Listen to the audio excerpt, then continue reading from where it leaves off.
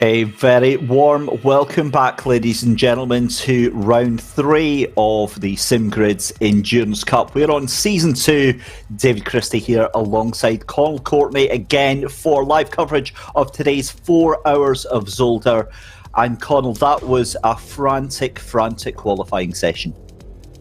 Yeah, absolutely ridiculous. We had 33 cars covered by less than a second. So that is, I think it's the closest field we have ever seen in this SimGrid series. Normally we get, which is ridiculous enough, we get 20 to 25 cars separated by a second, but 33. And that just screams great racing here, because it's going to be tight. It's going to be very difficult for anyone to make any breaks. And you can see there, that hairpin there might be a key part in this race. It certainly might indeed. So a very good afternoon to everybody that is in the YouTube chat. Arnert Jankovic, Ivan Vugarinic, and everybody else that is watching along, as well as everyone that is tuned into the BMW Twitch channel. A very good afternoon to you there, and we're very happy to be simulcasting the race live as well. Of course, your vested interest is going to be the BMW M6 GT3 of 12th place G2 Esports. We'll keep an eye on them. The number 62 car qualifying outside of the top 20, so we'll keep an eye on them. But here is your qualifying order then for the race. It's Mikhail Statsenko for the 149 Yaz Heat Mercedes AMG on pole with a 126.841, was unbeatable there, closely followed by the 157 of Tobias Pfeffer in the GTWR Simulator Giant Truck team. That is your championship leaders that are in second place, so keep an eye on them. Big wild card, the number 34 Konstantinos Konstapoulos in third place there in the number 34. For Expat Sim Racing. Now, they are in 11th place in the championship, but they have been massively improving over the season. It's the 191 of Marek Shintz in 4th place there, Kirill Antonov in 5th place, Yaroslav Honzik Jardier and the number 39 Food Critics team, as they're now known, in 6th place, the 58 of Christopher Sfera in 7th, Daniel Vidamari in the 25 machine in 8th place, 9th place for Alara Kenslin, Luca Tavamari in 10th place with John Monroe, fellow Brit, so I'll be speaking about him quite a bit throughout the race today. He qualifies in 11th place. It's then the number 72 of Leonardo Giacomo in the GS Junior machine in 12th position. Lars Kisser in 13th place there in the number 999 Ambassadors for Renville. And now he's obviously teamed up with Henrik Gamble, so again I think they're going to be ones to have a little look at throughout the race as well. Now the number 14 of Nicholas I can't even pronounce that name, Albadejo, there we go, got there eventually, in 14th position, and then Jan Willem van Ommen in the 872 in 15th place. And again, I'm expecting to see the ACRTX3 team making moves up through the field for sure. It's then the 62 of Niels Nuyox in 16th place there, Sean Arnold in 17th, Luca Berk in 18th, Ryan Whitlock in 19th, and then Luca Lozio in 20th position. So real big names up at that top 20, Connall. And I've got to be honest, that from 10th to 20th is a lot of drivers who I was expecting to see in the top 10 there. Yeah, and that just means that those guys will be able to, or have the opportunity to rebound, and we're going to have a stacked mid-pack in this race, no doubt.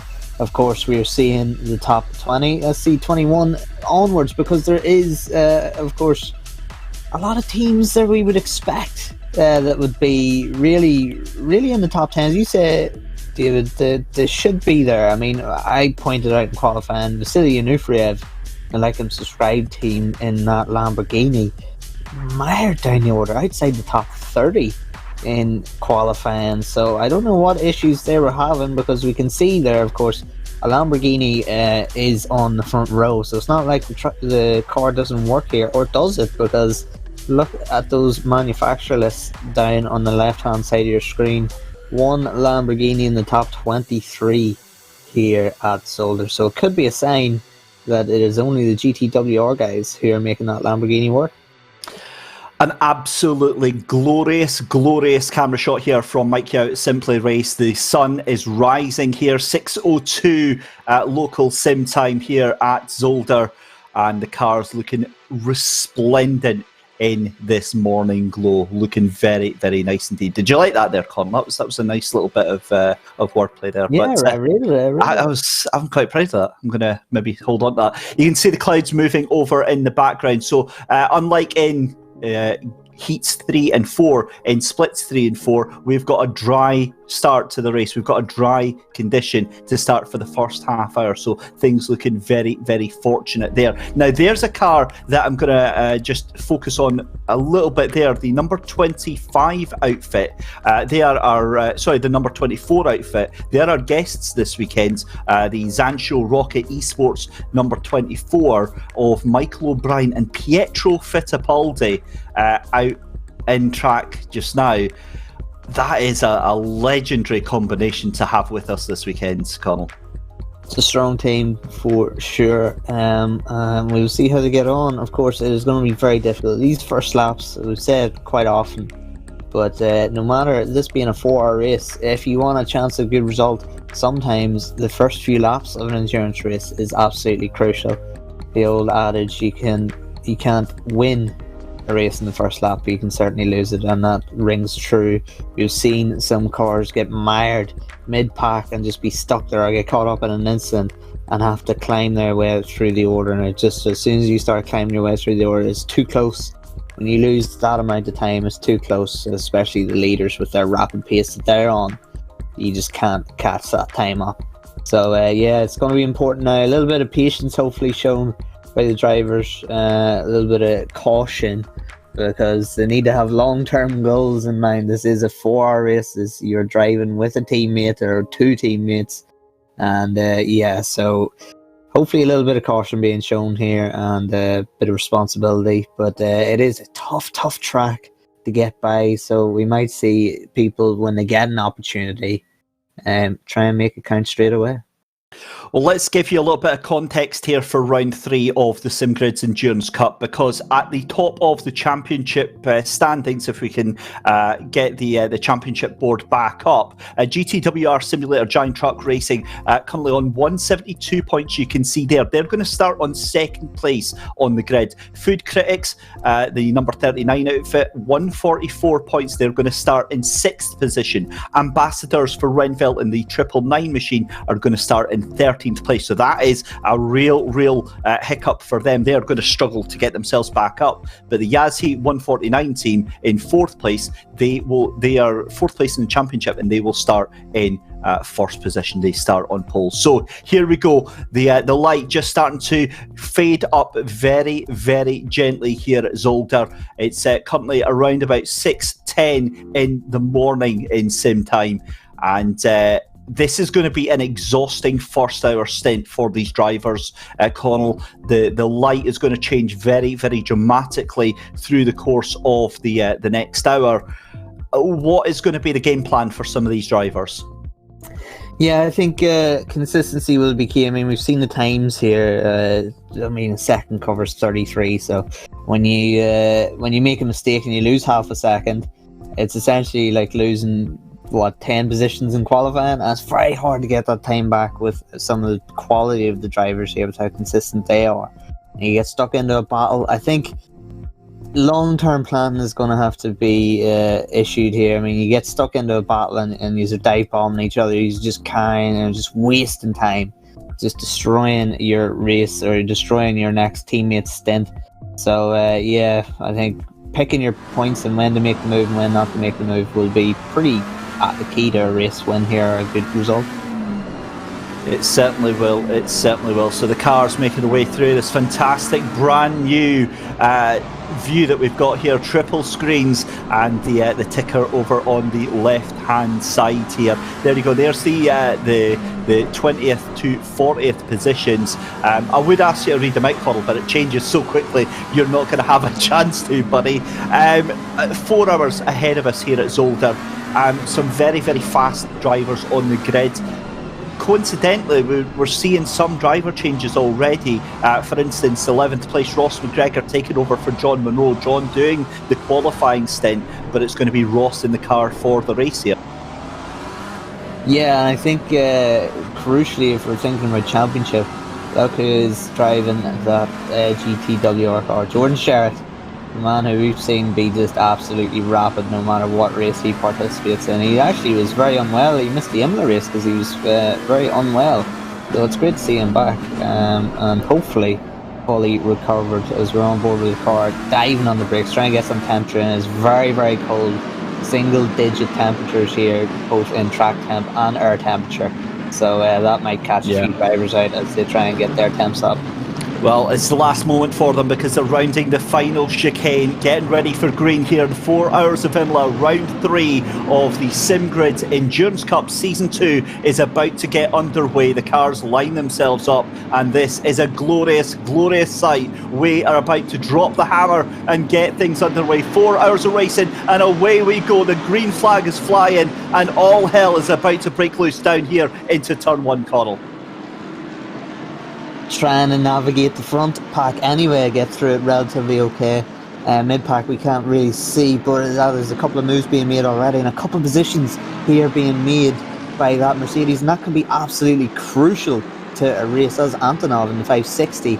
And the Food Critics team have lost out a little bit, of course. They have that wonderful Benin livery car of Tavarn just right behind them as we get into the first chicane and possibly the trickiest chicane on this track. We will see some cars getting pretty airborne here. We've already seen it in qualifying. There's one, I think it was the Audi of Constantianis, getting a little bit airborne, but nothing too wild. As we see it move up the inside, that is a tight pass to make, and there's contact already. And that was the Food Critics guys. That was Jordier and Constantianis coming together, but it looks as though no real damage has been done. Jordier has lost a position, maybe 2. But that is no harm done really for a 4-hour race to lose 2 positions there. Lucky enough on the one of few parts of this track that has a lot of runoff into the chicane. So everyone seems to be getting through this first lap relatively well. A clean start, certainly cleaner than we had unfortunately in Imola. But yeah, I think Ratz has made a great start here, and he's sticking with Jordan Sherritt. Stasenko has really pulled the pin here in the first lap and is starting to gap Jordan a little bit. Maybe Jordan just try and get a couple of laps in just to get settled in, and then he can get into a rhythm. But already on the first lap, when both the front row drivers had a clean start, Stasenko has pulled the second on Sherritt. Now, Coral, you made a point during qualifying that the Yaz Heat outfit of Mikhail Statsenko and Andrea Capoccia needed to make a statement of intent. They did that in qualifying, and they've done that in this race already with just one lap on the belt, taking a second gap ahead of your championship leaders, the 157 outfit of GTWR Simulator Giant Truck Racing, Jordan Sherritt, currently behind the wheels, and that gap is extending at an alarming rate.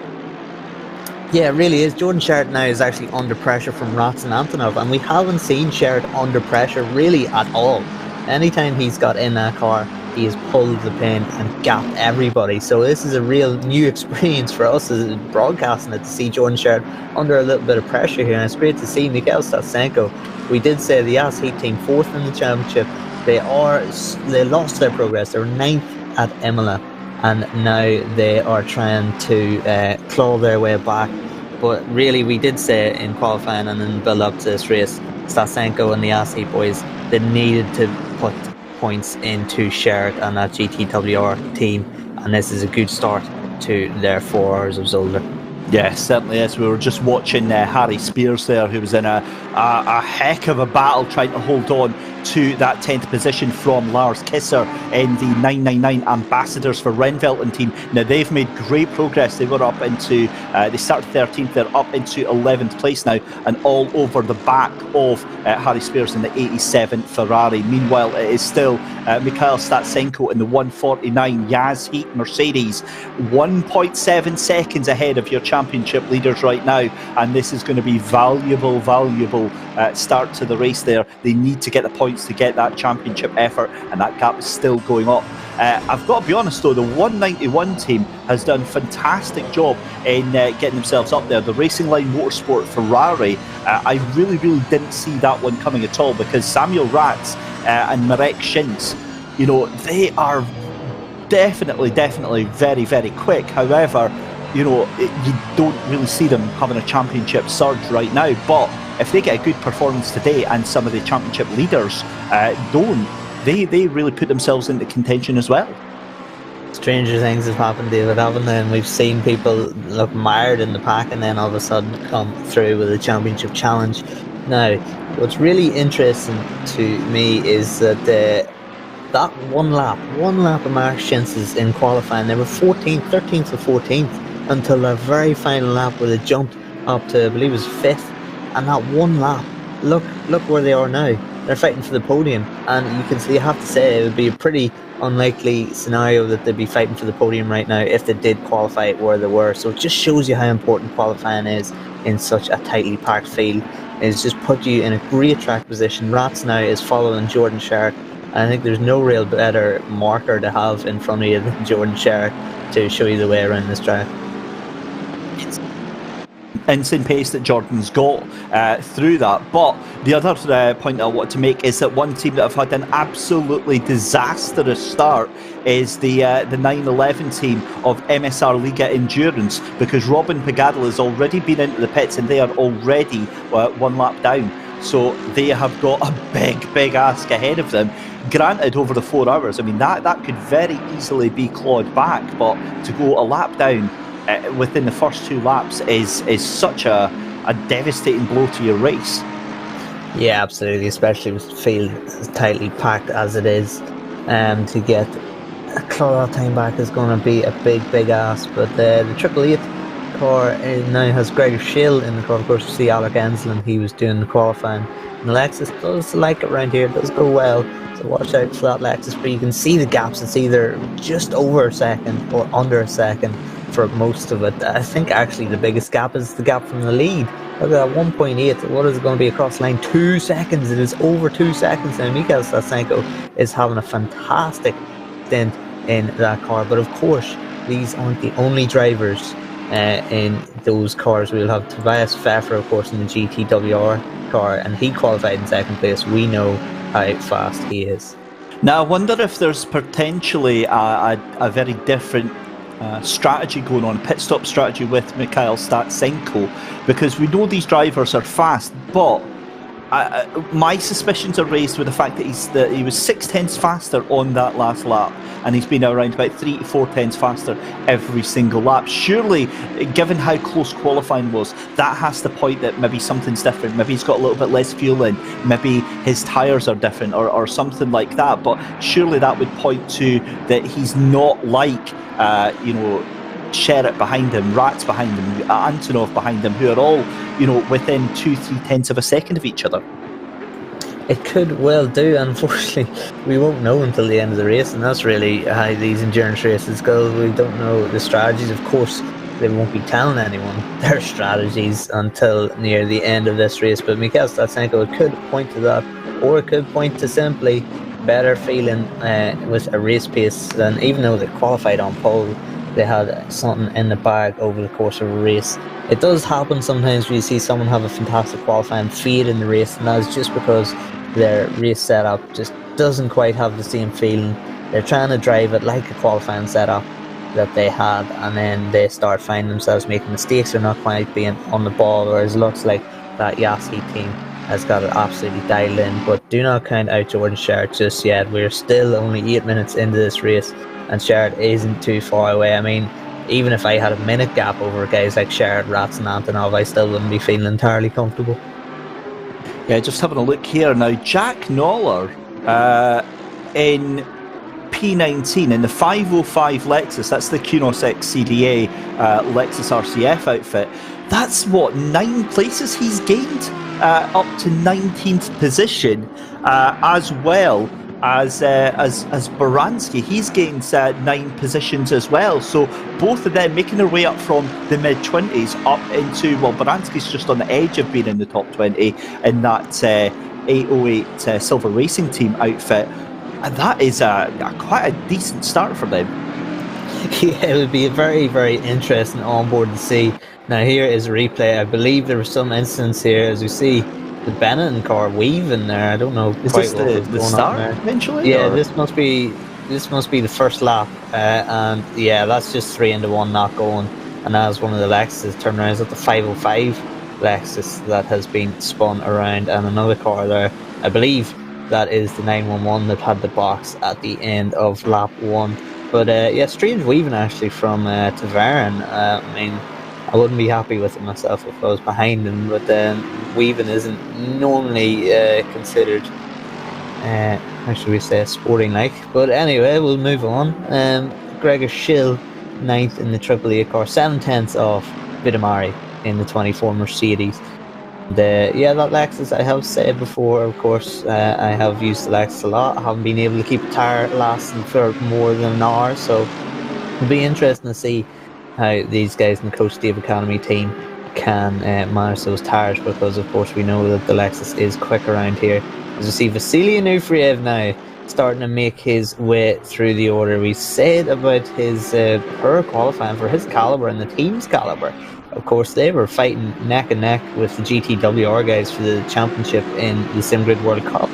And now he's under pressure from Tico van der Velde in that Mercedes. But yeah, Vasily Anufriev, really disappointing qualifying. I don't know what the situation was. Of course, if you're not happy around this track, it just feels a horrible track to drive. If you're not entirely happy with your setup and you lose time quite easy around here. But Anufriev, he's made up positions now and he's starting to find his way in almost inside the top 20, so maybe his race setup is giving him a better freedom. But this Audi, the dark horse really, we've seen it in qualifying, of course it was fastest in practice, and really, I mean, it had a disaster race, let's say, at Barcelona, that number 34 car, 22nd, but it finished 7th in Imola. But watching Constantinos and his teammate in that race, it could have actually had a top 5 easily. Got caught up in a few incidents, and that sort of marred their progress. But 7th place, yeah, definitely watch out for these guys going forward, not just in this race but also going forward in the season. Yeah, we'll keep an eye on Konstantinos Kontogiannis for the Expat Sim Racing number 34 team. Just had it pointed out to me that we've had another early pit stop at the moment. That is, of course, the 132 GTWR Lamborghini team, and that's Thibaut Prost currently behind the wheel as well. So, again, another early pit stop. I wonder if they were potentially caught up on some first lap incidents. Could well be, yeah. It's a tricky one. I think if you're making a pit stop within the first 15 minutes, you would have to say that you have some sort of issue, be it hardware or something that has happened on track. So that was very unfortunate. But again, a little bit of strategic change might result in you not being affected too badly. For as you see now, Van Almen in that ACR car, the 872 Bentley, one of the few Bentleys that is out in this race, and behind a BMW. Now, Michael actually mentioned it in qualifying chat earlier on. That BMW is going to be very, very difficult to pass. We've seen it at Imola, of course, punching out of the corners. We've seen a lot of drivers have a big struggle trying to get through on that BMW. Now, Imola is quite a flowing track. It is very few stop-start corners. This track does, and that makes it even harder to get past something that punches and accelerates so well out of a corner. So we may see any cars that are stuck behind a BMW be stuck behind for quite a while. Yeah, for sure, and we'll keep an eye on the BMWs. We've again got to say a big hello to the BMW Twitch channel viewers that are watching this simulcast just now.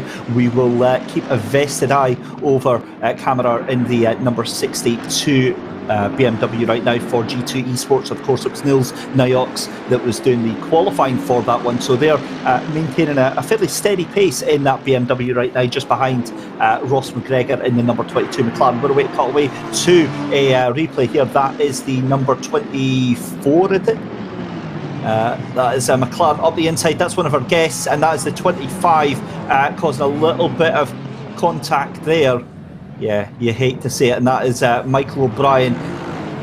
Yeah, well, Coral, there's not really much that we can say about that, is there? Yeah, just again, it didn't actually look as though O'Brien wanted to. Oh, we've got a car spun round on the exit of the final corner there. That is the, sorry about that, Coral, that's the number 57. Yes, the 57. Sean Arnold has spun himself around. He got caught up in a few Imola incidents, I remember, actually, that 57 car. And had a pretty disastrous race at Imola, so not great for Sean Arnold, who was doing well. It was inside the top 20, but yeah, the Michael O'Brien incident just looked as though he wasn't looking as though he was making a pass or lining up a pass there. Just mistimed his braking, got a little bit in deep, and unfortunately there was a car on the outside of the track, and then they came together. That was one of the John Lacey cars. I believe it was the sister team to the John Lacey Esports Academy car, the junior team, excuse me. So yeah, that was unfortunate, but it's just one of those things. And I mean, even though you weren't trying to make the pass and collided with him, you still have to deal with what race direction will give out, and no doubt just take it on the chin and move on, because at the end of the day, you're the one who spun the other car around. For sure. We're away to jump into a replay here. This is the 57 that we were just speaking about of Sean Arnold on the exit of the chicane there. Oh no, has he had a bit of contact? He's been sent into the grass, and that's put him into the barrier. It didn't look like there was all that much that went on there, but well, I've got a feeling I'm going to have to go and keep an eye on the penalties channel, because this afternoon has already seen its first couple of very, very unusual, questionable incidents.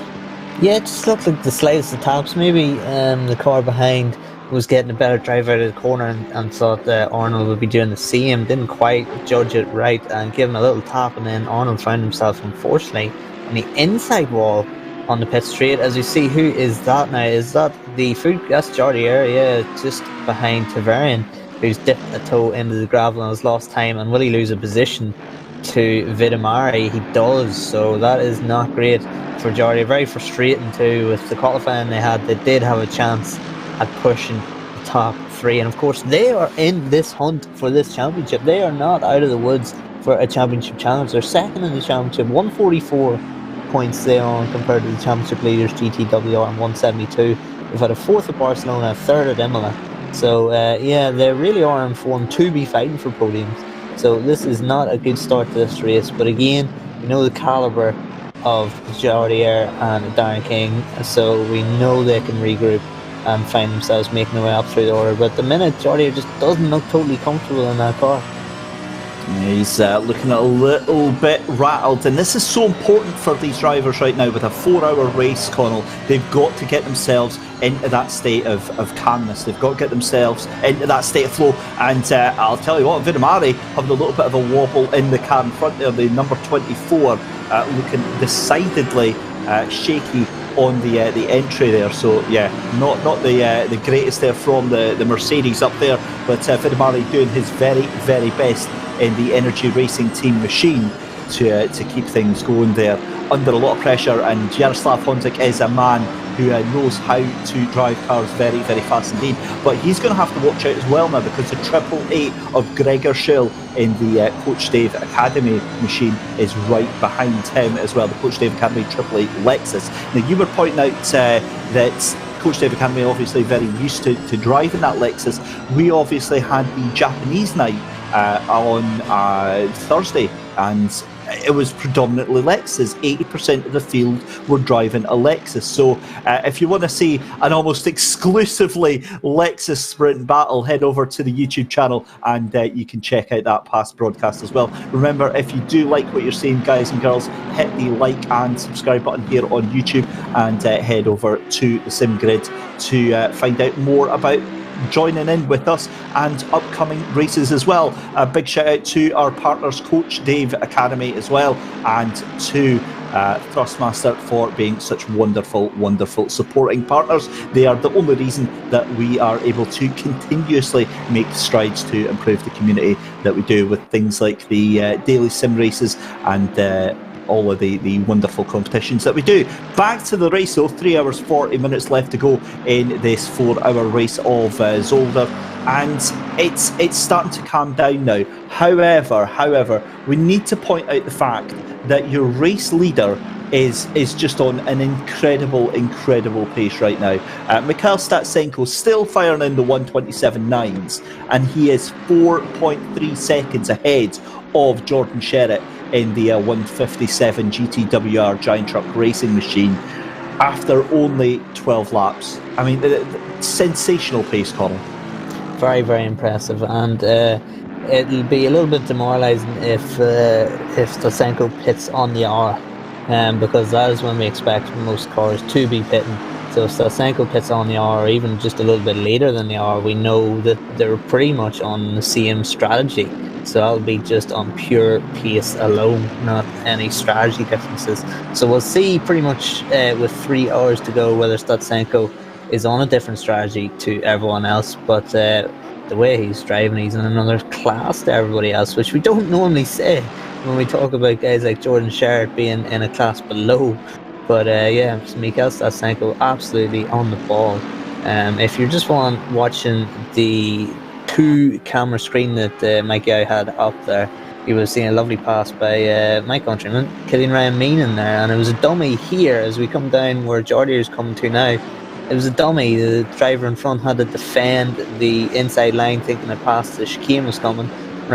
Killian Ryan Mean cut back to the racing line, got the drive, while the driver defending ran over the sausage curves, and it's one of those passes that I just love. It's like a counter punch in boxing. It's so well thought out, and just beating the driver into making their own mistake and then capitalising on it. It is fantastic. But we've got two side Max Motorworks cars together here, the 96 and the 99, trying to catch down that Audi of Louis Fly and getting the job done, really making inroads on Louis now, that 144 Audi.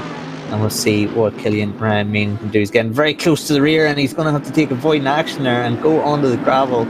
And then Tico van der Velde gains that position. So the side Max Motorworks guys have swapped positions there. And that was just one of those instances where it's much better to be allowed than collide with the other car and face yourself getting damaged / a penalty. Ladies and gentlemen, what you've just witnessed there is the commentator's curse, a textbook example there. We've highlighted Killian Ryan Meaning, and what he's done is he's jinxed him. But that was a really nice boxing analogy there, Connall. It's almost as if you know quite a lot about the boxing world there. Yeah, I've 14 years in the game, so I like to throw an analogy in there every now and again.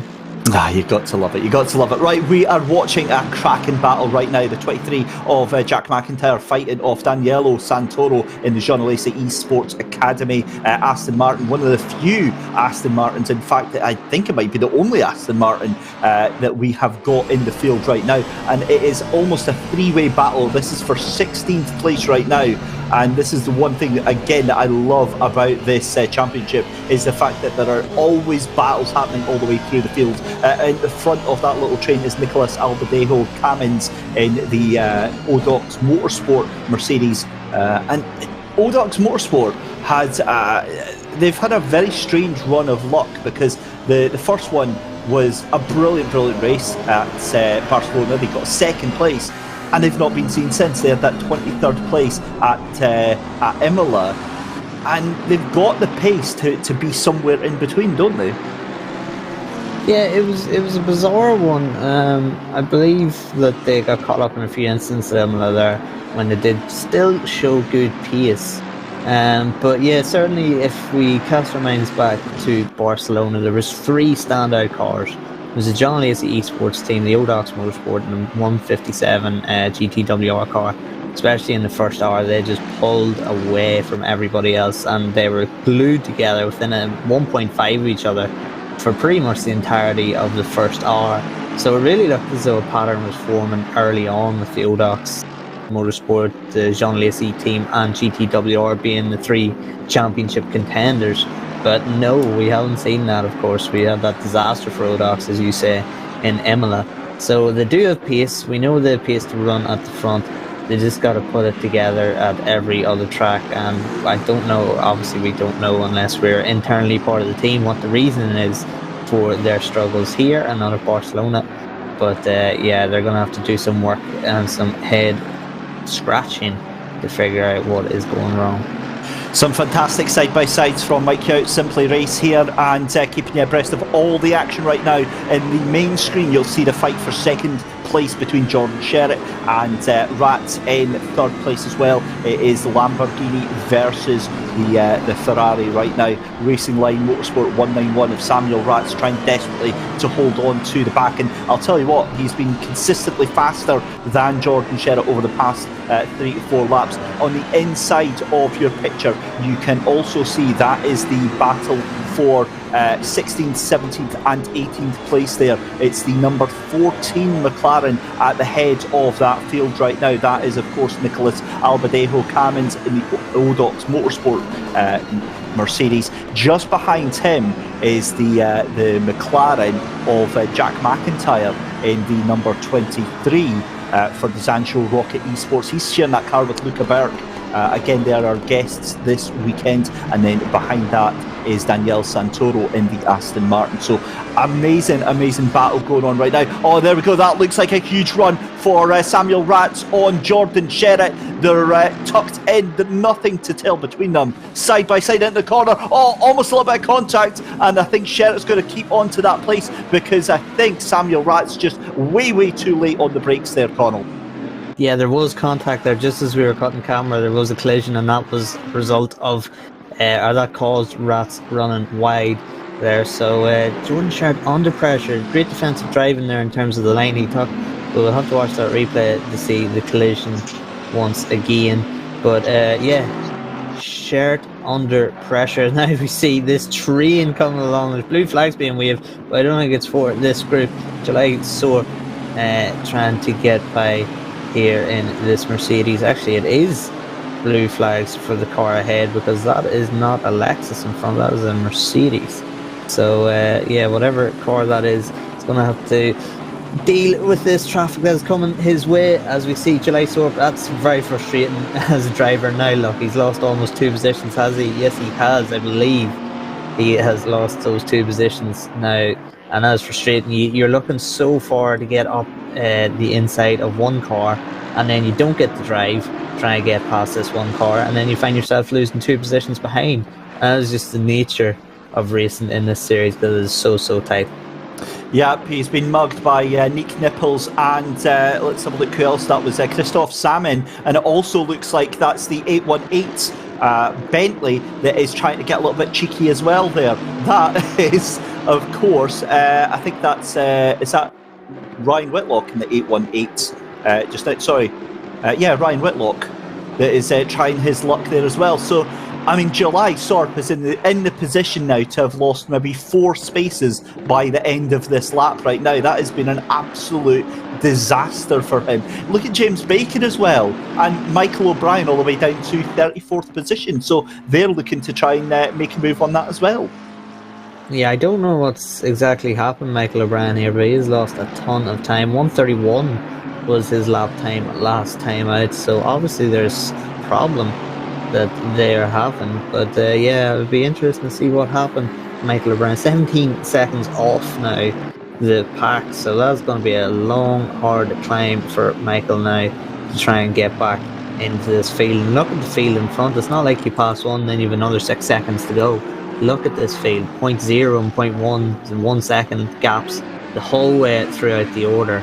So if you find yourself getting up the mid-pack, you can make a lot of positions. We're seeing Aaron Cohn on the track. Why hasn't one of the marshals sprinted out and grabbed one of those cones there? But Tavarian now in the Bennett and smoked salmon and fries livery, shall we say, pushing Constantianos now. And that Audi is struggling a little bit for pace. Tavarian was quicker last time around, so no doubt he will hopefully give it a lap or two just to see where Constantianos is weak or he's strong, and then formulate a plan for the pass. Well, Ryan Whitlock in the 818 Madhouse Racing 1, he might have been getting all mad and leery, but he's now just got himself a 15-second penalty for avoidable contact with the 995 machine on lap 4 there, so that's not really worked out. That is, of course, James Bacon in the KX Sim Racing number 3 Aston Martin. So yeah, that's not really worked out for him, and already I've got a feeling that is just going to be the first of quite a lot of penalties that we're going to see today. Although, I mean, for the most part already, we're almost half an hour in. I'm touching the table here before I even say this, but it has been a remarkably well-disciplined start to the race. It has, yeah. I mean, incidents are part of any race, especially around here. It's a very tricky track. You get a braking point wrong just a little bit, and you find yourself running very, very deep into these short stop corners. So yeah, it's a difficult track to get things done, but track temperature is slowly rising, 9 degrees from the 8th that it started, and we're still at 6 a.m. in the morning. Connall, I need to jump in a second. We need to go back to the lead, because what has happened to Mikhail Statsenko? He was in the lead, he's now in 3rd place. Jordan Sherritt is your new race leader. So I had that pointed out on YouTube chat. Thank you so much for bringing that to our attention while we're looking elsewhere. Aristides Kouskos points out in YouTube chat that Statsenko has spun the car and is now 1.4 seconds behind your lead battle, and he's been chased down by Kirill Antonov as well. Absolute madness. Stunned, absolutely stunned. I mean, Statsenko looked like he had at least his first stint in the bag, and he was just increasing the gap ever more. Will he be able to just settle himself, just compose himself, and make an attack on Rats and Sherritt again? But all that good work that he done over the first half hour of this race has gone to absolute waste. Now we will see how Jordan Sherritt composes himself here against another attack from Samuel Rats. Rats might have a little bit more red mist down than he did originally when he was making the attack due to that contact and that loss of time. But yes, Statsenko, it's important for him now. That time is gone. He can't make it back up. So there's no point rushing in the corners and then making more mistakes and losing even more time. Just compose yourself. Try and get yourself back into the rhythm as quickly as possible, and just keep banging out those lap times, because he does have the pace to catch them. Already he is doing so. And this will be a true test and true showing of Statsenko's true pace, because sometimes when you find, this is the incident, I believe we're going to see a replay of it now, into the first chicane here, and he just gets up over the curb and spins. He doesn't do a full 360, he does do a 90-degree spin and finds himself just stopped dead on the grass, and there goes Sherritt, there goes Rats, and he loses his time up over the nasty curbs. I hate that chicane to drive, so hard to get it right, and has caught out one of the top guys right now. But Statsenko, he's already composed himself now, and he's brought that gap under a second. I don't fancy being Jordan Sherritt or Samuel Ratz right now, because it's what they were quite enjoying their little battle. But can you imagine now having knowing the pace that Statsenko had, knowing that he's going to be on your tail within 2 to 3 laps? But yeah, as a driver as well, I can only imagine how frustrating that is for Statsenko. Nobody else to blame but himself for that one, and I use that in the nicest possible sense, because we've all been there when you're you hit the curb, you're just pushing that little bit too hard, and you're like, the frustration is absolutely immense, because you've got nobody to blame. You've not hit anybody else, and you have to try and look inwards and think, what did I do wrong there? How did I let that happen? But in the grand scheme of things, you know, Connall, he could have lost a lot more back in the third, and he could very easily take the lead back again within about 2 laps' time here. Yeah, no damage done for Statsenko, just a little bit of tyre wear, you'd have to say. But he's already recovered that time back, so he's not too badly damaged or affected by that spin.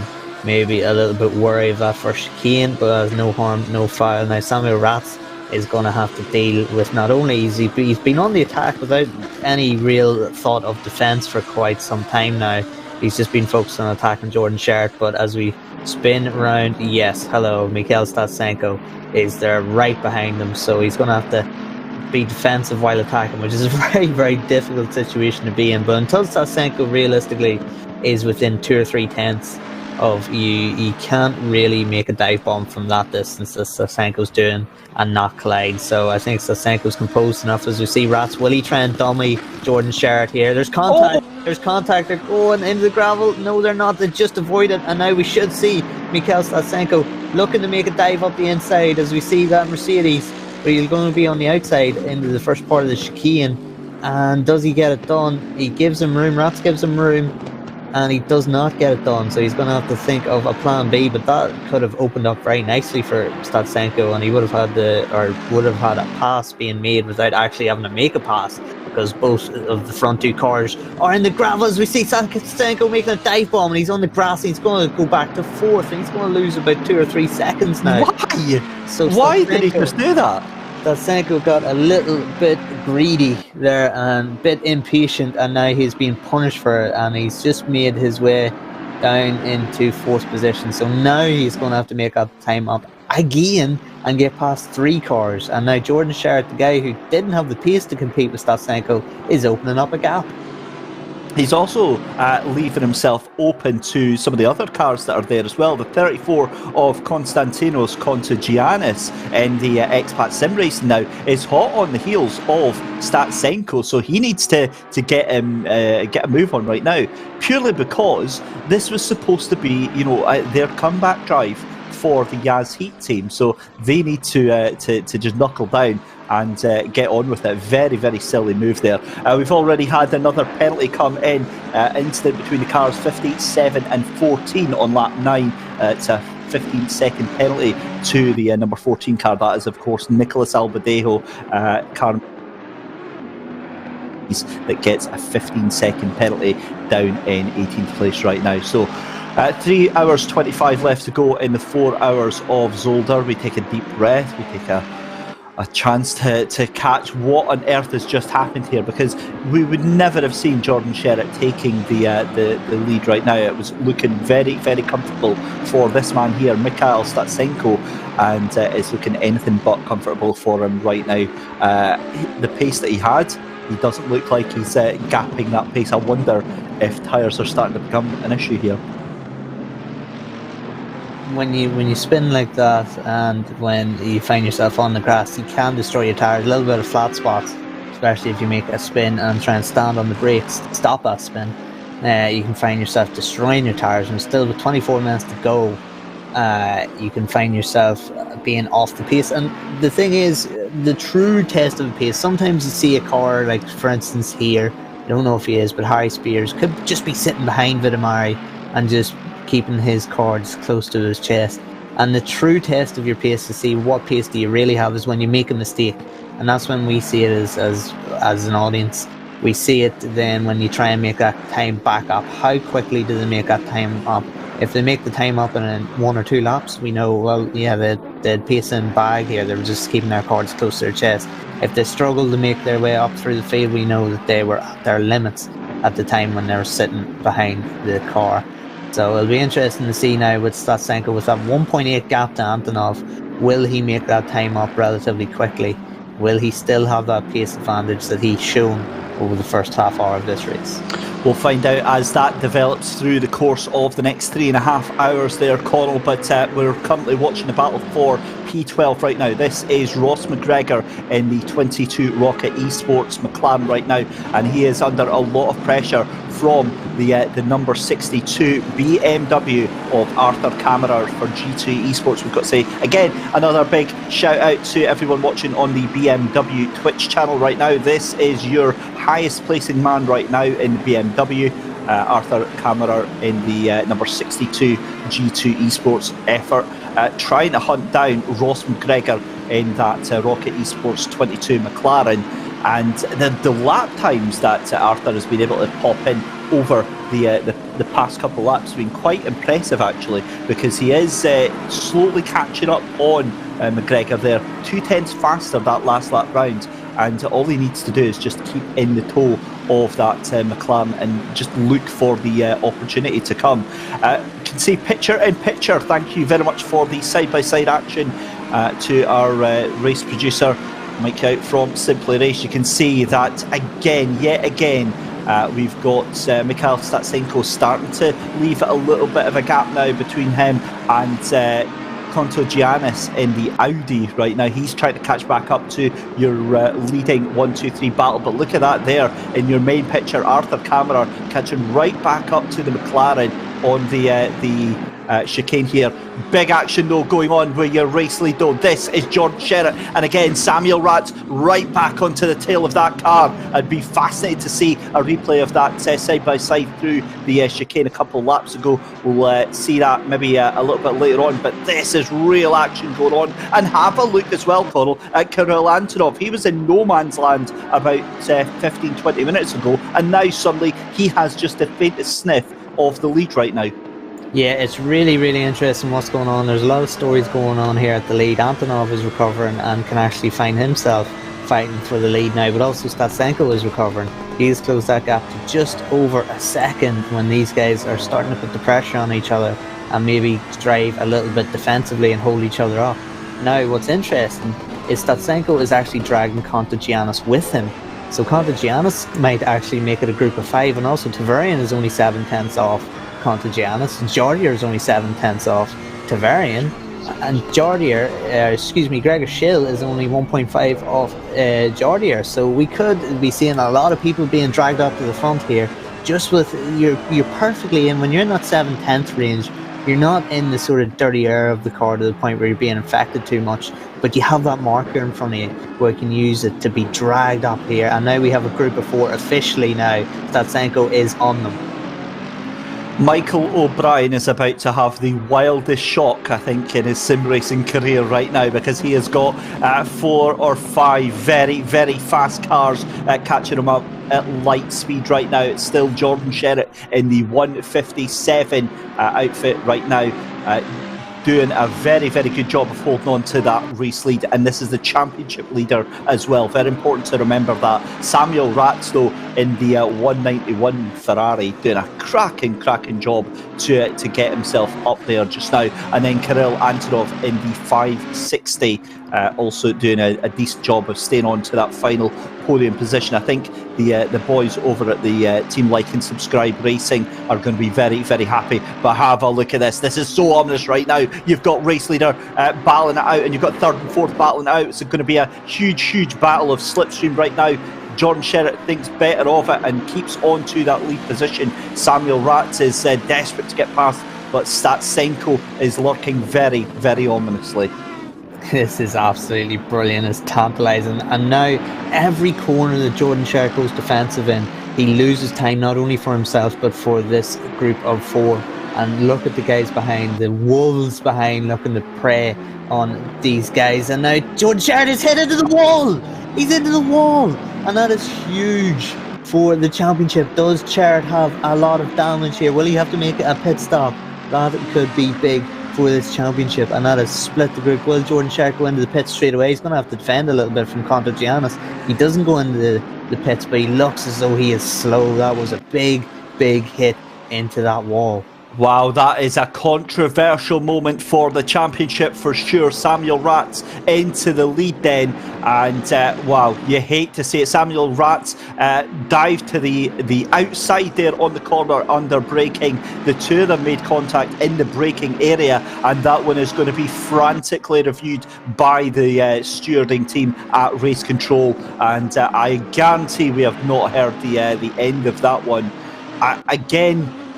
For me on the outside, again, just looking at the camera angle that we had, I don't know, there didn't look to be all that much into it, but again, a big dive up to the outside, and there we go. Stasenko does Kirill Antonov to take that third place there. Kirill's going to try and get him back on the entry to the corner there, the chicane, but that's going to surely have been that Stasenko had to cut across the corner to take that position there, Connall.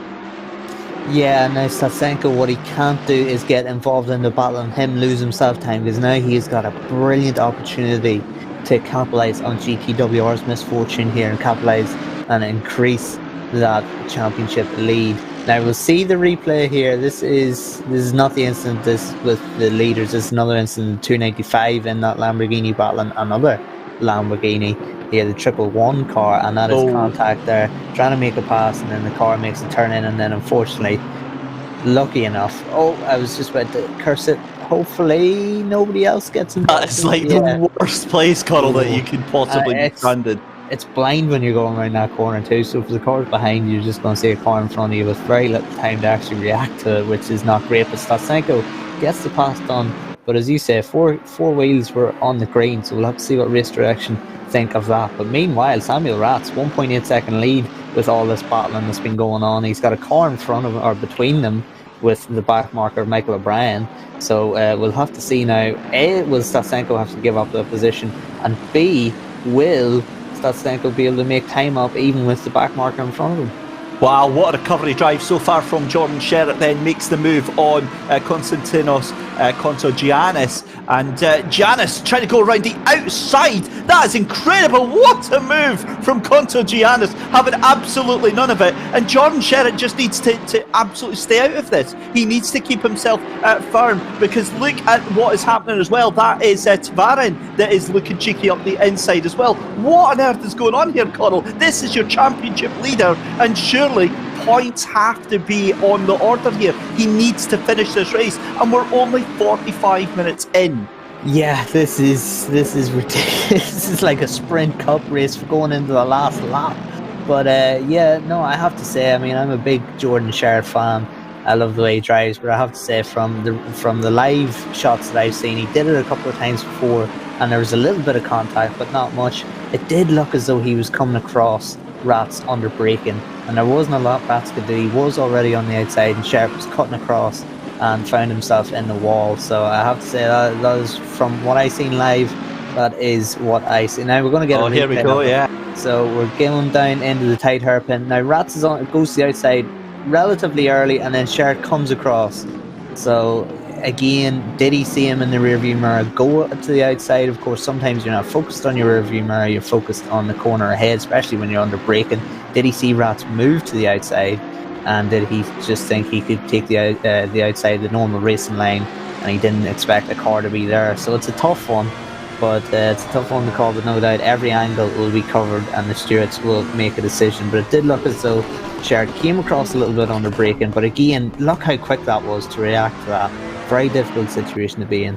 Yeah, it's a difficult one, because I don't think that Sherritt was, or rather Ratz was alongside at the point where it went into the back. But it's been an absolute disaster for Kontogiannis, because he was up into 4th place. He's now all the way back down into 10th place. The expat sim racing team, day gets even worse. A spin sends him all the way down through the field, and that is that is not how you want to end things. But what a battle we have got going on here for 4th, 5th, 6th and 7th right now, Connall.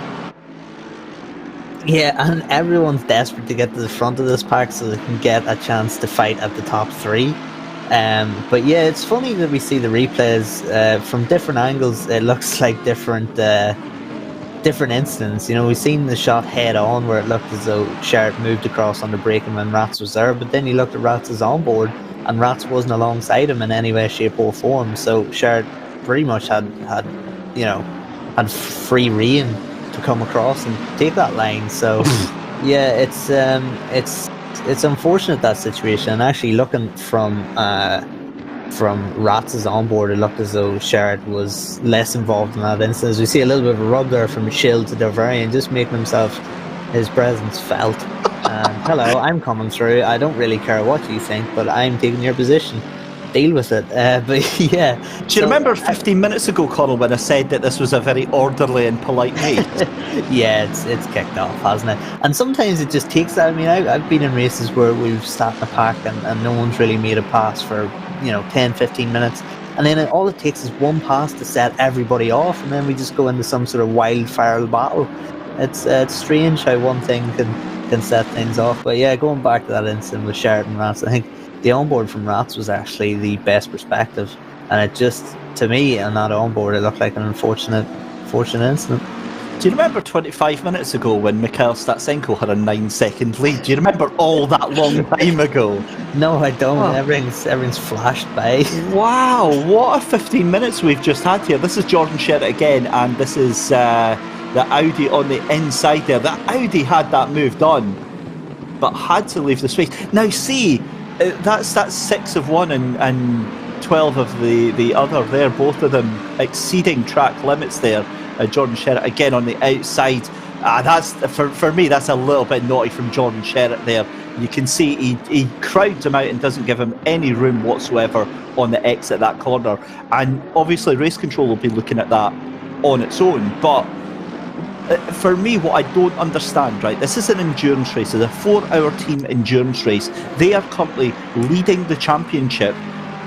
To be taking chances like that of getting yourself in trouble, that's crazy. As we cut here to Jack McIntyre currently trying to fight off Daniel Santoro in the Aston Martin, and this is a cracking little battle that we've got here. The McLaren was looking very, very feisty indeed. The number 22 and the number 23 cars for for Team Rocket Racing, and what can they do? Because the Aston Martin, Connall, is looking so planted and so much pace right now. Yeah, I think I drive the Aston Martin now, and I think definitely it is one of the most stable cars in the grid. As you see now, the Food Critics team, that is it the Food Critics team? It is. Yeah, that's Antonov around the outside of Statsenko. Statsenko's been dropping like a fly for the second place right now, and look at this. This is now a 5-car battle for the lead, ladies and gentlemen. Absolutely insane stuff. 3 hours and 10 minutes left to go in this race. Kirill Antonov jumps up through, takes the place from the 888, and Gregor Schill now is in that battle. This is crazy stuff. Jordan Sherritt back up into 3rd place, and Antonov now in a 4th. Oh, that was a huge moment there from the Ferrari. That was Tavarnin for the smoked salmon and fries team, Connall, and I've got to be honest, my heart rate is starting to go up a little bit here.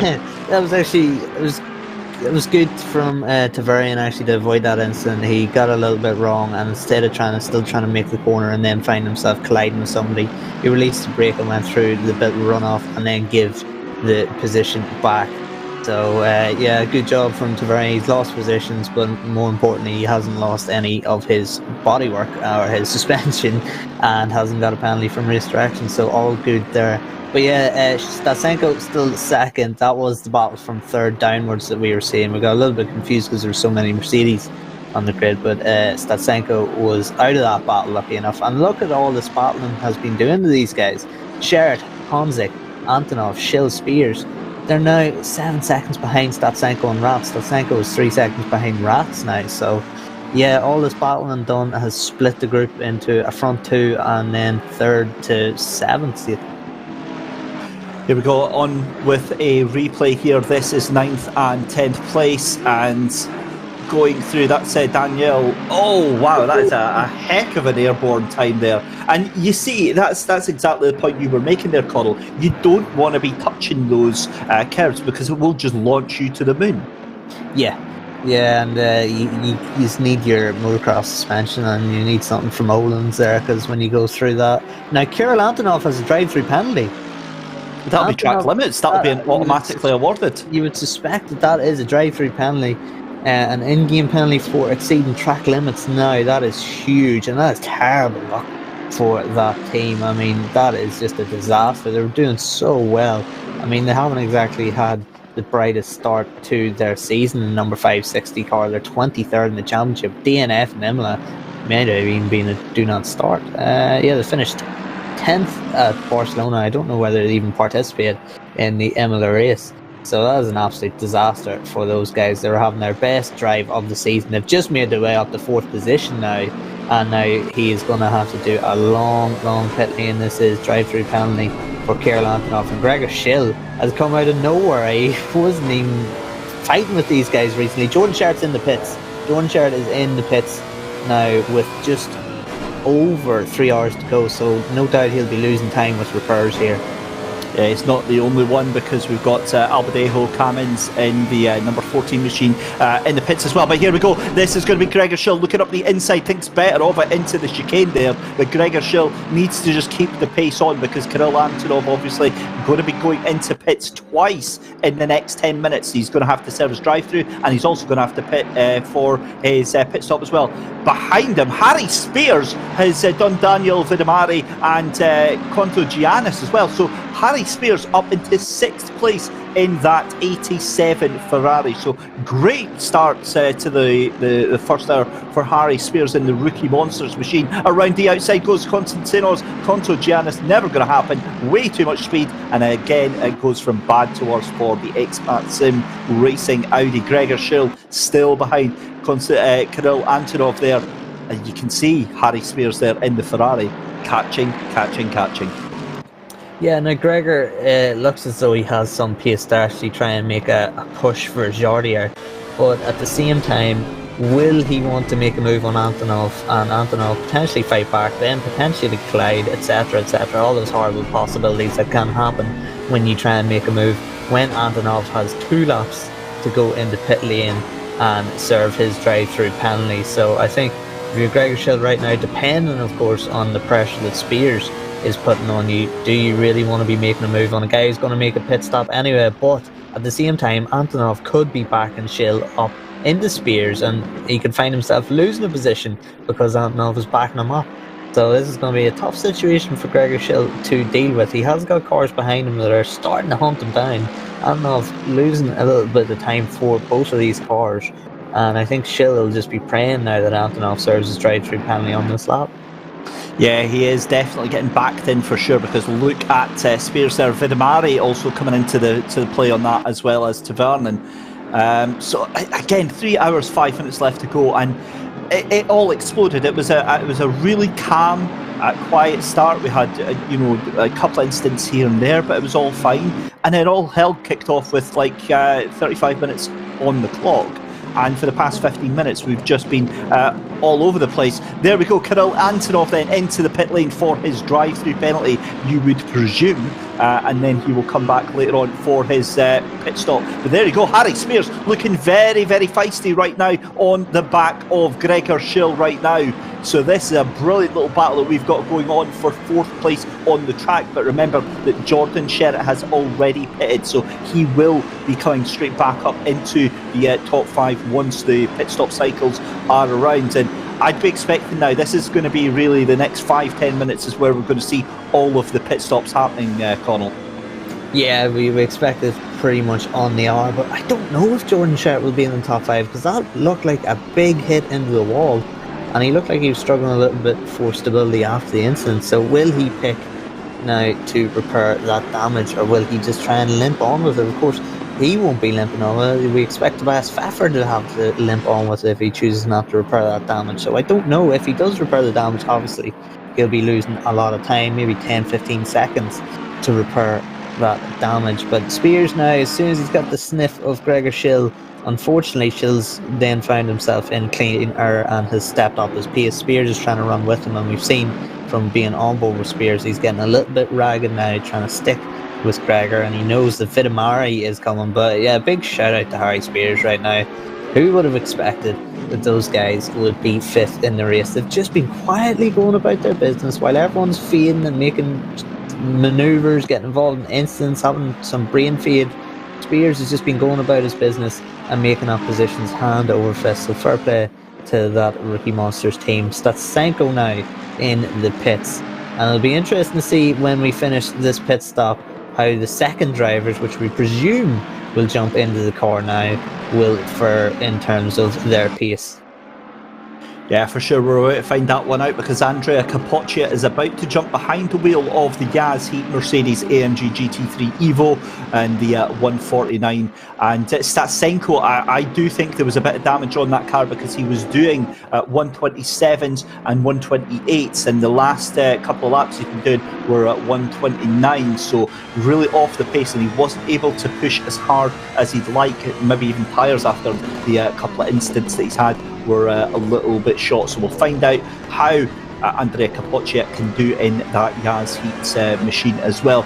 Usually we would associate the Yaz Heat with being in the Ferrari, but they've obviously made the switch to the Mercedes AMG GT3 Evo for this championship. If you've just joined us, ladies and gentlemen, a very, very good afternoon. This is live coverage of the SimGrids Endurance Cup Season 2, Round 3, the 4 hours of Zolder with myself, David Christie, and Connall Courtney, but giving you all the footage as well. Christopher Tvarin for the Smoked Salmon and Fries Team 58 machine into pit lane and to do his regulated pit stop. Harry Spears into the pit lane as well. So it is all going to be changing in the next 5 minutes. This is the battle for 12th and 13th position. You can see the number 66 Mercedes there just in front at the moment. That is, of course, the Team Fordzilla of Dare McCormack, just ahead of Danilo Santoro in the Jean Lacey Esports Academy, number 27. Aston Martin as well, and that Aston has slowly been clawing its way up through the grid. Will we see it get into the top 10? We'll find out just now. But have a look at that, Tobias Pfeffer at call in the 157 GTWR machine, your championship leader, currently in 23rd position right now. Yeah, we'll see what happens after everyone pits, but certainly Pfeffer is not looking in good shape right now. He's behind July Soar. As we see a couple of the other cars that were mid-pack or top 10 are starting to pit, Spears, Tavern, etc. But yeah, now we're seeing this battle between the John Lacey Esports Academy team and that number 66 Mercedes. Now watch out for these two cars actually, because these guys have shown some fantastic pace. Darren McCormack and Santoro in the two races we've seen, Barcelona and Imola, and these guys have shown flashes of brilliance in terms of their driving. Now they're run together, hopefully, I touch wood here that they don't make any contact with each other, but they're starting to close the gap to some of the teams that are getting, how should we say, involved in some incidents. So watch out for these guys. There's a bit of dark horses as we get later on into this race. For sure. We are coming up to the 3-hour mark. A very good afternoon to everyone that is joining us on YouTube and the BMW Twitch channel as well. 3 hours left of incredible racing action. On the picture you can see this is the battle for 17th, 18th, and in fact it's 16th, 17th and 18th as well. And you can see Tobias Pfeffer there up to 18th already, just behind. That is the number 58 of Olivier Curtin in the Smoked Salmon and Fries machine. So they were actually behind them, and Tobias Pfeffer making that move very quickly indeed. But Harry Spears staying in the car in the 87 Ferrari that is just in front of them. So that is a net gain for Harry Spears right now. Yeah, Pfeffer's already getting to work. Very impressive. Straight from the first few laps he is making positions up.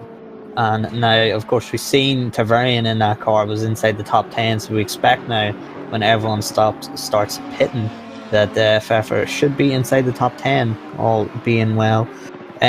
So, I mean, the first hour has been and gone. Feels like it's been about 15 minutes, that first hour.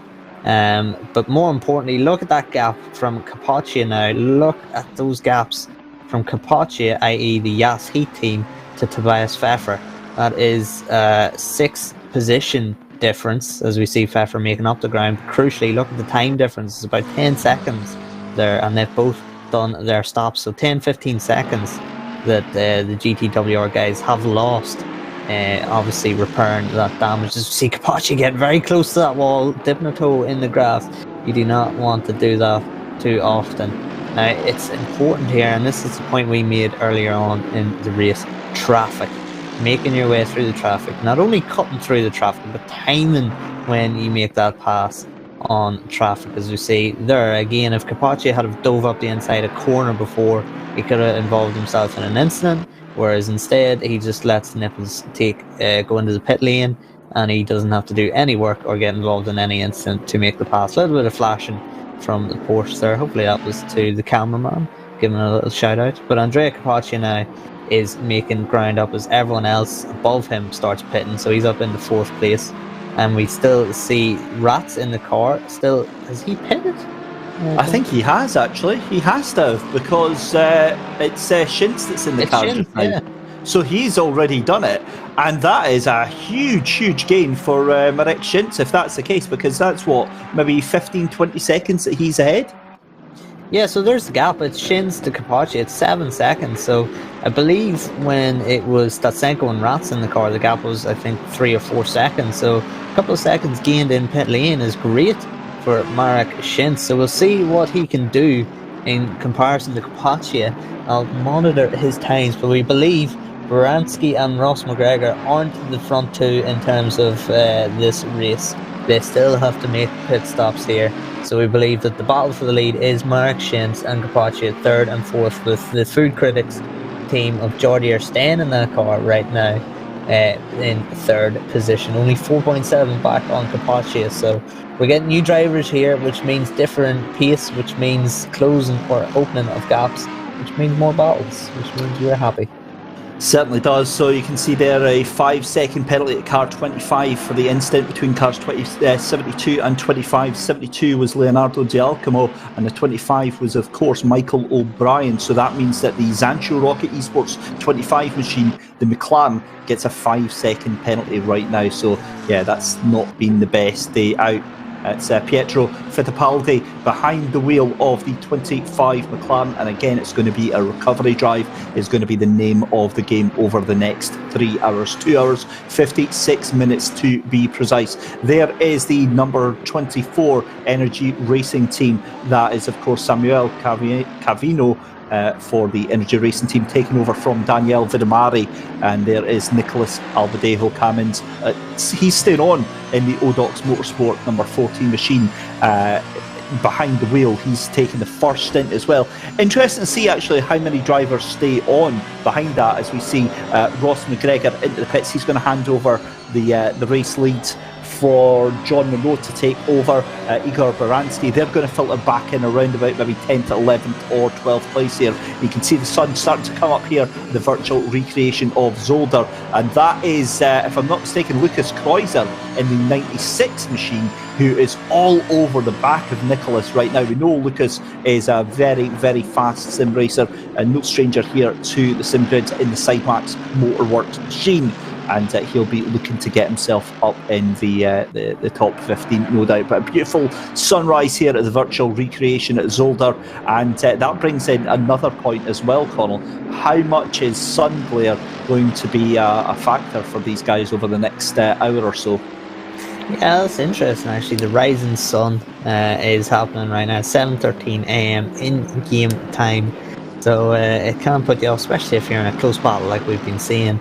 You don't want to be reducing your visibility anymore. It seems like some of the drivers have issues with that. We've seen in previous races complain about the sun on the windscreen, especially if you picked up a little bit of dirt. We know how detailed this game is. If you dirty windscreen on that sun, we've all been there in cold mornings. If you've a misty or condensed windscreen and you hit that sun, that's not pleasant. So it won't be pleasant for these guys either.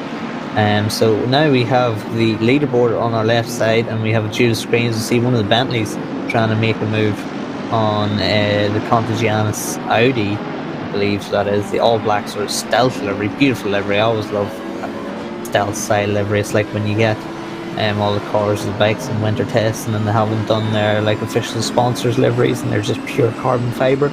Yeah, absolute perfection. Yeah, they look amazing. They really, really do. Some fantastic looking liveries here on the SimGrid Endurance Cup Season 2, Round 3 here at Zolder. Movers and shakers, let's have a look at this because we've passed the hour mark, so our fantastic team behind the scenes keeping us updated with that. Michael Hamlet keeping the spreadsheet updated. The big loser out of the top 15 is going to be the Giesa junior team, and that was of course Leonardo D'Alcamo that was behind the wheel of that one. They have lost 26 positions at the change of the hour there. They were in 13th place, they were in 38th position, so that is not the best day at the races for them, followed very quickly by the 157 team. That is of course the GTWR team, Jordan Sherritt that was behind the wheel there, but I think that was caught just as the pit stops were happening because he was in second place and he's lost 24 positions, and at that point he was in 26th position. You can see there Tobias Pfeffer all the way back up into 6th position there. So what a race we've got going on right now. This is, I believe, 11th and 12th place. In fact, this is just an all-out melee right now for 8th position. You've got Monroe, Curtin, Henrik Gamble, Buzinis.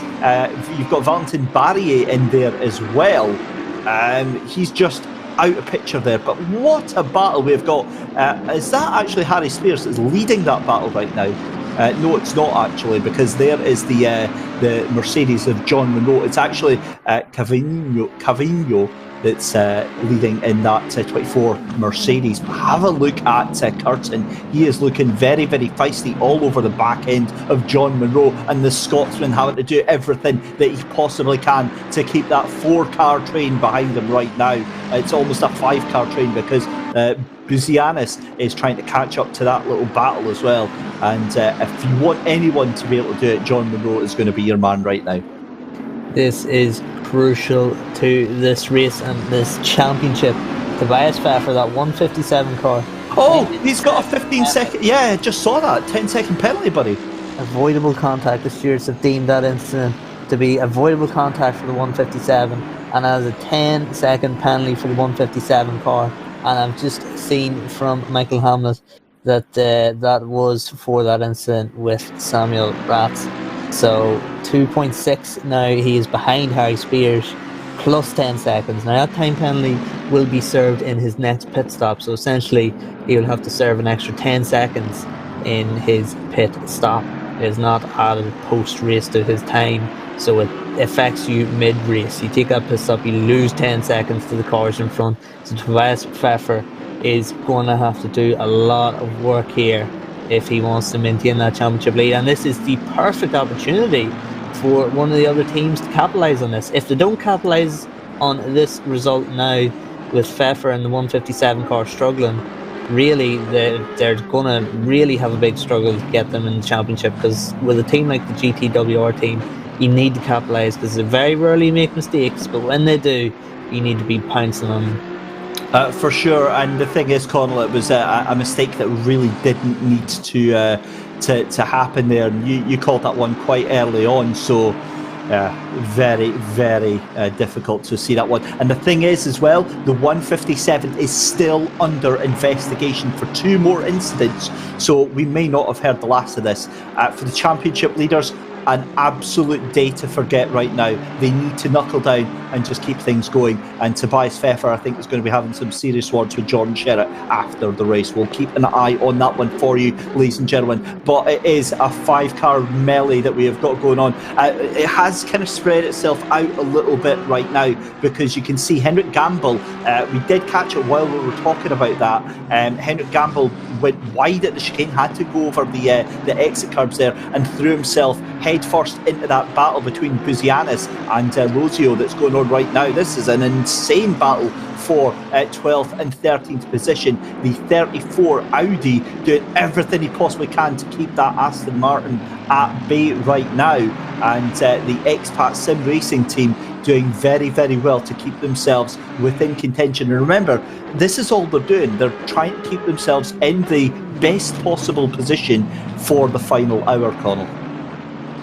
Yeah, and especially when you know that you're not participating in the final hour, you're trying to essentially hand off the car in the best position possible so that you can go, well, look, here, if we have a bad race now, it's not my fault. You know, I'm pinning it on you. So that's all people care about, is just pinning the blame on their teammate if they have a mistake. Because, of course, if you're a racing driver, it's never your fault, is it? Well, even as a sim racer, when you're as poor as I am, it's all you've got, Connall. Either that, or you're telling people about how you're it's strategy and you're sandbagging. Sandbagging for 6 months. Yeah. I've been doing that myself. And how did you know that's my lap time around here? 6 months. But we see. Who was that? That was the Ferrari, wasn't it? The Curtin. That was Curtin. Yeah, that was Olivier Curtin in the '58 Ferrari, going very, very wide. And did he clip the wall there? I think he clipped the curb and then it snapped, and I don't think he brushed against that wall. I think the gravel was lucky enough, there was a bit of gravel there to slow him down immediately. But here's Bugianis, and that's a spin. Oh, contact! That was contact from the Aston Martin on the inside there, and that means that Lozio takes that position, but Berk just holds on, and Bugianis is away down, 2 places down, and Berk takes that 13th position there. So I think we'll see the stewards having a look at that one as well. Yeah, lucky enough that Bugianis didn't actually collide with anything. Spun it a little bit, got maybe 45 degrees sideways, a little bit of a 2-wheel drift, and then hooked it back up and was able to keep going. Lost a couple of seconds, but no harm massively done. Now it's important for Bugianis not to try and give some back and maybe just get himself settled down. But I'm just looking at the gaps at the front. Tobias Pfeffer is closing Harry Spears now. And here's John Moreau in the Jensen Team Rocket car. This is a great drive for that 22 car, the McLaren. Now, it is obviously top McLaren. The 23 is in 13th, so yes, it is top McLaren.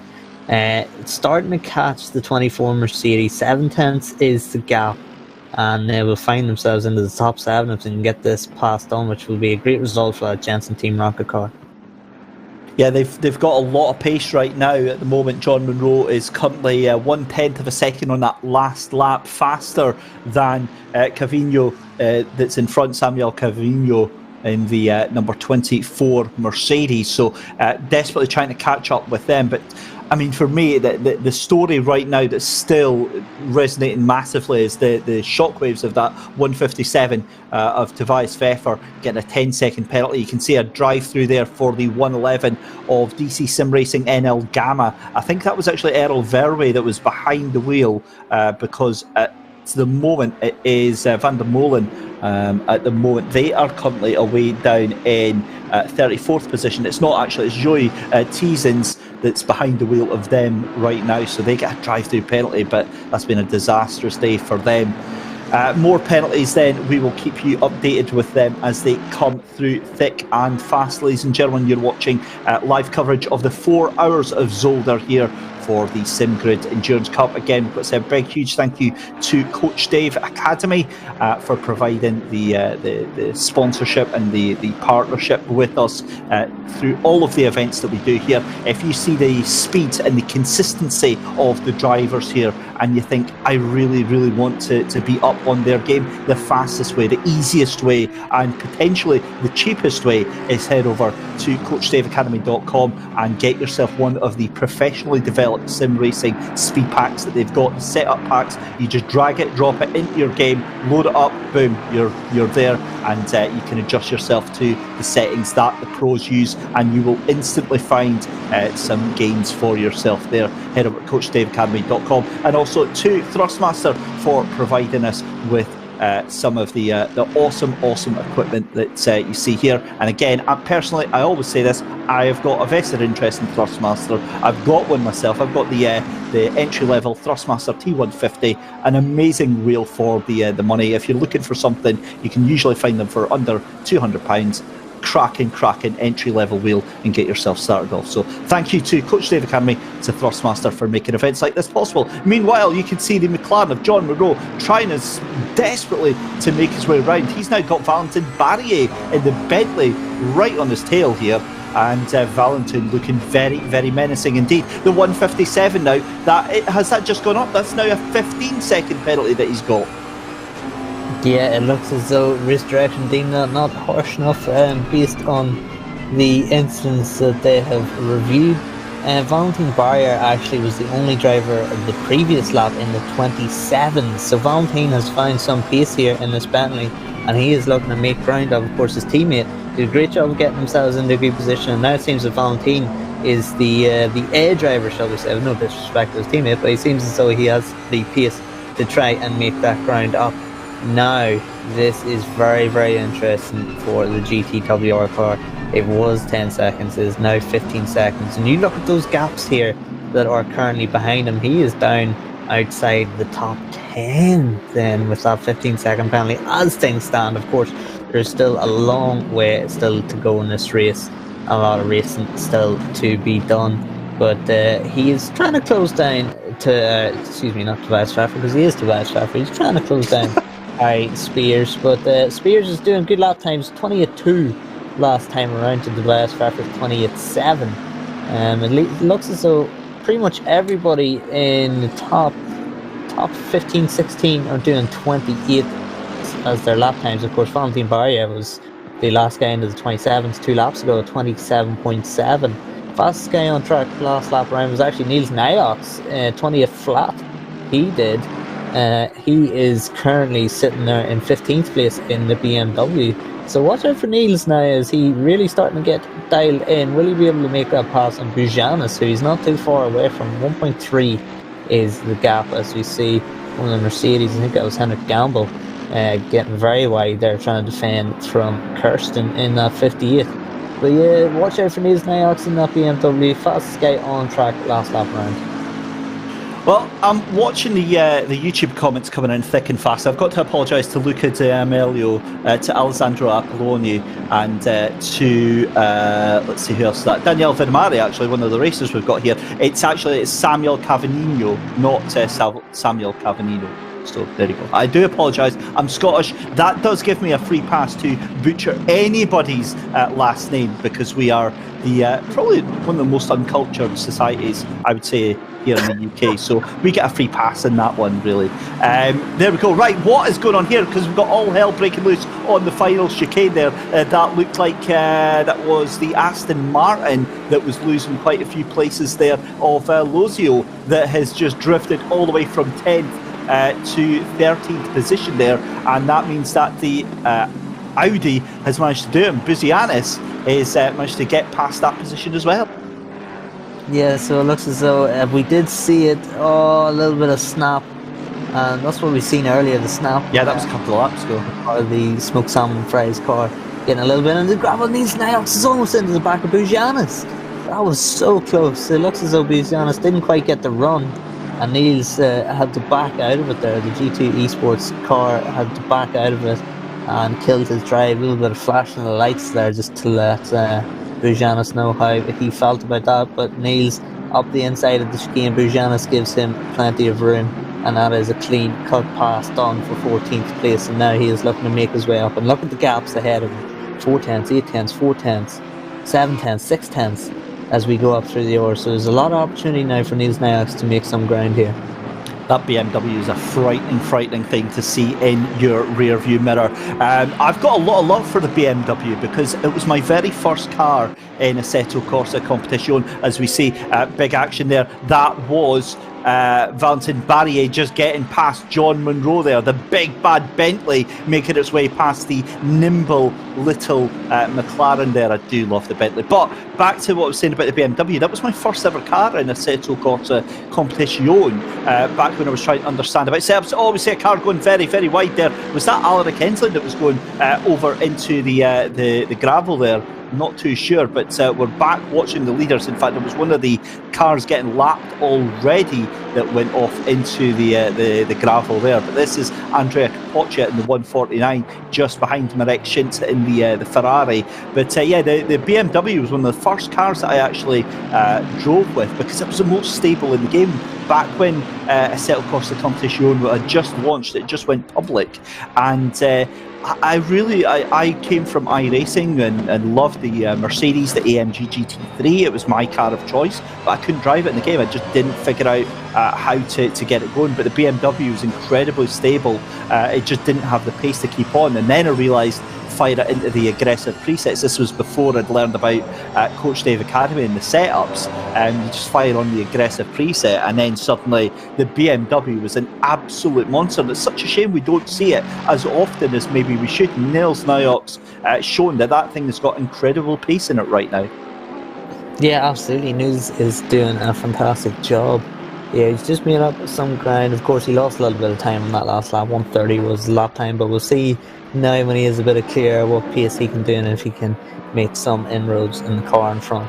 Speaking of inroads being made, Shins is now hugely under pressure. You can see Capoccia and Shins' lines through that chicane completely different. Maybe Capoccia has been warned about that chicane from his teammate Mikel Statsenko after his incident when he was in the lead comfortably of this race, you have to say. He was in quite comfortable. But look how ironic that is. The two leaders have just passed is that Chris Hope in that car, the number one, the reigning champs of this Endurance Cup. They have just made a pass on them, and that was down for position, that was being lapped. So it's very unfortunate for the Pro-Am team. We love that team, of course, reigning champs in the Endurance Cup. But it's going to be important now. I think Jordi will be saying a few prayers, a few wishes now, because 4.3 is the gap to the front two. But we've seen how much time drivers lose when they start battling, when they make a block pass or something, especially around here. They don't get the driver out of the corner, they block past each other, they drag each other out wide, they make contact, and then all of a sudden that 4.3 second advantage that they have becomes absolutely nothing at all. So we'll see what Jordi can do. Hopefully, he would be hoping for his sake that he can, or the Capoccia and Shins will start battling quite aggressively. But yeah, Capoccia will be interesting now. Will he be as aggressive as his teammate Mikel Statsenko, or will he take a few laps just to sit him behind? He doesn't want to do that straight over the chicane there. Motocross jump. It was almost like a whoop section in a supercross track there. But Andrea Capoccia now just has to settle, just has to analyse Shins here. Where is the Mercedes stronger than the Ferrari? Where is he himself as a driver stronger than Marek? And then plan out his attack from here. But I see a couple of cars just up ahead in terms of traffic, so he might be able to capitalise on Shins getting stuck a little bit behind traffic, which we've seen before. As we see that Bentley, is that Valentin Barrier? Yes, it is. Looking to go around the outside, the long way around, and he does not get it done. A little bit of contact there, and that is the two of them into the grass. No real harm done. He's going to have to take to the chicane, but that position he made on John Monroe has gone now, and he's going to have to make that pass back on John Monroe. I believe he will have to make or give that position back to that Mercedes. You know when you see something coming a million miles off and it just goes in slow motion, you're just like, no. That's exactly what just happened there between those two, and yeah, it is what it is. It's no harm maybe in terms of the race, but that could be getting looked at for race control. Just give you an update as well and a little bit of clarification on Tobias Pfeffer. Now, we said that penalty was originally 10 seconds. It wasn't. It was always 15 seconds. And he is now, there's no further action being taken on the 157. The only incident that has been punished is that constant battling with him and the 191. That is, of course, the car that's in the lead at the moment, the Racing Line Motorsport 191. This is back with Henrik Gamble then, the battle between him and Berg in the number 23 McLaren. This has been raging on for a few laps now, and a cracking little battle that is going on. Luca Bert in the Zancho Rocket Esports number 23, and quite a gaggle of cars behind them, Connall. You've got Lozio in the Aston Martin, you've got Kirkham in the Ferrari, the Niles Niox, he's got a chance to get himself in the top 10 right now. Yeah, and he looks as though he's going to get it done if he can make these passes stick, because pace-wise he certainly has the ability to jump these guys. But of course it's easier said than done to make a pass. But in saying that, when you have the pace that he does and you're in that BMW, you can get the punch out of the corner, and that's half the pass done. When you get the punch out of the previous corner and you get the run on the car ahead, you set yourself up for a good position for a little pass up the inside into the next corner. So certainly it's advantageous to be in that BMW in terms of the acceleration out of the corner, but it's just whether Niels can get it hooked up okay to make that pass. But you can see it looking menacing in the back of this group, that red and black car just at the back of your shot there, and he's got Bujanis behind him, and now he's looking to the inside, but it's just a look, just to get the car ahead, just get Kirsten just thinking a little bit about the car behind, and just having a wee sniff. But no doubt Niels will be looking to make this move. We presume, with the way the BMW gets to drive out of the corners, we presume it'll be at one of the hard braking zones after a slower corner. But you can just see, it's the point you made, David, look at the sun starting to reflect off these windscreens. That could be causing a few issues as track temperature finally gets up to double digits. And look at the battle ahead. You can see there's a little bit of, and that's Kirsten is he into the wall? Yeah, he is facing the wrong way now. Oh, what a disaster. And again, we've seen Kirsten being a little bit aggressive over those curbs and being punished for it on the grass, but not punished the way he was there. That's very, very unfortunate there for the number 58 car. Yeah, you hate to see it. He's really struggling to get it going again. He's down in 18th position as well. So that is an absolute disaster for the number 58 machine.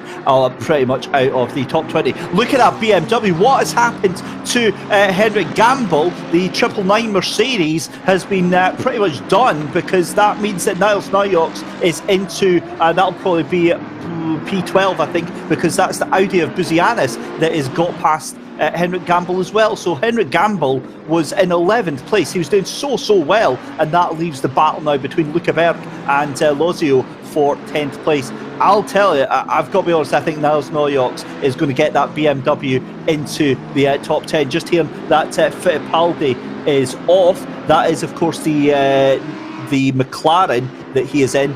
And yeah, you hate to say it, because Pietro Fittipaldi was in that number 25 Zancho Rocket Esports machine. And well, here we go. This is the Ferrari, and it's going to be coming up to the chicane here that it all goes horribly wrong, as Connall was pointing out, just pushing way too hard. You can see Henrik Gamble there and the McLaren fighting, and onto the brakes. Now I think what's happened there is he's seen Gamble in front of him coming back on, and Connall, I think he's just snatched the brake on the exit of that chicane, and that's going to just over-rotate the car. Yeah, it looks as though that was very, very unfortunate for Carson, down in the 18th position. Now I'm a little bit suspicious of the Niels pass on Gamble, because while we were watching cars just a couple of positions ahead, I seen Niels try and make the move on Gamble. It wasn't exactly side by side, shall we say, at the hairpin, and then all of a sudden Gamble had lost a lot of time. So I'm a little bit suspicious of that pass. We didn't quite see it. I'd love to see a replay of it, but yeah, I think we might have seen a little bit of contact there if you see the replay. But no doubt these front two are starting to get into a little bit of traffic, but the gap is staying pretty constant around that half-second mark. So Pogacar is staying put for now. 2 hours 30 minutes, to go. So we have just getting closer and closer to that halfway mark, and closer to the pit stops. Yeah, we're just watching Alaric Enslin for the Triple Eight Coach Dave Academy car just ahead of Harry Spears. Again, Harry Spears had a wonderful race there, but have a look behind. There's Tobias Pfeffer looking very, very menacing indeed. Marek Schintz currently in the lead in the Racing Line Motorsport 191 car, ahead of Andrea Capoccia in the Yaz Heat 149 Mercedes. We're going to cut to a replay here. And who is this? Oh, this is going to be Pietro Fittipaldi spinning at the chicane, struggling to get things going again. But again, keeping himself really out of danger for everyone else. Back to Alaric Enslin here. And have a look at Tobias Pfeffer there, Connall. This is surely going to move Tobias Pfeffer potentially up into to 4th place. Yeah, well, the unfortunate thing now for Tobias is he's also racing against the clock, really. He's in a bit of a time trial because he's trying to not only pass these guys, but also extend the gap to over 15 seconds over as many people as possible so he doesn't lose all those positions. So if he gets into a bit of clear air, he's going to have to go into time trial mode here, as we see sparks flying from the car of Harry Spears and Tobias Pfeffer. He looked as though he got the run, thought better of it. That 157 car has been involved in enough instances. We should hope that it doesn't be involved in another. But yeah, Harry Spears is no easy guy to get past, and we've seen that with Tobias Pfeffer. He got the run and all and still could not get it done. But yeah, 15 seconds, so he's not only going to have to pass them, he's going to have to pass them and extend the gap by 15 seconds. So that's a big ask for Tobias. I mean, that penalty is single-handedly going to drop him down to, I think, about 8th place, just behind John Monroe, who's 13 seconds behind him. But what a battle we've got going on right now. It's Harry Spears just behind Alaric Enslin in the Lexus, and I think Spears is going to have that. Excuse me, I'm talking absolute nonsense. That was actually a back marker that they were stuck behind there, because, of course, Alaric Enslin is in that white Lexus, the 888, which is quite a few seconds up the road there, 1.5 seconds. You see him just exiting the shot there. So Spears caught up a little bit behind that back marker, that lapped car there. But Pfeffer starting to drop away a little bit as well now. He's not able to just fire it up the inside because he's not really in the position right now. It's going to take him a couple of laps to get back up to that sort of speed. Meanwhile, lap 61 is in the books. It's still Marek Schintz from Andrea Capoccia and Jaroslav Honzig. That is your 1, 2, 3 as we hit 2 hours 26 minutes left to go in the SimGrid Endurance Cup Season 2 Round 3 here live, the 4 hours of Zolder. And I've got to be honest, Connall, I'm fighting the urge to actually accidentally call it by the last round of Imola, so you'll have to forgive me in advance if I do accidentally drop that one in. But what, as we're nearing the halfway point, what's your thoughts on what we've seen so far? Yeah, I think we've seen a couple of surprises in terms of the teams being at the front. Certainly that 191 is the biggest surprise of them all. We didn't expect, although we've seen potential from Shins and Ras, we haven't really seen them up at the sharp end for most of these races. Of course, 14th at Barcelona, 10th at Imola. So really, obviously, this is their best performance so far of the season. And yeah, it looks as though Shins has been under pressure from Capoccia for quite a while now, and he's dealt with it really well. He's actually opened the gap up to 1.7. So the gap was about half a second for pretty much the entirety of 15-20 minutes there, and Shins was able to deal with that pressure and then extend the gap. Capoccia, of course, we know can rebound, so it might have been a few traffic issues of the like that would have caused that big gap, though. Well, I say big gap, 1.7, it's now 2 seconds, so maybe it is just that Capoccia is struggling a little bit with tire life or what have you, and Shins is putting down some fast laps. Yeah, I'd be interested to see what's actually happened with Capoccia, because that gap was just 1 second. It's now 2 seconds in the space of a lap there. So it could be, as you said, to do with lap traffic. No, it's not actually to do with lap traffic, because I'm just looking at the live timing and there's nobody around them. They have just got past the 9:11 and the 39. Excuse me, not the 39, because obviously 39 is in third place, but they have just got past the 9:11 of Jarno Kausch. So possibly that's been in the mix, but you see the time starting to drift back down now for Capoccia, so that could explain that's what's happened here. Now look at Alaric Enslin, he is starting to get caught back up by Harry Spears here. Enslin did a 128.5 that last lap round, and Spears did a 128.8, but that gap is definitely more than the 1.6 seconds it was last time round. It's 1.4 seconds now between those two, so Harry Spears catching back up. Here is Cavagnino catching not a break anyway, because he's having to be a sponge right now. There is Luca Berg, Elosio and Niles Nalhawks trying to get past it, but Niall's still not able to make any great inroads in the BMW. If anything, he's actually starting to drift away there. Yeah, but once these guys start battling, we should see him come back up, and it might just be a little bit of the accordion effect, because there he is right back on him. So maybe just through the first couple of corners, Neil struggles a little bit through those first corners, and then grabs that time back. Maybe just he had a bad couple of corners. But yeah, Niels Niox in that 62 is the dark horse, as we have been saying for the past couple of laps. He is really on the pace, but just looking at the lap times, Capacci's last lap time, he responded again with a 28.3, did do a 29 flat the lap before. So certainly I think traffic did play a part, as you said, David. We've got 28s all around, really. Tobias Pfeffer actually was one of the only top drivers not in the 29s. And this group here were in the 29s just. But that is more so probably on the fact that they have been battling away.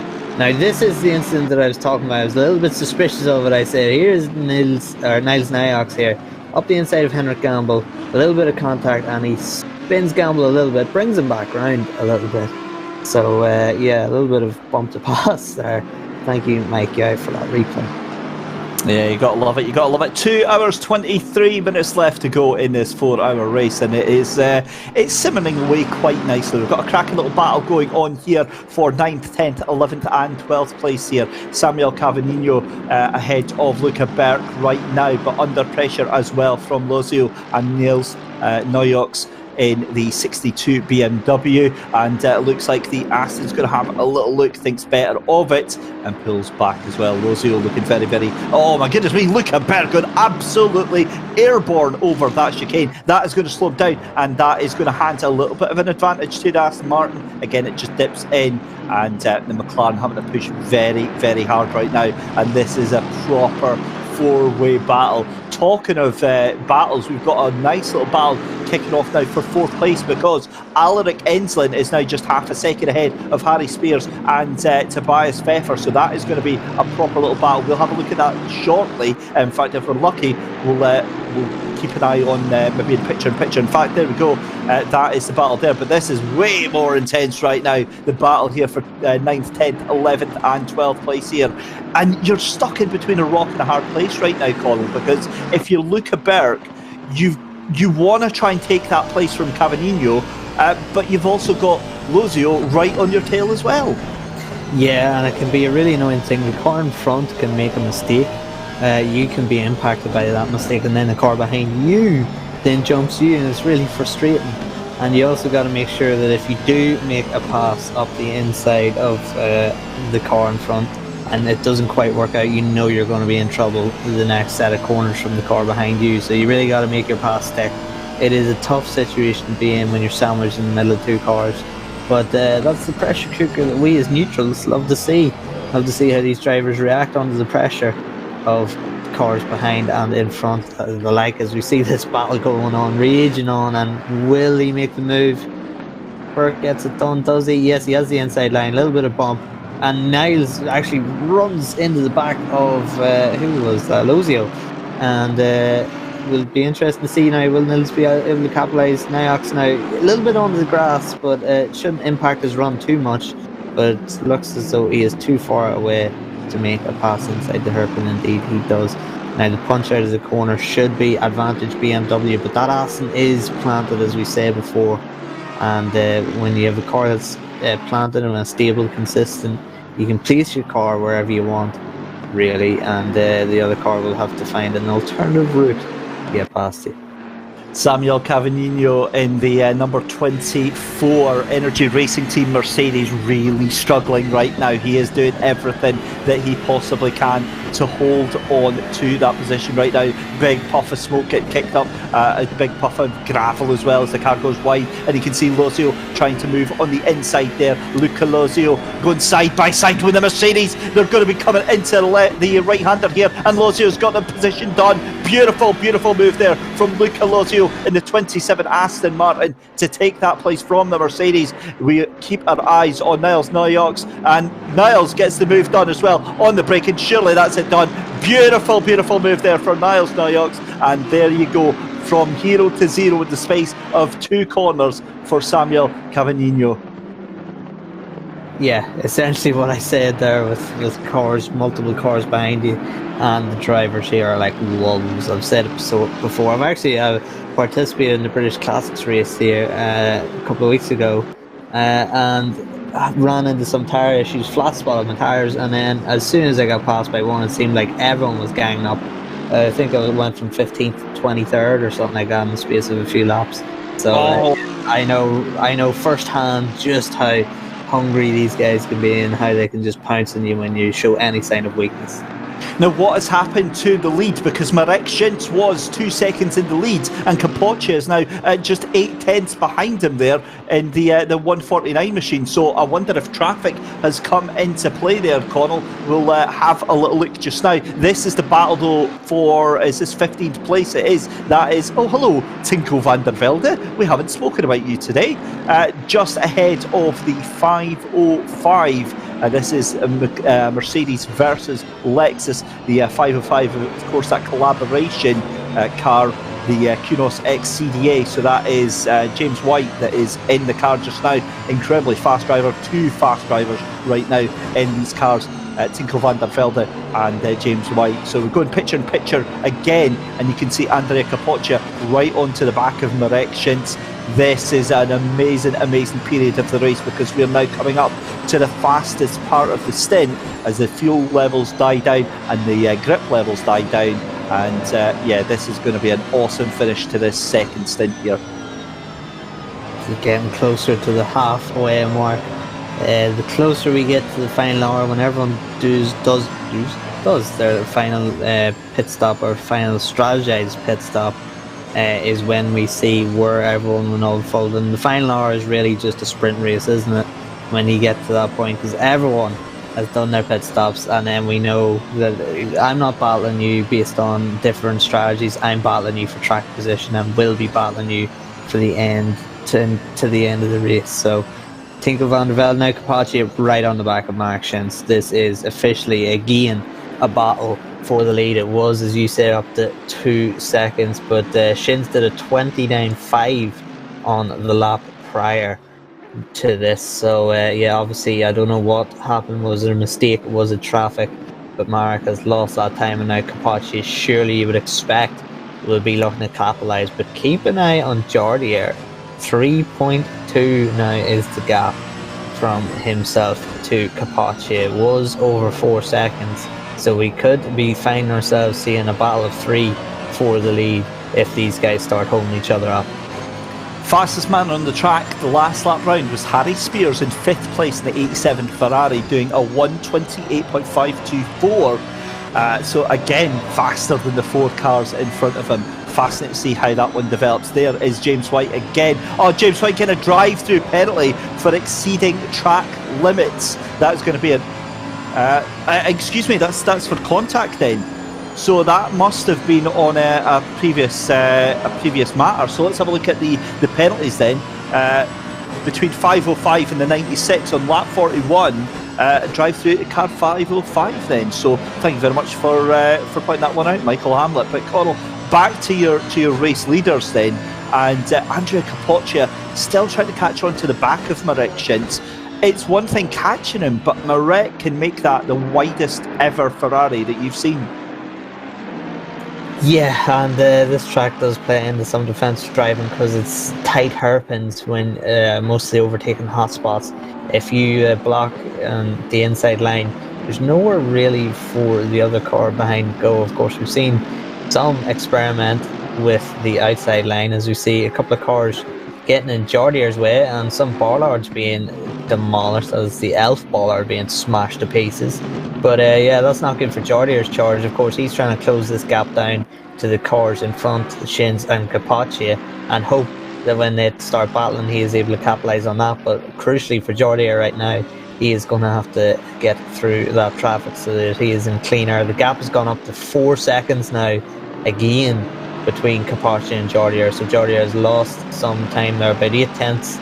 They're getting caught up in the back markers incidents or run mistakes, and him having to take avoiding action. Elsewhere, Bujan is still going. These Audis, the black 34 Audi just look like constant, so aggressive. They look like they just drive so aggressively. And it's brilliant to see. Of course, we've Constianus and Bugianus. They look like terriers just hunting down these visually bigger cars in the Mercedes and the BMW, but it looks like Bugianus is going to make a move anytime soon. Connall, do you remember a couple of laps ago when you asked for that replay and you were a little bit suspicious? Oh my, there's been chaos at the idea. We'll come back to that in just a second. Goodness knows how Shins and Capoccia avoided all of that. I'd be very interested to see what's happened there. Now, hang on, Hontick's in the lead. We saw all that chaos kicking off there, so Capoccia down into second place, and that means that Jardier has taken the lead, and we'll have to get a replay of that, but that is almost certainly going to be some backmarker lapped cars causing chaos. Yeah, I don't know. This race is thrown up. I've just been told in my ear from race control that Marek Schenz and Capoccia actually just crashed.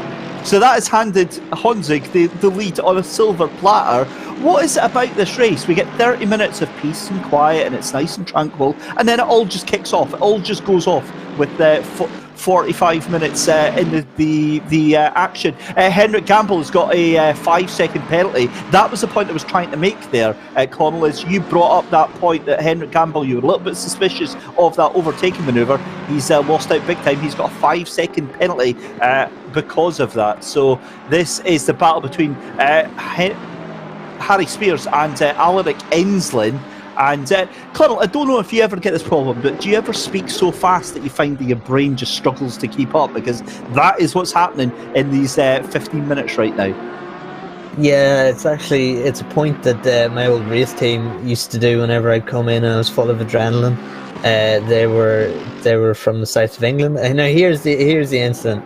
Here is Capoccia and Shins. Capoccia goes up the inside, doesn't get done, and they both collide, and they're both in the grass. And then we will soon see, there he is, Jardier inherit that lead.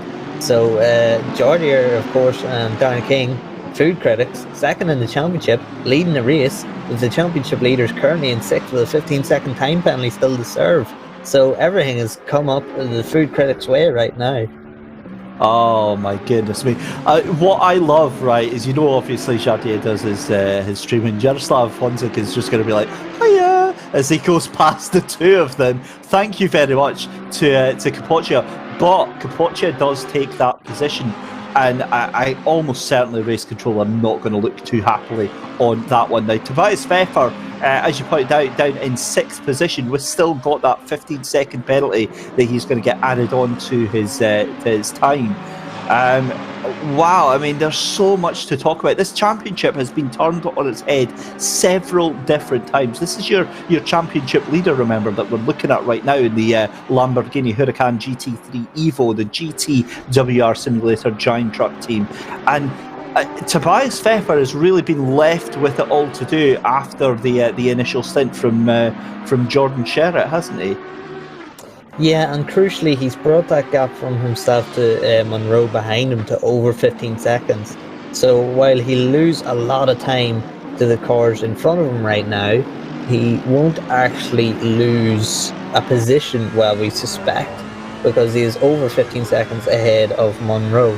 Now, it's very, very interesting to see. We're starting to see penalties here. Of course, Gamble's penalty was for an incident with Bugianus, I believe. Was it the number 34 car? Yeah, it was. Wasn't that? So it was Niels and Gamble who came together in the replay we seen.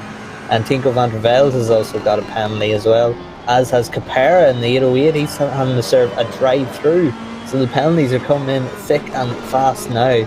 And yeah, that's just a point. We get into this sort of midway point of the race. People are getting a little bit tired. Tires are being worn. Fuel tanks are a little low. Brakes might be starting to fade a little bit, or brains might be starting to fade a little bit. And then these sort of incidents happen. And this is just a product simply of endurance racing, isn't it, David? Yeah, it certainly is. They don't call it endurance racing for nothing, because you really have to keep your wits about you for the full race here. We're watching the Jensen Team Rocket car number 22, the McLaren of John Munro, who is under increasing pressure from Valentin Barrier in the 872 Bentley, just 0.3 of a second behind John Munro, and looking very, very menacing indeed. The ACR TX3 outfit has done fantastically well. We saw Jan Willem van Ommen doing a brilliant qualifying session and then handing the car over to Valentin Barrier, but that's also meaning that Luca Berg and Lozio are they're about maybe 4 seconds behind, but they could be menacing if they can catch up to this group, if Munro starts holding on to this position. But I mean, Munro's doing a great job to hold on to a top 10 position right now, but you feel that Barrier has got the pace right now. Just watching him as we've got 2 hours left of this 4 hours of Zolder, 2 hours and 9 minutes to be precise. And this is now where we're going to see the strategy really coming into the forefront now. How are these cars going to go? Of course, the drivers have got a maximum stint time that they're allowed to do, but it's all going to be on how much fuel do they want to do. Do they want to try and do an undercut? Do they want to try and do a double stint of tyres, possibly try and save themselves a little bit of time on a pit stop? All of these are going to play into the next 2 hours here on the sim grids, and it's been a fascinating race, Connall. It's been difficult to know where to look at times, but 74 laps in, I don't think we're any closer to figuring out who's going to take this win. Yeah, so it looked like it was going to be a Yas Heat domination early on, and then of course the mistake from Statsenko, we then got that brilliant battle. We thought, man, the GTWR team are in the lead now, maybe they can make a break, and then they've had their own trouble. And now the food critics, who had a bad start, were caught up in a big battle for the top 5, are now finding themselves in the lead. So we've had so much chopping and changing, as you said. It's so hard to determine what's going to happen in these next 2 hours. Just over halfway to go in this race, and we still don't know. That's what we love, isn't it? Is these big endurance races, and halfway through the race we still don't know what's going to happen. That's the glory of this and glory of sim grid racing. Yeah, it certainly is, and it's what makes it so enthralling to not just take part in, but to watch. And obviously for us, we get the privilege of commentating on this as well. One thing that I'm going to forecast is going to happen, I think Pochi is going to get a time penalty for that little incident with Shintz, because it did lose them both a position to Jaroslav Honzik. I don't think it's going to be a massive one, but for me, he did outbrake himself and simply caused that collision with Shintz there. So we'll wait to see what race control. And again, you know, we're in the privileged position. We can make calls about that, and they're nothing more than yours and mine's opinions, because obviously we don't have anything to do with race control. We don't hear from race control directly. We just get the messages of penalties and things passed on to us, so we can inform you as the viewer about it. But here we go, John Munro and Valentin Barrier is starting to get a little bit fighty, and John Munro just keeping that McLaren exactly where it needs to be. But that Bentley is such a big machine compared to the McLaren, Connall. It just has such incredible torque and the power that it's able to lay down on that road very, very quickly. It makes it a firm favourite with the drivers.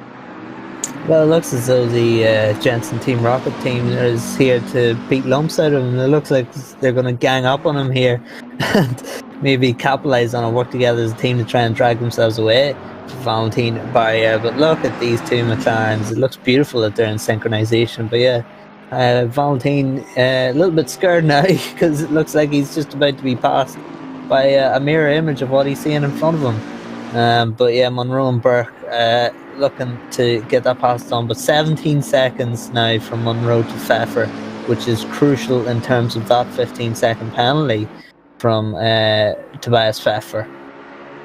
The incidents, of course, we've seen earlier on when Jordan Shard was in the car.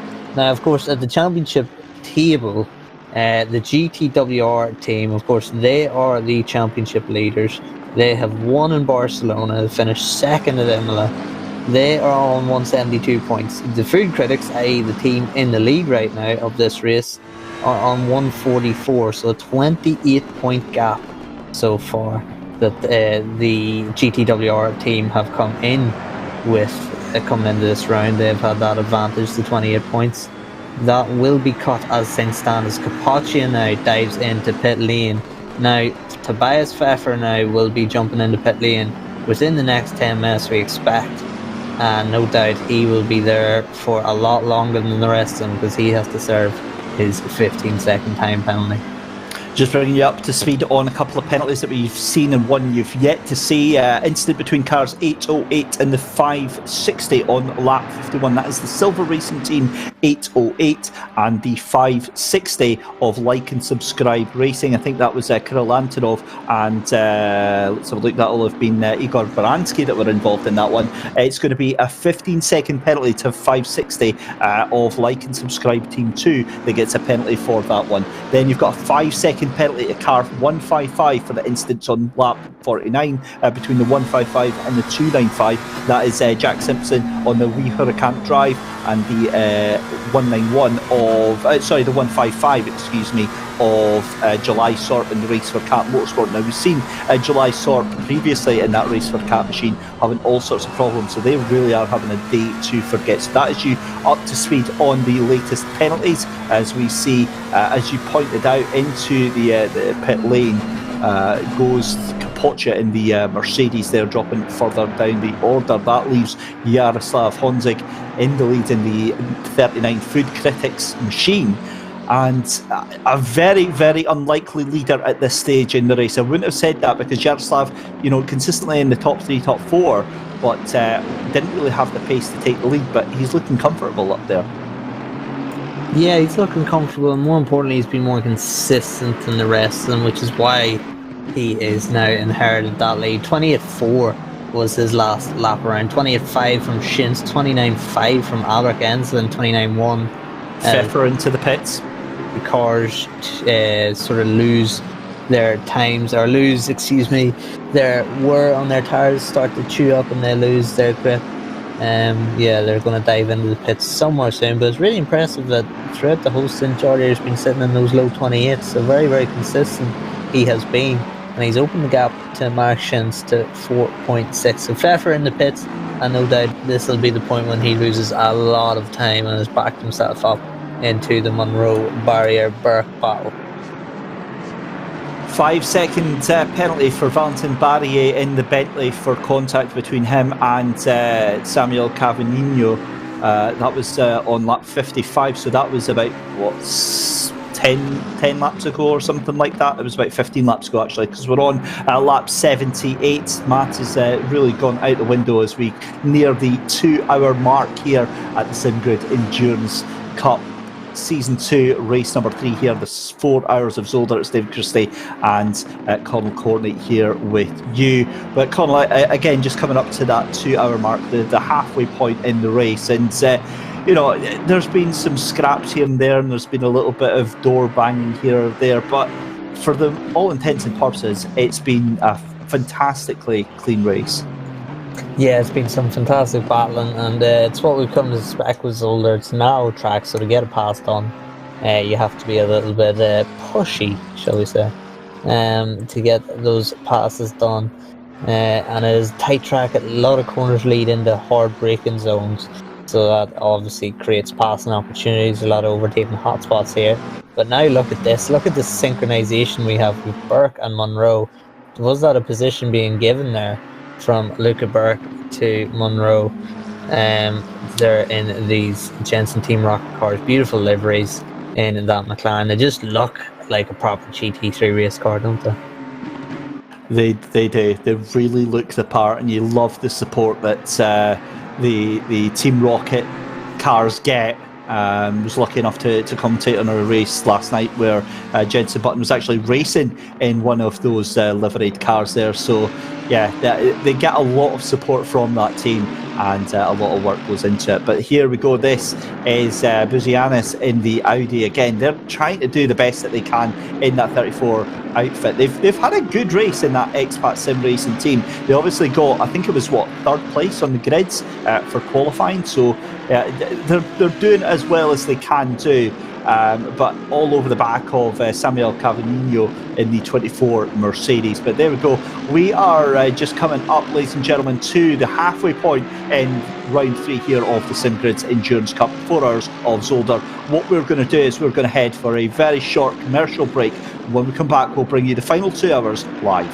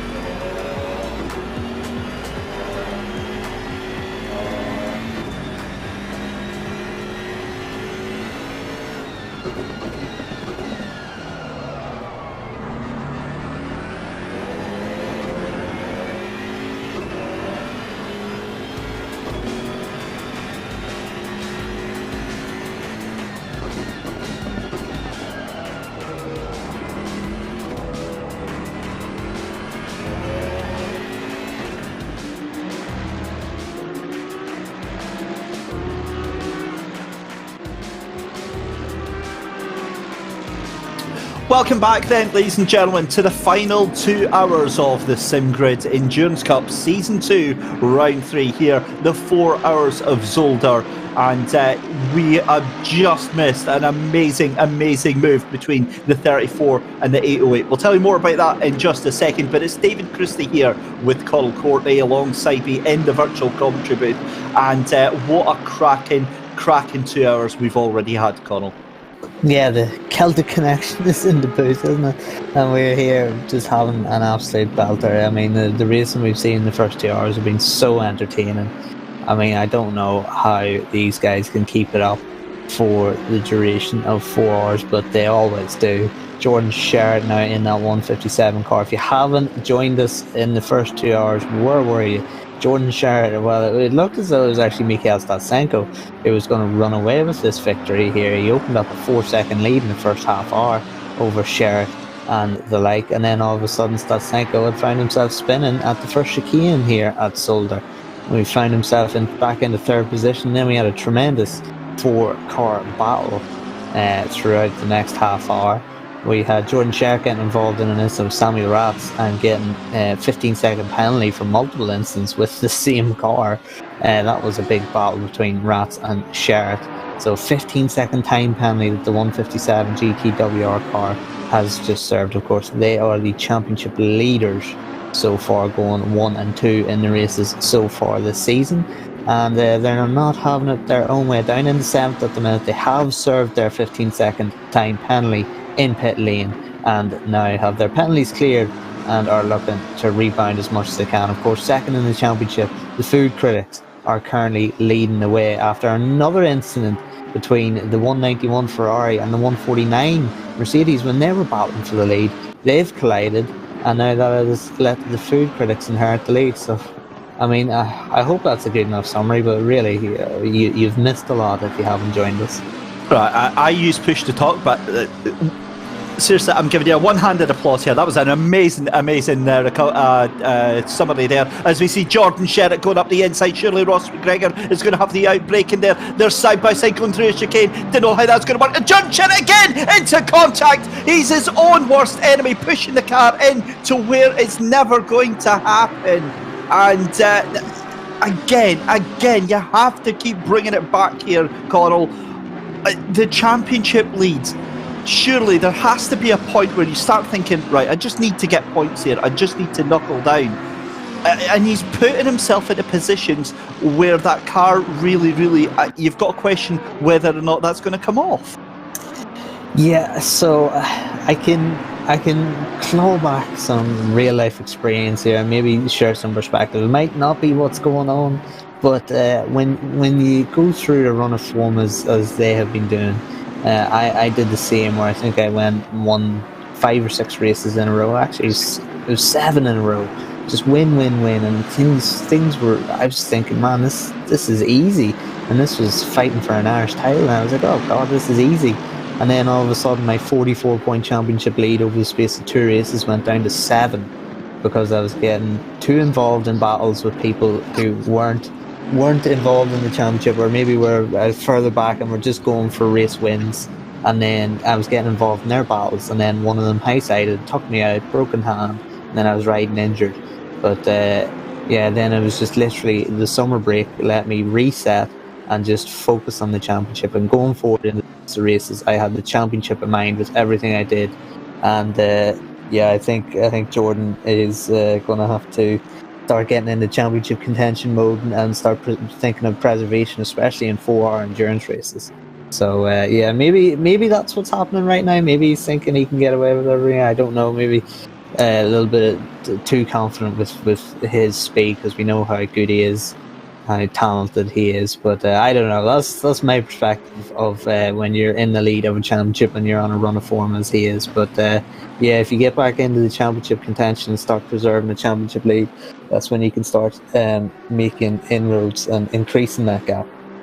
And the thing is, as well, on top of that, Connall, is the fact that away down in 7th place now, that given we've seen how aggressive Jordan Sherritt is behind the wheel of that's 6 flashpoints, 6 danger points that you've got to think of that. And we saw that it was Jordan that was having the problem in the first stint.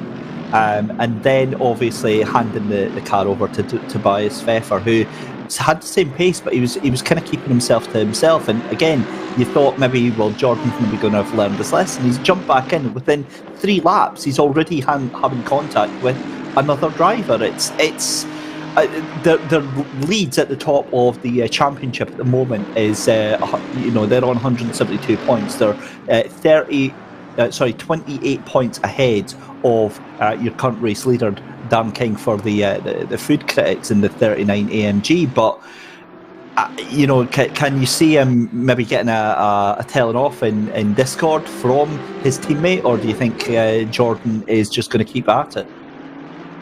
I don't think there's too much to change. I think maybe I don't even think it'll be a telling off. So it's just a chat, just to let him know you don't need to be doing that. You don't need to be running people that hard, and really just find yourself going into risk management mode, weighing up the risks.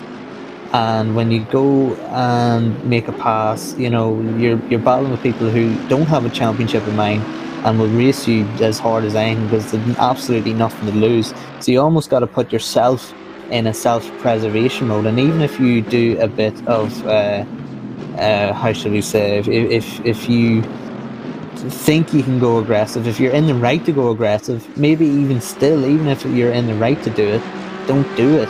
Stay as preserved as possible, just in case something happens. The car beside you makes a mistake. That's that sort of self-preservation that can lead you in championship. Now, playing the devil's advocate, of course, if you start being too conservative and thinking of the championship too much, you can find yourself being a little bit timid, a little bit slower, and then you can find yourself losing positions, which obviously won't help your championship at all. So it's a difficult situation to be in when you're the hunted and not the hunter. Yeah, that's an excellent point. I'm just looking at the YouTube chat. Alaric Henslin says that he's never sweated this much during a race. This is tense AF. Have to agree with you, buddy. I mean, that's an amazing... Oh, big moment there for the battle for 14th place. My God, we'll get there eventually, yeah. Shiradis and Crossland getting forced onto the grass there. Back to the point I was trying to make, the 888 machine of Coach Dave Academy, Alaric Henslin in YouTube chat there, handing over the machine to Joe McCauley, has got that car up into 4th position in the Lexus. And for the most of the race, they've done incredibly well. They started this race in 9th position and have got that car all the way up to 4th. So that is quite a story for them. Yeah, it really is. I mean, we've seen Gregor in the car, we've seen Enslin in the car, and now we're seeing Joe McCauley, who we know goes very, very well in a Lexus. So yeah, it's really interesting to see these guys. Of course, I think in the first season of the Endurance Cup, they had some of the most rotten luck I've ever seen with being involved in accidents that they didn't cause. So it's great to see them up the sharp end. Of course, we know McCauley, Schill, Enslin. We know how fast they are. It's just about, of course, putting it together over the duration of 4 hours and staying out of trouble. So it's great to see. And we'll see now, we'll monitor Joe McCauley's lap times. It was 1:28.6 last time around. Fastest guy out of the top 10 on track that last time around was Samuel Ratz, who was back in that 191 car. He did a 28.1 in comparison to the top 2's 28.4. So McCauley just a couple of tenths off the pace of the front runners there on that last lap. 12 seconds, it's a long gap to claw up on guys that fast, but we've seen many of the top guys make mistakes already. So if McCauley stays consistent, he can find himself inheriting positions through others' mistakes, but he has got a nice buffer, 18 seconds from himself to Ross McGregor. So that just has McCauley just looking simply forward and being into a rhythm, getting into your time trial mode and just clicking off those laps. So it is a nice position to be in. Of course, it can be difficult when you're not in the battle because it can be very easy to lose focus, but no doubt he'll have done enough miles on his own and clear to not have to go through that issue. Yeah, for sure. Confidence and the ability to just stay calm under pressure, I think, is going to be one thing that's going to play massively into his hands there. I'm going to, of course, apologise to poor Giannis Chiardakis, whose name that I absolutely butchered there. You spend like 2 seconds actually reading it and then realising that it's not actually a difficult name to pronounce. So again, I do apologise for that one. But an hour and 44 minutes left to go in the race here, and this is Danilo Santoro just ahead there of Jan-Willem van Ommen there.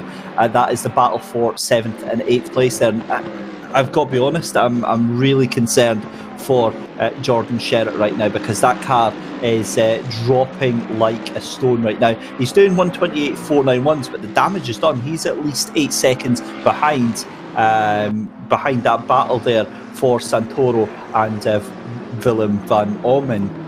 Again, on a race where they were looking very, very strong, they were up in the top 4. They could have had a lot better from this, so it's a shame to see. We're also seeing the 999 car there.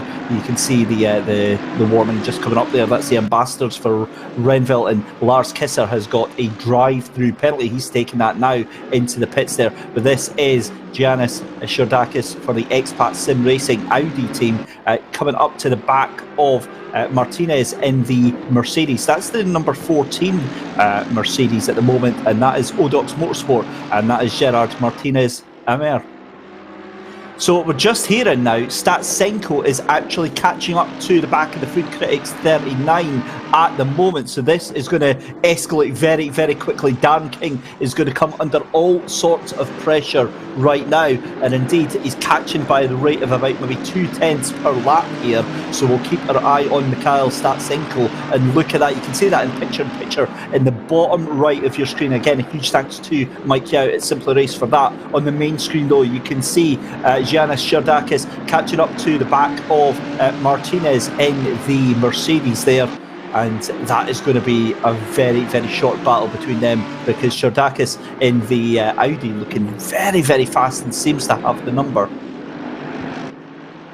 Here we go. This is the main battle, though. The Mercedes of Statsenko, the 149. That is, of course, the Yaz heat machine. And the lap times are just insane for these two. Low 128s for the pair of them. But Statsenko catching him hand over fist, Connall. And I wonder if we're going to see a battle for the lead very, very quickly developing. So we've got an hour and 40 minutes left to go in the race here, and it is a really, really entertaining battle that we have got developing here in the last couple of moments here. And just watching this one develop, I do wonder, because Statsenko is kind of seems to be on the right-hander, so he's able to pitch that car in a little bit faster than with Connall. And yeah, going to be very, very interesting to see how that one goes. And just saw in the picture-in-picture there, Giannis Chiardakis absolutely sending that Audi to the moon over the chicane, and that leaves him into the battle for Crossland and Lucas Kreuzer as well. Oh, here we go. This is the battle for P1 then, side by side. Dan King and Mikhail Statsenko. Here we go. It's going to be Statsenko up the inside, and Statsenko takes the lead. All four wheels across the green. Beautiful move there, and Statsenko takes the lead from Darren King then. Stunning move. And just behind him we see that is the Audi of Chiardakis, Giannis Chiardakis, trying to hold on to that 13th place from Crossland in the number 66 Team Fordzilla Williams JIM machine then, Charlie Crossland. And yeah, this is an absolute battle all over the place. Stunning stuff. And Connall, I don't know if you're still with us, buddy, but what a fantastic moment we had there. Yeah, apologies, I couldn't unmute my mic there for some reason. That's okay. But yeah, it was just about as textbook and as clinical a pass as you can get there. I mean, it was just beautiful, and it's something that his teammate tried Kapacha on Shins and didn't quite get it to work. So a lot of confidence from Mikhail Statsenko to send it at the same spot where his teammate collided with Marek Shins. So brilliant stuff from Mikhail, and now we're seeing the gap already opening up It looks as though Statsenko, as we've seen in the first half hour of his first stint, is the man with the pace. So will he be able to open up that gap? We know he can do it. It's just whether he can keep it on the track and not make any mistakes to lose that lead once again. So here we go then, and again, this battle for 12th, 13th, 14th, 15th is just raging on. This is going to keep going on and on and on. The battle for the lead looks to have extinguished a little bit because Dan King dropping off to nearly a second. In fact, well over a second behind your race leader of Mikhail Statsenko. That's actually bringing Samuel Ratz into the battle now as well, and that's going to be a very, very interesting battle between them two. Samuel Ratz actually the fastest man on that last lap there, 1:28 flat for the Ferrari. A very, very fast lap indeed. So the dice are being rolled, and very shortly we're going to see the final set of pit stops coming through, with probably about 40 minutes time to show that going on. Jordan Sherritt is in no man's land, quite honestly, right now. Your championship leader in that 157 Lamborghini, down in 9th place behind Jan Willem van Oomen. 2.2 seconds is Willem van Oomen, behind Santoro. But back with that battle there between Janis Jordakis and the Mercedes of Martinez. That was starting to look a little bit fighty there, but he's also got to watch out at Connall, because Crossland is looking very, very dangerous behind him. Yeah, and it's the issue we've been talking about pretty much throughout the duration of this race, is that you make a move, it doesn't quite work out. Look, you've got 3 cars behind you that are just like, hello, I would like to make a pass on you too, so if you would like to make a mistake, that is fine by me. One of the Side Match Motorworks cars, Lucas Cruiser, is in there. We know the caliber of Lucas Cruiser. We've got Cavagnino 13 seconds back now from the guys up ahead, and Tavaneri's in the top 20 as well. Josh Martin there in the 505 car. So we've got a lot of talented drivers here outside the top 10. Samir Ibrahimi as well in that Pro-Am Wetland team, the number 1 car.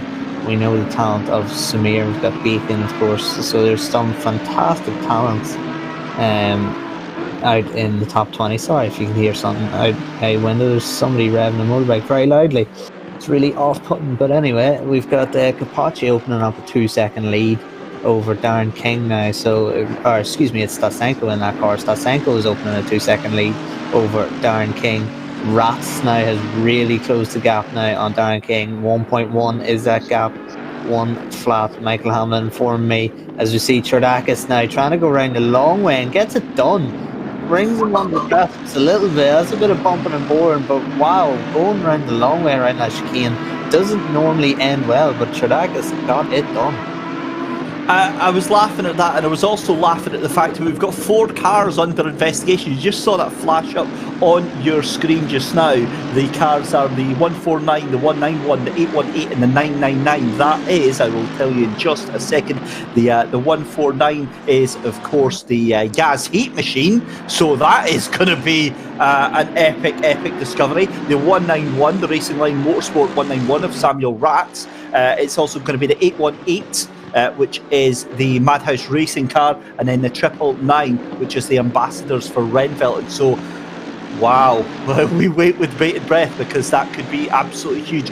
We are going to have a look at P2 in just a second. That's a battle between Samuel Ratz and Darren King. And Darren King has just dropped off the back.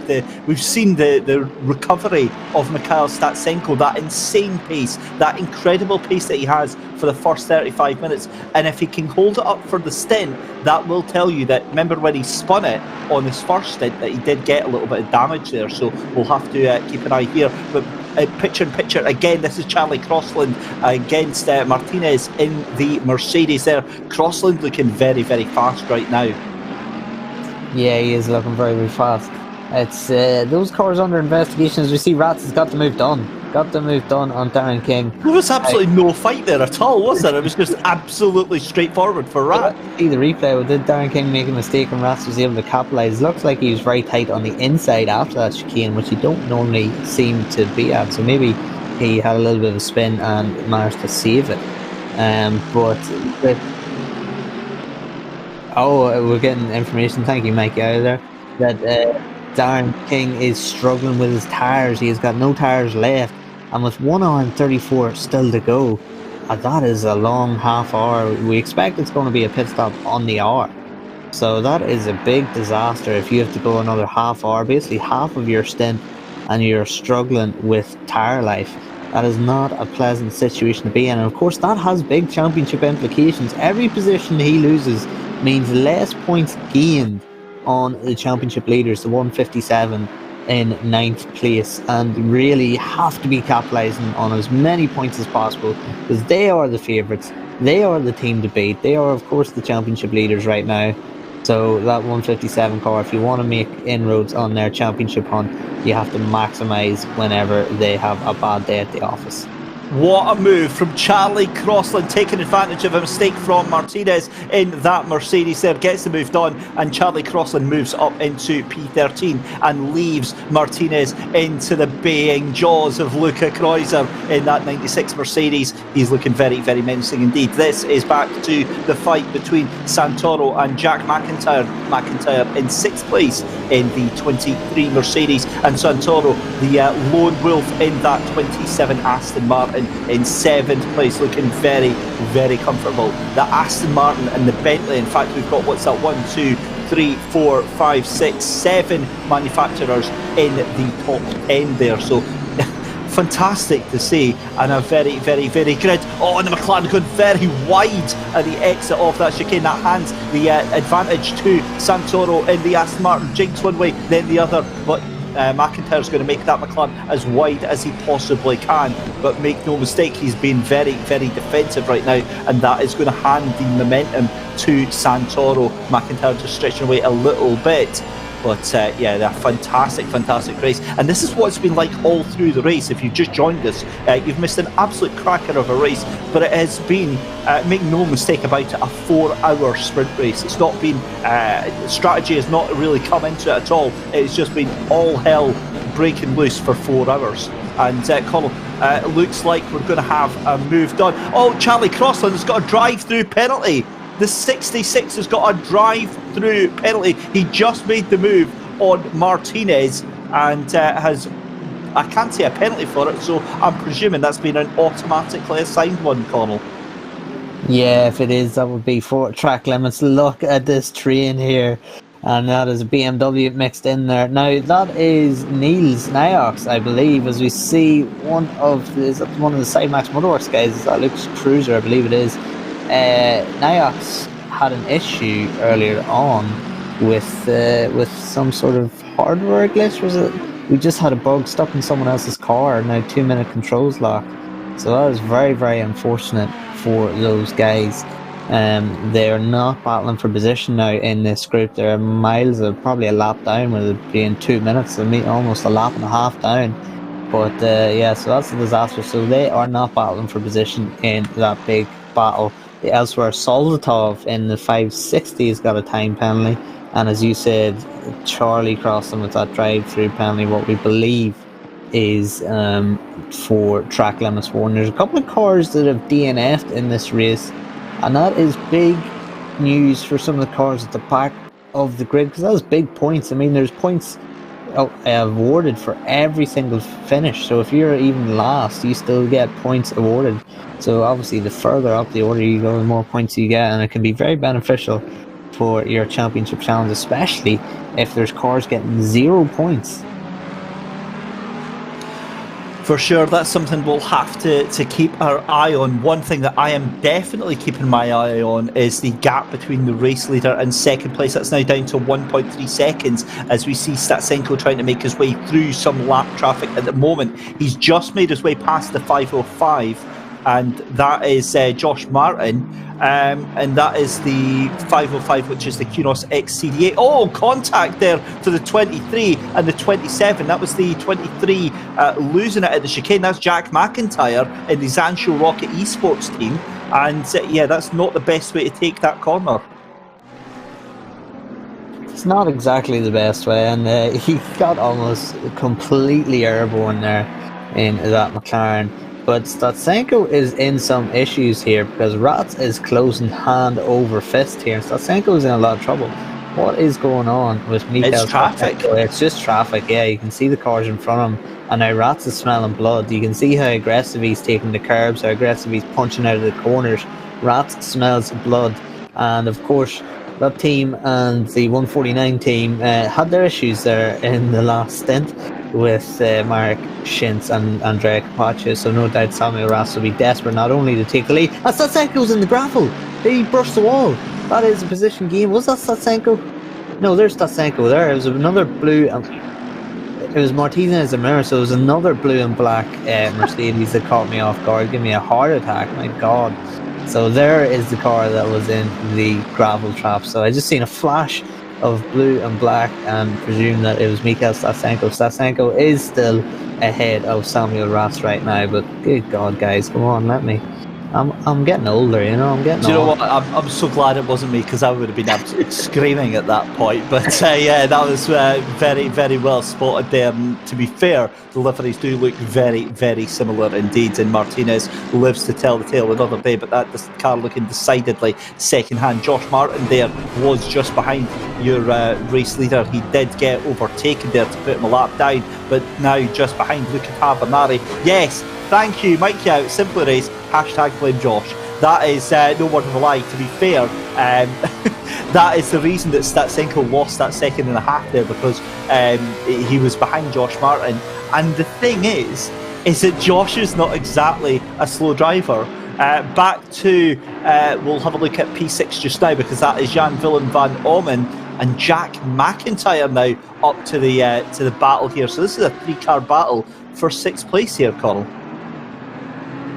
Yeah, we've seen multi-car battles throughout the field for pretty much the entirety of this race. It's absolutely fantastic stuff, and we love it. I mean, Zolder, I said at the start of the broadcast, not my favourite track to drive because I'm absolutely woeful at it, but it is a fantastic track to watch some high-level drivers compete at, and we are certainly getting the action that we desired. This is Bentley versus McLaren versus Aston Martin. I don't know who you would have your money on in a battle going down to the wire. The Aston Martin, of course, so stable, so planted. People call it a little boring, but I mean, I love it. I love how consistent the feeling is in the car. And then you've got that big old boat in front. And I wonder how the Boatley actually deals with going over the curbs, because surely it would just crush the curbs down into the point where it would no longer be a lip in the curbs because it's so damn heavy. Well, I think you'd have to ask your butler how the Boatley handles the curves there. I spent a bit of time learning the Bentley, and it quickly became one of my favourite cars.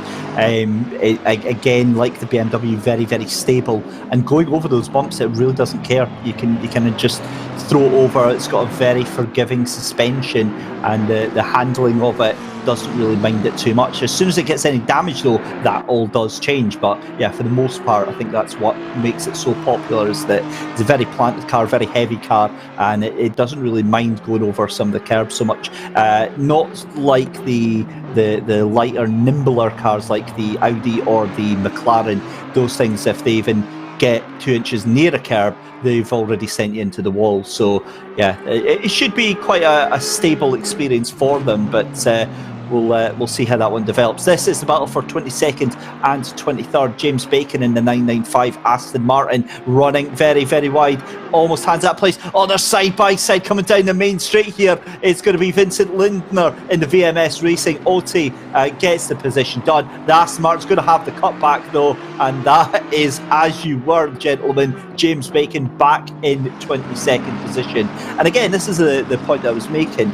With it being a 4-hour race, Connall, and you've got, say, 40 cars taking part here, it'd be boring if you were just kind of left to your own devices, but wherever you are in the field, you've got somebody else to fight with.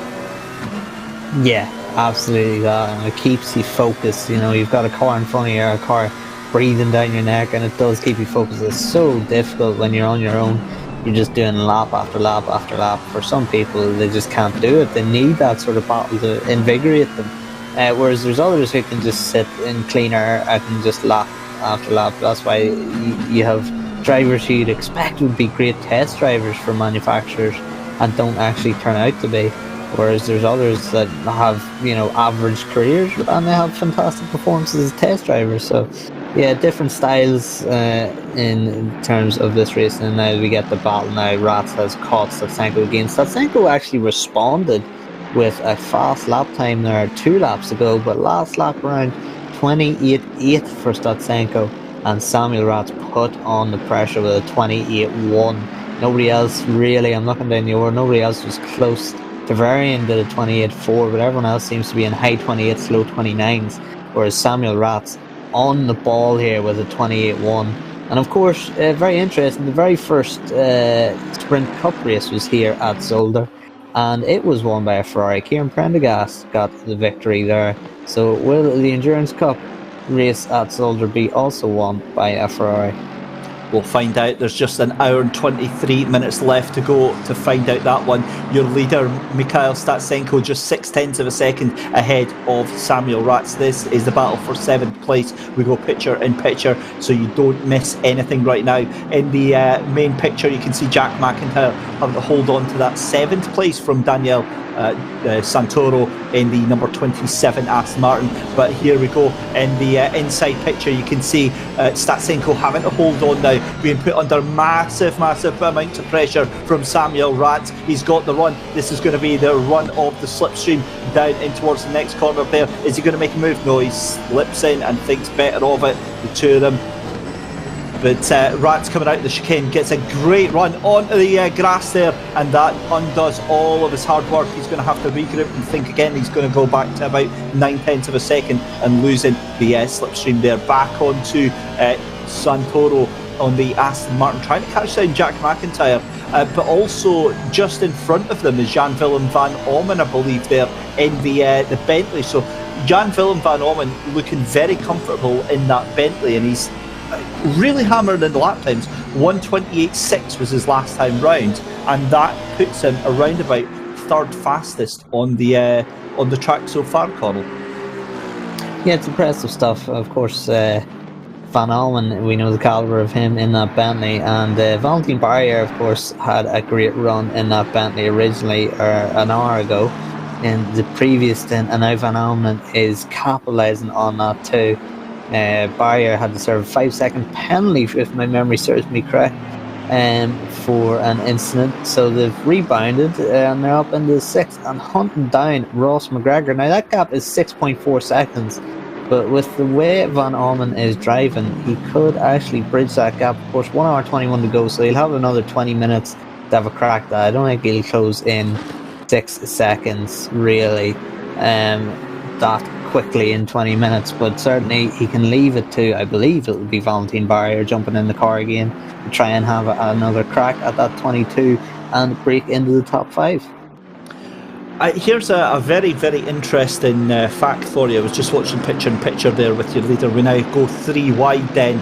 You've got in the top there, that's the battle for the lead, Mikhail Statsenko, and 2nd place is Samuel Rats. Now, Mikhail Statsenko has lapped all the way up to get this, Coral, up to 13th place. He's a way to put 12th place a lap down.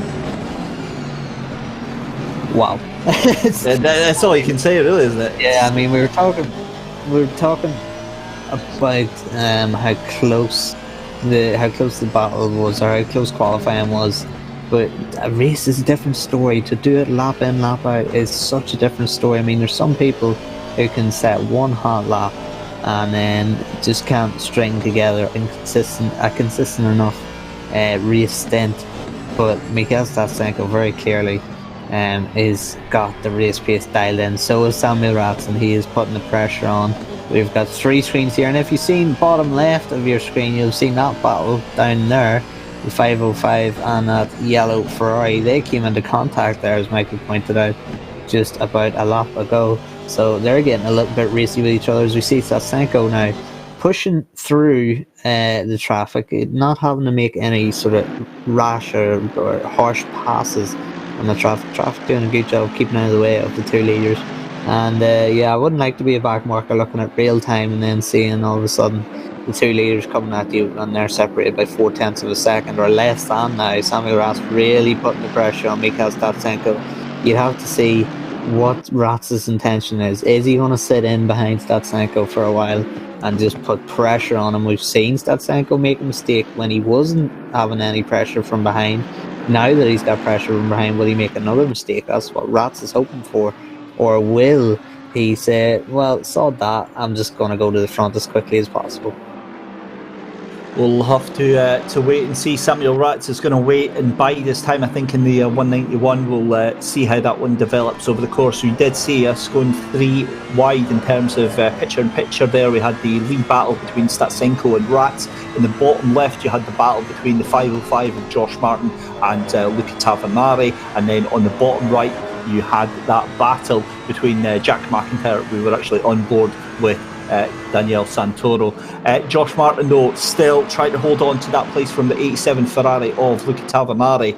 And Josh is he's a bit of a sponge right now. He's having to soak up all the pressure, because that's also you've got Kisser just behind in the 999 Mercedes as well.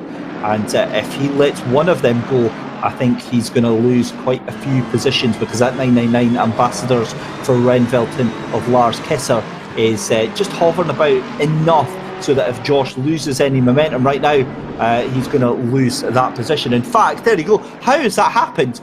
You've got Kisser has just taken the place, just absolutely bombed past Luca Tavanari. So Luca's obviously made a mistake there, and then Tavanari right on the back of Josh Martin. We're picture though, you can see your race leaders though, Statsenko now, and Samuel Ratz is all on the back right now, and Rat's actually not dipping into the slipstream to try and make that move stick. So I wonder if he's quite happy just sort of sitting behind for just now, but putting all of the pressure and just saying to Statsenko, hello, I'm here, what are you going to do about it? That generally is a good sign that is exactly what he's doing. If you pull out of the slipstream really early, you don't want to be dragged along into a position to pass, and you're just comfortable enough. That just screams that you're sitting there and just waiting for Statsenko to either make a mistake, or you're conserving yourself for maybe last lap push or last stage push. I think if he was looking to make a pass immediately, we'd see him a lot more aggressive in the way he's driving. But yeah, as you say, David, he's just sitting there. He's just sitting quite calm, relaxed behind right now. And again, I'm going to touch wood so I don't give him another commentator's curse. Well, I don't think you have to worry about that, and I'm actually just clarifying something in my head there, because the last lap round, I thought when we went to that battle with Josh Martin and Luca Tavanari, I thought that the Lexus had flown past them and somehow come out of absolutely nowhere, but it wasn't. It was Joe McCauley who was going to put them an extra lap, or put them a lap down. So he got his way past them, and he's not actually involved. So it's still, as you were, it's still Josh Martin from Luca Tavanari, and then it is Lars Kisser in 18th position in that 999 Mercedes.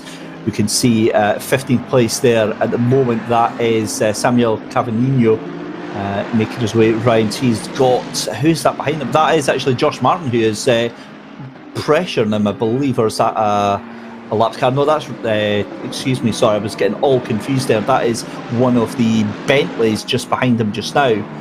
Just wait, put him a lap down. That's Jan Willem van Ommen. So that's what's happening there. Oh, and a big power slide from the 24 of Cavino. Not really making that one happen. Back to your race leaders then, and Rat's putting all sorts of pressure now. Statsenko is going to have to watch out. It's DEFCON 5 right now, because we're coming up to lap cars again. We're going to go up into the top 10. It's going to be Tavarin in the Ferrari, I believe, that is next on the hit list. It is the 505. No, excuse me, it's the 144. So here we go. Wow, this is just awesome stuff. Vincent Lindner is going to have to watch his mirrors, because he's going to have the race leader after 109 laps are in the books here. Samuel Ratz and Mikhail Statsenko are absolutely going at it, hammer and tongs. 128.2 last lap round for Statsenko, 128.3 last lap round for Samuel Ratz, and I've got to be honest, I cannot predict at all, Coral, how this is going to develop in the next hour and 15 minutes. Yeah, it's a ticket you'd want to see, a fight between these two guys, and I think we're just about to see it. It's fantastic to see just how close it is. After almost 3 hours of racing, we still have a big scrap for the lead. It's always what we want to see. We want to see a dogfight right down to the wire. But it'll be interesting to see how Samuel Ratz approaches this.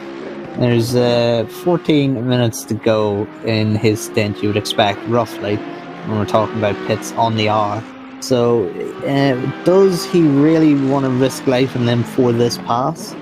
Mark Shins and Capaccia is coming up, we believe, then for the final stint. Does he believe he needs to get the pass done now so that Marks has a bit of a buffer over Capaccia? It's a tough one, and we won't know really until Samuel Ratz decides to make his first move and what he's thinking. Connall, I've spent the past 15 seconds very, very confused here as we go 3 wide on the pictures here, trying to figure out what we're actually looking at, and then realised it's just 3 different angles of the same fight that we're actually watching here. So all 3 angles here are from this lead fight between Mikhail Statsenko and Samuel Ratz, and I've got to be honest, Samuel Ratz has been looking decidedly faster. It's another faster lap for Ratz there, 128.2 against Statsenko's 128.5, but Statsenko is a master of defensive driving right now. He's saying, Ratz, if you want the place, come and take it, but I'm going to make you work for it. And with 1 hour and 15 minutes, what I love is that if this was say Jordan Sherritt, Connall, that was up at the front here, that Jordan wouldn't be this patient. He would be firing that car in left, right and centre, but the 2 of them are very, very patient. Ratz knows that he is likely going to try and get himself past Statsenko, but he's waiting his time, and he's wanting Statsenko to make a mistake. And you can see Ratz here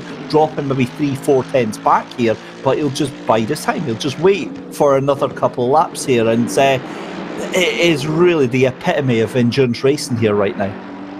Yeah, it is. It's fantastic to see. As we see, the Sidemax Motorworks guys getting very close. George Boothby in the 99 car, which is leading, and Lucas Cruiser in the 96 car, which is the second of the Sidemax Motorworks cars. Of course, there is 3 Sidemax Motorworks Mercedes out on track right now, so it's good to see all these guys who are a staple of the SimGrid series getting involved in this. And George Boothby is going to let Lucas Cruiser go. Bit of team action being played here. He knows Lucas Cruiser is faster, and he's going to let him go and try and drag himself away from those 2 maniacs behind. I think that's Niox, and it's one of the Aston Martins. So create a bit of a gap there, and the Sidemax Motorworks guys, and that's good to see. I like seeing a bit of teamwork here, and not holding each other up just for the sake of pride or what have you. Bit of teamwork going into play. Maybe they should do that in qualifying. I know Moto3's rife for it, but when we get some Moto3 action, what we do generally, if you're on a team, is go out and pit lane together, because slipstream's so vitally important. But maybe we'll see that in the future in qualifying sessions where the teams will go out together, their sister teams. I was slightly distracted there. I'm looking at the YouTube comments, and Alara Kensland, the Scotsman, always causing trouble. What are you trying to say? That's no comment to that one. Now, this is something, Connall, you'll be able to see this one as well, but I've looked in our little penalties chat box. It has been quiet for half an hour. That is remarkable. Bring it on. We now have it. By the way, can I just point out, if penalties start coming right... I just completely jinxed it, yeah. Alan Courtney didn't say it. David Christie said it. The Scottish guy, not the Irish guy, alright? If anyone gets penalties, if you're part of the team... Hamlet is typing in the penalty button chat box now. Yeah, I've just got a new notification there. So, if anything happens to your team, you can get a penalty. It's not even the steward's fault, it is David Christie's fault. I'll happily take that on the chin, what can I say? Right, an hour and 10 minutes left to go in the race, and things are starting to... we go through these stages in the race. Again, everyone's going to kick off in the next 10 minutes. We're now due for our final bout of pit stops here on round 3 of the SimGrid's Endurance Cup here in Season 2. We're doing 4 hours of Zolder, and we have broken the back of nearly 3/4 of the race. It's David Christie and Connall Courtney bringing you live coverage throughout the afternoon here, and I can't believe we're almost near just an hour to go, Connall. It's been a fantastic race, and what excites me more is that this is just getting faster and faster. Statsenko doing a 1:28.2, we've got Rats doing a 1:28.3, and it is just almost building to a crescendo here. Yeah, you can really feel that sort of tension that it is indeed building. Now, once these guys do their pit stops, this should be the final scheduled pit stop. So once you see these pit stops on the hour, roughly thereabouts, this will be it. It'll be like a 40-minute, 50-minute sprint race then, because every position will count, and you've just done 3 hours of relative conservation and trying to get your way up through the order without trying to ruin your race. But now you've got only 50 minutes left to leave absolutely everything on the line. So we generally see it building up to that crescendo, as you say, in the final hour, and then it is just a dogfight. Well, talking of dogfights here, we've got one right now between 14th, 15th, 16th and 17th. Oh, contact! Look at Tavanari into the back of Josh Martin, and that is look at Tavanari, lets him keep the place, but that really didn't need to happen there. Josh Martin was trying to hunt down Samuel Cavagnino in the 24 Mercedes, and that leaves Luca Tavanari very, very vulnerable to the 999 Mercedes that's Lars Kisser that's in that Mercedes. Tries to stick it up the inside there. I think he might actually get that done there. And then behind that as well, you've got the 66 of Charlie Crossland. But big moment for Luca Tavanari with that contact on Josh Martin. And for a change, it's actually not hashtag blame Josh, because you've got to say Josh was faultless in that contact there. Yeah, just there we go. There's who we're blaming on the screen right now. Hashtag blame David. So I'll take that. I'm famous, mum. Hello. Stick that on the CV. Yeah, it was an unfortunate incident, but it doesn't look like it's done too much damage there. Tavanari and Josh Martin, relatively in the same positions. They've lost a little bit of time, so all's good in the hood, and we are back into another. What was that? 1, 2, 3, 4, 5, 6 car scrap, just the way you like it. Question in chat, and this is one of those questions where I'm like, did this happen, didn't it? Bram Jacob asks, he says, awesome stream lads, quick question for the SimGrid though, are you guys planning on hosting a SimGrid 24-hour event at some point, or does ACC not support such lengths yet? We have done 24 hours, I'm pretty sure we did one this year at Spa. Yeah, I did think, thanks very much for pointing that out, Mike Cow there. Yeah, because I was away down at Croft for that, so I did my first stint of commentary down at Croft, and then drove back during the night and did the second stint of commentary back here at home. So yeah, we have done a 24-hour event. We will very likely be announcing details of that very, very soon. Head over to thesimgrid.com and keep yourself signed up, sign up for the newsletter, and get yourself involved over there, and we will send you details as soon as that comes out, as well as subscribing to the YouTube channel and hitting like on the video, just because you're awesome and we love you very, very much. But yes, we will be doing another 24-hour event this year, at least one, and if I'm not commentating on it, I might take part in it myself. Do you fancy that, Connall? Let's do it. Yeah, we might not be in the split being broadcast, but we might. Don't break my dreams. I'm about 5 seconds off, but we can still pretend.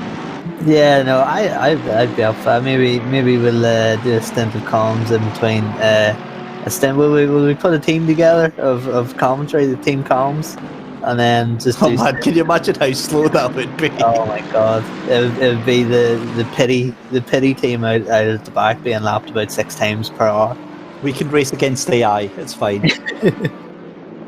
So back to the race then, and this is where things are going to start bubbling over, because pit stops are coming very, very shortly. We're watching Josh Martin on the Coach Save Academy 505. That is, of course, the Kunos X CDA Lexus that is been a bit damaged. It's been a bit battered and a bit bruised, but Luca Tavanari is gingerly making his way back up and trying to have another little look up the inside of Josh Martin there. The gap between the leaders is kind of stabilised now. That's 0.6 of a second.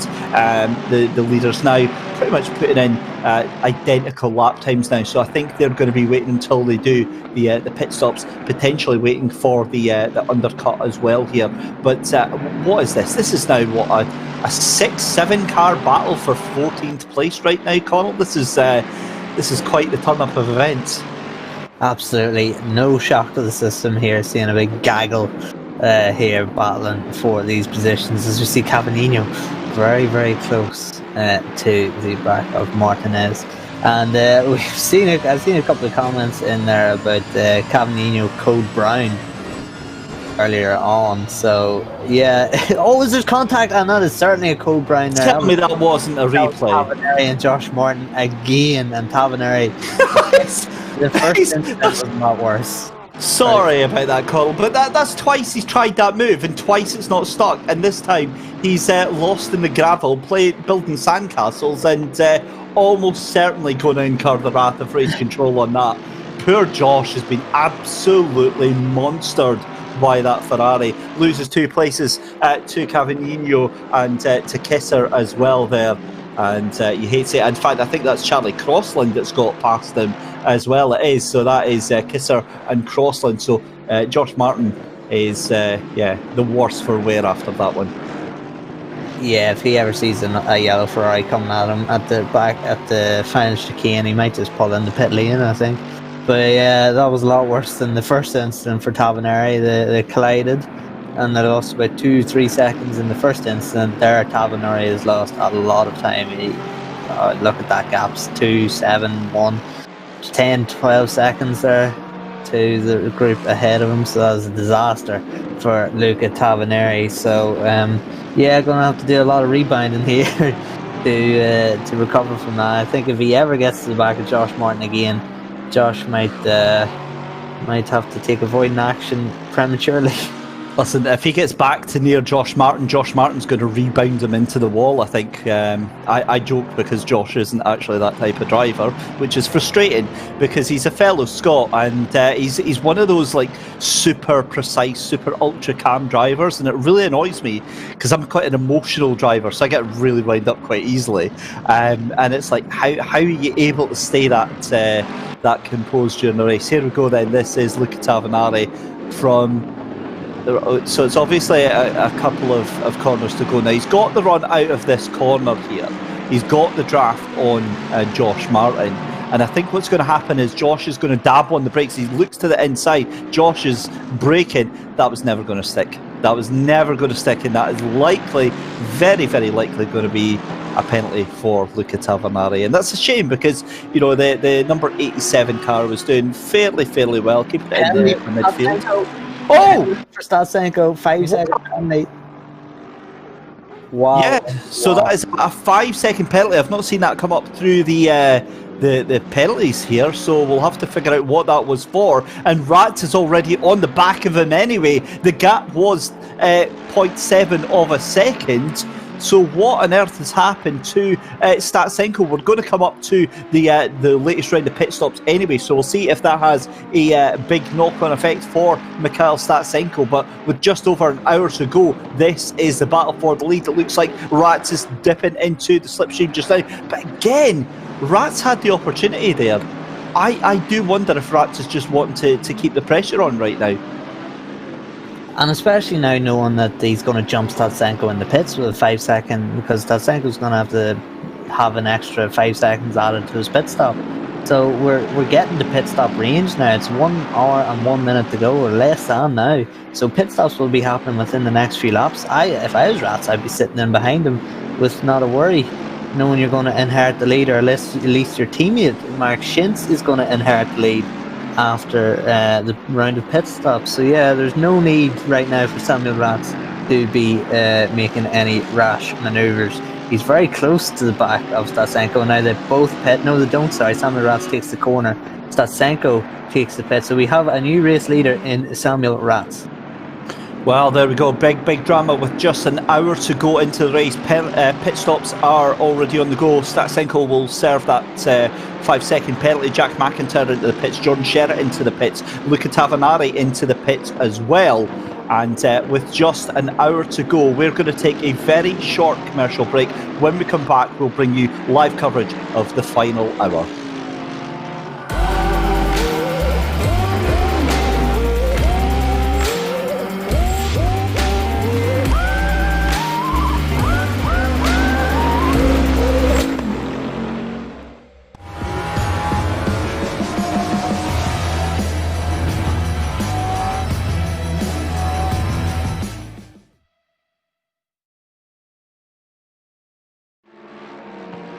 Welcome back then, the final hour here at the 4 Hours of Zolder. It's David Christie here alongside Connall Courtney, the Irish Dream, here for the SimGrid Endurance Cup Season 2, round number 3. Connall, it's been a dull, uninteresting, lifeless race, hasn't it? Oh, nothing's happened. Nothing's happened. No, it's been absolute lunacy of the best way possible. As Niels van der Kokkel comes in now to serve a drive-through penalty. That's for track limits, so he's going to have to serve a drive-through and then serve his normal pit stop. And as the leader behind him is that Samuel Ratz behind him? Certainly is, the 191, well spotted. Yeah, so Ratz is now serving his pit stop, and no doubt he will be in the lead once everyone takes their pit stops, because Mikhail Statsenko just had to serve a 5-second penalty in the pit lane. But going back to the summary so far of the past 3 hours, if you haven't been with us, where have you been? What's more important than this? This has been absolutely fantastic throughout the entirety of these 3 hours. And now we're building up to the crescendo of the final hour sprint. Everybody now throwing everything at it with whatever they have. And Pfeffer is in the 157 car. We just cut down now. He's just served his pit stop. It was that Cormac Graham Meenan behind him there in the 96 Merc. It wasn't. It was somebody else. Cormac has jumped into the Sidemax car. But 157, that team, the GTWR team, is the championship leaders. If you're just tuning into the series for the first time, they are leading the championship. They've had a disastrous race for their standards so far, and now they're trying to do as much of a damage limitation job as possible. Well, we'll have to see. A great point actually from Definitely Not a Bird on YouTube. We saw that your race leader, Samuel Ratz, was consistently behind the race leader, which is now the car of Andrea Capoccia. It was Mikhail Statsenko. A great point there, potentially maybe fuel saving as Ratz comes out the pits. Could very well be. Of course, we won't know until post-race when they finally reveal the strategy. There's no loss to revealing your strategy after the race is done, but you certainly don't want to do it mid-race when other teams can adapt their strategy to suit against yours. So we'll find out after the race from that team what their situation is. And of course, if they can get this done, it'll be probably one of the biggest shocks in terms of victory, with no disrespect to Marek and Samuel Ratz. It'll be the biggest shock when I've seen the SimGrid, just because of their position so far in this race, or in the season, 14th in Barcelona and 10th in Imola is not form you would expect that they'd be winning then in the next round at Zolder. But if they can get this done, I'll be very, very happy for them. Fresh faces in the Ferrari, and they'll boost their championship challenge. They'll be jumping up the championship order. Well, given that your proverbial race leader is Samuel Ratz right now, moves over to hand the car to Marek Schintz. They've got a provisional lead of, about 8 seconds over the was in first place Andrea Capoccia, the 149 machine. So yeah, that has been a real turn up for the book. So it's not just been that 5 seconds penalty They've really managed to outpace them here. Back to watching the action on track, and Vinamari and James White going side by side there. Goodness knows how James White didn't end up clapping, but the Mercedes has a poor exit out of the chicane, and that is going to hand the place surely to James White. They're side by side. It's going to be Vinamari tucking back into the slipstream and going to dive off the inside there. Oh, thinks better of it. James White going a little bit wide there, but James White is going to have that position and move up into 16th place there. Charlie Crossland gets a stop-go 30-second penalty, and that is almost certainly for speeding in pit lane. That would be my first guess on that one. We can see Kisser serving his 15-second penalty in pit lane.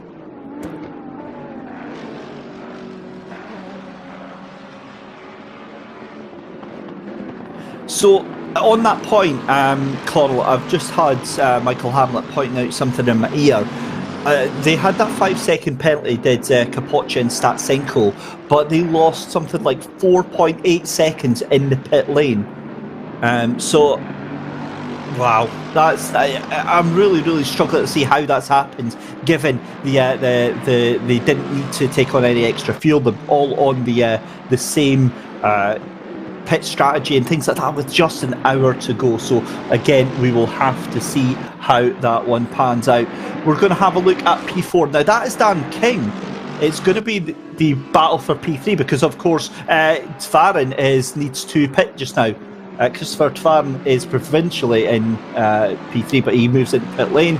So this is P3 then. Dan King against Gregor Schill. Gregor Schill, what a comeback drive has been for the Triple Eight Coach Dave Academy Lexus driver for him. He's just been plugging away and bringing down the gap and clawing his way up the order quite nicely has Gregor Schill. And that Lexus we've seen through the midweek Japanese battle, it's been absolutely awesome. So that gap now for the first, between first and second now, as pointed out, 4.6 seconds is the gap. Andrea Capoccia a little bit faster on that last lap there, but the damage is done. That gap is 5 seconds with 50 minutes to go. Barring traffic, I don't know what's going to happen. There we go, right. 15-second penalty for the, let's have a look. Not sure who that is. It's getting the 15 seconds, but it's between the car 1 and the 132. It's the 132 that gets the time penalty. That was Chris Hook that was in the Renfelton Pro Team, the number 1, and the 132 was, of course, I think that was Francesco Dondi in the GTWR. There we go, that's it, correct there. Thank you very much, guys, behind the scene for that one.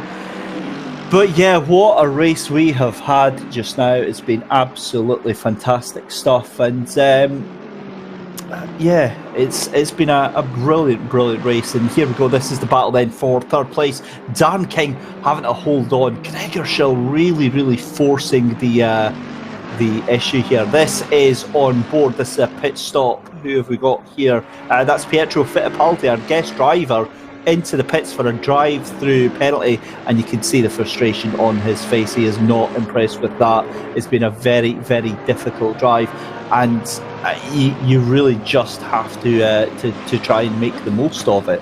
That's all you can do. So back to the battle for third and fourth place here. Dan King just ahead of Gregor Schill. Now they are, I believe he's about 30 seconds behind that battle for first and second place. Now that was 5 seconds, now down to 4.7 seconds. So I've got to be honest, I don't think Marek Schintz has got anything to worry about right now. I wish I could say the same for Dan King, because his mirrors are full of that Lexus. If you joined us midweek on Thursday night for the Japanese night at Suzuka, the Lexuses were everywhere. 80% of the field was made up by these cars, so we see how fast they are. And Gregor Schill, no stranger to that car. Henrik Gamble has had an interesting race, shall we say, in the Ambassadors for Ranvelton 999 car.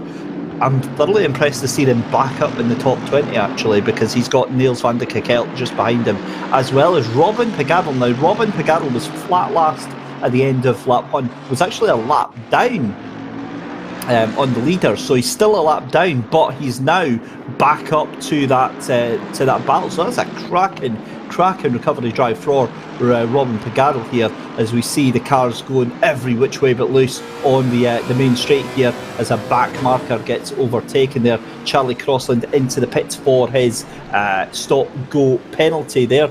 The 66 actually started in 6th place, so Charlie Crossland, it has been a disastrous drive for that number 66 outfit of the Team Fordzilla Williams JIM racing team.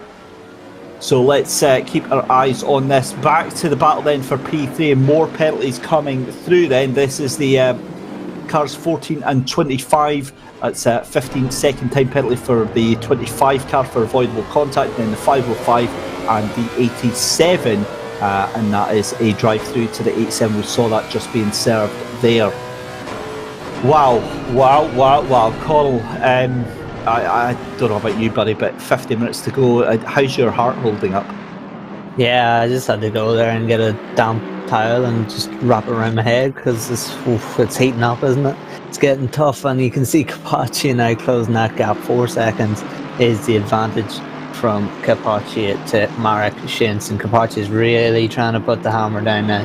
He knows he has just absolutely got to capitalise as many points as possible on the unfortunate situation at Tobias Pfeffer. As you see, oh no, the 999 is in the wall again, and that is an absolute disaster, and they've just bumped the wall again just for good measure to make sure that bonnet is properly destroyed, and that is a mangled car, and that car will not drive straight.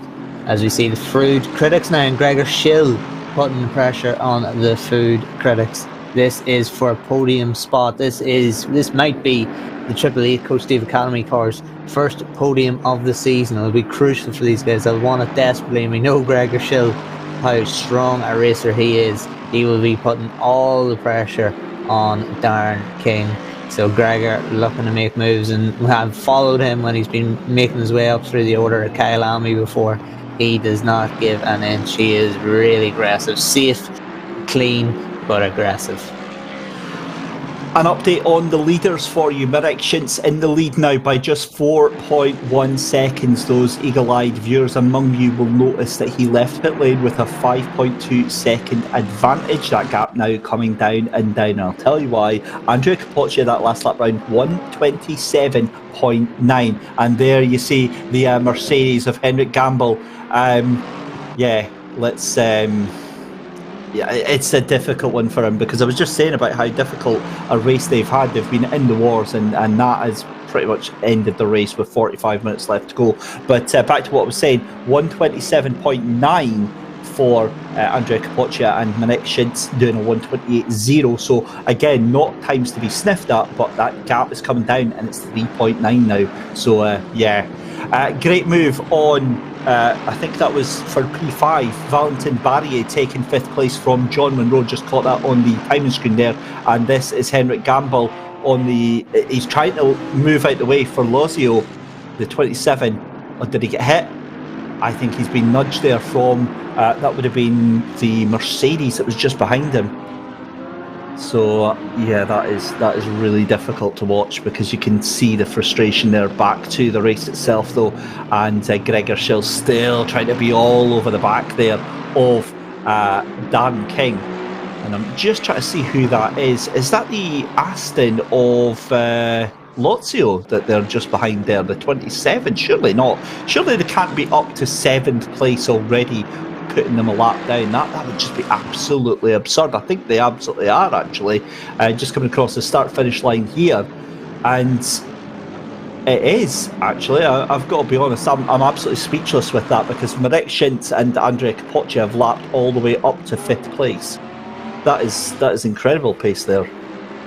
Yeah, that's pretty crazy. So we're going to get another replay. We're going to look at it from a different angle. So the 99 comes in, and maybe he thinks that the 999 is going to let him through. The 999 goes very wide and then comes back into the middle of the track. That's really, really unfortunate for those guys. And now we can see Darren King flashing his lights at the car ahead, clearly trying to get him to move out of the way, because he needs it. He needs to put that back marker. I say back marker, he's 7th place right now, and he's having an absolutely brilliant run. Here we go again. Here's another replay from the onboard. yeah, nowhere really for the 99 to go, was there? I mean, and that's just unfortunate. And I hope that the 999 has made their way to pit lane and is in for repairs, because that would be absolutely heartbreaking in the final hour of this 4-hour race to have to DNF the car. I think actually that was him. Yeah, there he was in the inside. Henrik Gamble, the 999. They were doing so well. They're 4 laps down now. Can't get it going. And I think that is going to unfortunately be a retirement for those guys. Oh, that is absolutely desperately unlucky to see that from Henrik Gamble, trying his best to get on. The car is so severely damaged. It's done. The best thing that he can do is to retire from the race. I can't help feeling that, because it could end up bringing that car back on the track and causing an accident. Right, back to what we're seeing on screen. I want to give you a little bit of context right now. The car at the front of that battle there is the number 27. That is Luca Lozio in the Jean Lacey Esports Academy Aston Martin Vantage. He is lapping 1/10 slower than the 2 cars that are about to lap him.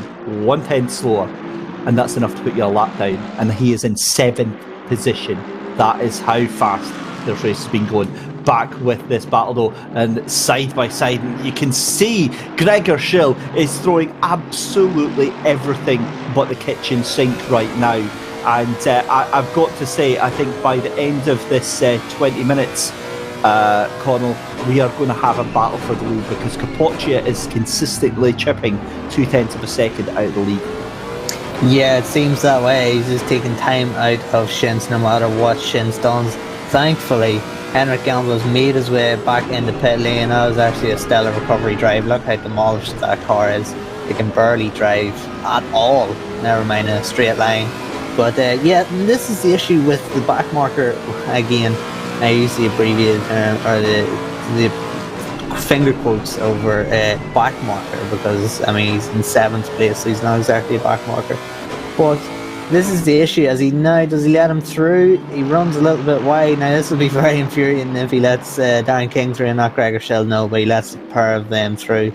I was going to say it was going to be a big issue there if they couldn't get through, because he was, as you say, he was only a 10th slower, and a 10th over the course of a lap, that was very difficult to make that pass done. So if he didn't let them through, it was going to be a big issue. But here's Gregor Schill around the outside. He's going to try the cutback now as Darren King goes defensive, goes for the cutback, focusing on the run into the second chicane, but doesn't look as though the Lexus has quite got the legs over that big, powerful, beefy Mercedes on the run. No, he does not. And Lozio is just going to hopefully sit in behind these guys and keep an eye out. But we've just got a sort of live championship update from Michael Hamlin. Thank you very much.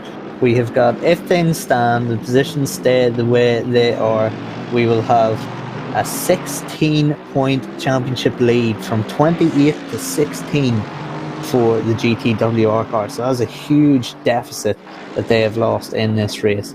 Food Critics will be second in the championship if things stand the way they are, although they may lose another position here. Looks likely that Gregor Schill is at least going to have a go. Food Critics will be on 213, the GTWR's 229. 2 points back will be the resurgent Yas Heat team, and if they can win this race, the Food Critics guys lose their position to the Coach Dave Academy car, then no doubt the Yas Heat team will have second in the championship. So I think actually for the GTWR team, with the way things are going, I think their ideal result right now with the way things are is Gregor Schill passing Darren King and Capoccia not passing Mark Shins. Wild stuff, because of course the 149 at the moment, the Yaz, the 149 team is way down in the championship at the moment. They're down in 4th place, the Yaz Heat team. So with them taking that place from the Food Critics at the moment, with them being in 2nd place, they could easily take this win, because the gap is coming down and down and down. It's now 3 seconds there. You see the points calculations on the screen just now at the moment as it stands, and that will change, because I can't see the 149, excuse me, of Chaz Heat not being able to get past Marek Schintz right now for the pace that he's got. Another penalty coming in. We said it was nice and quiet, and oh my goodness me, did that all change. 144 and 818 on lap 120 is going to be a drive-through for car number 818. So the 818 car, that is, of course, let me just look here. That's the Madhouse Racing Team. So that's not their first penalty that they've had. That's Ryan Whitlock, Tony Corsaro, Ryan Walker, and Thorben Kexel. So a drive-through for them, and Kexel in 24th at the moment. That again is going to be a disaster. Pietro Fittipaldi, another 15-second time penalty to them. They had a drive-through earlier on. They've now got a 15-second penalty added on to them.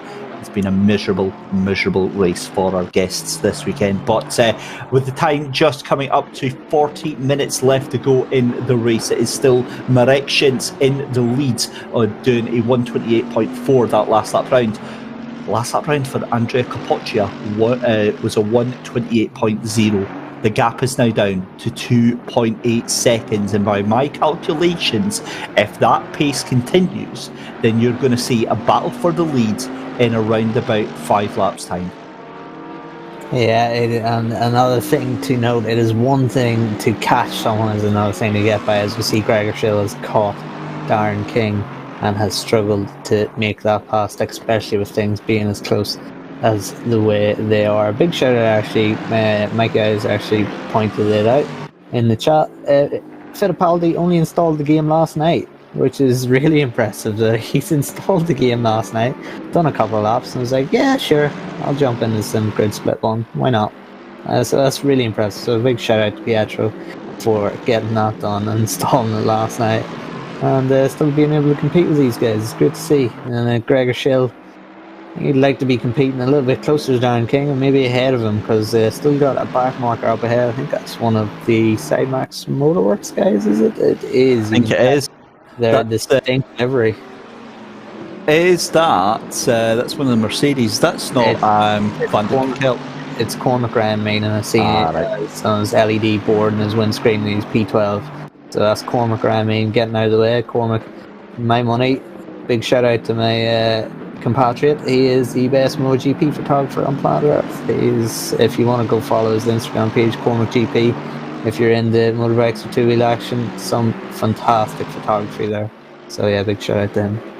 Connall, I'm only going to point this out, but the last time you gave him a shout out, he crashed the very next lap. That was brother Killian. So that's the second time I've got those two mixed up, so I do apologise. But it's just be careful with that, because you know what happens. I'm worried now that if you brought that, you've reminded me of that, and I hope I have jinxed it. We'll soon they'll probably, if that happens, they'll probably drive up north to me and come beat lumps out of me. Well, on that bombshell. Now what has happened between Gregor Schill? Because Gregor Schill has taken third place from Darren King. He's got that move done and moved up into third.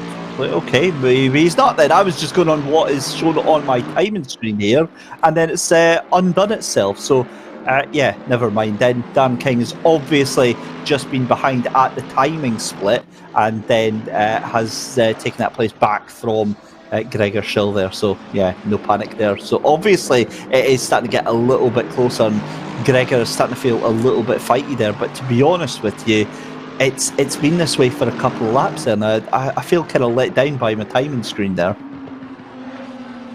Yeah, but at least you have something to blame in the timing screen. It's never all fun. But I just love there, actually, in the first chicane, you can see the travel of the wheels there as they took flight, especially in Gregor Schill's car.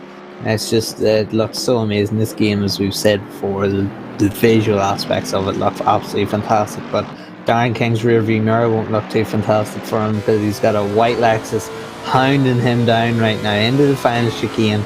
Where has Gregor seen weakness? Where has Gregor seen opportunity for a pass? And where will he finally make that first attempt? Because he hasn't made an attempt yet. Yellow flags are out, they've been cleared, so I know they're coming back and they're going again. So maybe someone just run on into the gravel. But Gregor Schill last lap around, still in the 28s, still pushing Darren all the way. Meanwhile, Capoccia's gap to Schintz is sort of stabilised there at 3.3. Yeah, it went up. What happened was last lap, Marek Schintz actually had about half a second ahead of Capoccia. I think that it's because they're coming across, lapped cars. It was I believe, was it the 111? I'm just having a look here who they're getting past. Yeah, it was Errol Verwey in the 111. Is between the two of them now, so you'll see Capoccia deal with him very, very shortly. Back to this battle though between Dan King and Gregor Schill. This is just absolutely fascinating. That gap between the leaders now back down to 2.6 seconds there, 2.2 seconds actually. I'm seeing on the latest screens now. Again, as lapped cars come into play, they're going to be onto the back of the one very, very shortly. But Schill is just he's just unable to get anything done on King right now. Yeah, and the thing is, he doesn't even look as though he's really threatening a pass. So I don't know whether he's just sitting back, just conserving tires, conserving a bit of fuel, and then going for a last 15-minute push or something to that effect. But it's interesting to see, as you see, Capoccia getting past the back marker with relative ease. Now, if that back marker was holding back Marek Schintz, then Capoccia got through him a lot easier than Schintz did, and that is advantage Capoccia. And that is 2.4 seconds, and he's really throwing everything at it. There's just over 30 minutes to go. Can he get this done?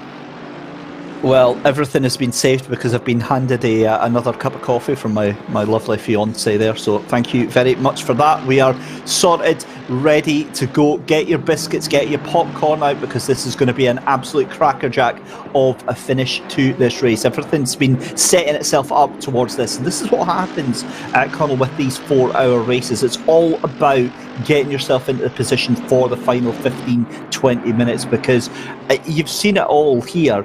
Every single car is involved with a battle with another car. They're all within, maybe 2 to 3 seconds of somebody else. You can see that here with Daniele Vidimari just behind the Mercedes of Martinez right now. I do love that Energy 24 delivery on that Energy Racing Team car. It's bright, it's vibrant, and I think I might steal it. Yeah, creatively borrow. How about that? You might creatively borrow it all in the name of art. No, I mean literally. I'm going to steal that for my real life race car. So I just actually had a quick check of the positions tracker from Michael Hamlet. He monitors the qualifying positions and then monitors their gain or loss. And I think really it's quite consistent. Smoked salmon and fries are the biggest gains out of the top 15, top 20. They've gained 6 positions from their qualifying start. This is obviously at the 1 hour to go mark. Biggest loser so far is Rookie Monster / Fordzilla. They have lost 15 positions from their great grid starting place. So that is an absolute disaster for those guys. I think they might have even lost a wee bit more, but absolute disaster for those guys. And I think other than that, everyone's losing maybe 1 position, gaining a position, 2 or 3 here and there. So normally we see us populated with a lot more massive gains or massive losses, but some of the teams who qualified well have also kept their race quiet. For sure, and I think that's a fairly accurate summary of what we've seen over the past 3.5 hours. But we head into the final half an hour, and I've got to be honest, we're sitting here with bated breath, both myself and Connall. Oh no, Tobias Pfeffer has a drive-through. Your championship leader in the 157 has got a drive-through, and that has absolutely nuked their championship campaign, because they were doing a recovery drive after the damage done earlier on. That's an automatically assigned penalty for track limits, Connall, and that just makes their day go from bad to worse. I am absolutely stunned at that. I mean, oh god, I feel so bad. My heart goes out to the 157 guys, because they're so fast, and they shouldn't be down where they are, and now they're going to have to go even further down the grid, and he's already serving a drive-through penalty. I actually remember, if anyone watched the first More Female Racers race of this season, this current season that's on every Monday, you will have seen Tobias Pfeffer all over the back of a Nora Rose for 15 minutes, and what was probably one of my favourite races I've ever covered. And on the second last corner, Tobias got a drive-through penalty for track limits. So, yeah, it's unfortunate he's got another one. He'd be 60 and DT beside his name now. And that is just an absolute disaster. He's served his penalty already. He's only lost one position so far down his straight. So he's lost one position. He's not going to get that back in 30 minutes unless there's a mistake, because that gap is quite large. 10 seconds. No, he's lost 2 positions. He's actually lost to Kirsten as well. So we're going to have to see. Give it a lap for the time screen update, and we'll see where Pfeffer is. He's P10. He's P10 officially, and we'll see if he can catch Kirsten and maybe get himself inside. But surely that's going to bring Yas Heat and the food critics even closer to that championship lead. Just want to give an update to one of our viewers on chat, who's actually a driver, Alara Kenson. Says that there was an Audi on 4th or 5th a while back. Don't know what happened to them. That is actually the 34 car that you're talking about there. That's the Expat Sim Racing car. Now, they were caught up in a few different battles and a few bits of contact. Especially, there was a big battle between sort of 6th all the way up to 10th place there, and I think they've just got caught up in the contact and also some of the pit stops there, but they are actually running in 11th place. It's Kostas Buzianis that is in the car just now, and just behind Tobias Pfeffer. So you can see then on the screen there, 11th place there, 3.3 seconds behind Tobias Pfeffer here, as we have got all sorts of shenanigans going on right now. It is a ding-dong battle every which way right now, because you've got the Bentley there just making her way through. I think that's Valentin Barrier that's just making his way through that one just now. And then you've got the three-way battle right now. I think that is Martinez. You've got Vidimari, and who else have we got in that one? I think that might be, is that a car trying to make a lap up just now? I think it is. So we'll see that. But side by side, goodness me, through the second half of the circuit here, Connall. And this is starting to get a little bit fighty here, a little bit of contact.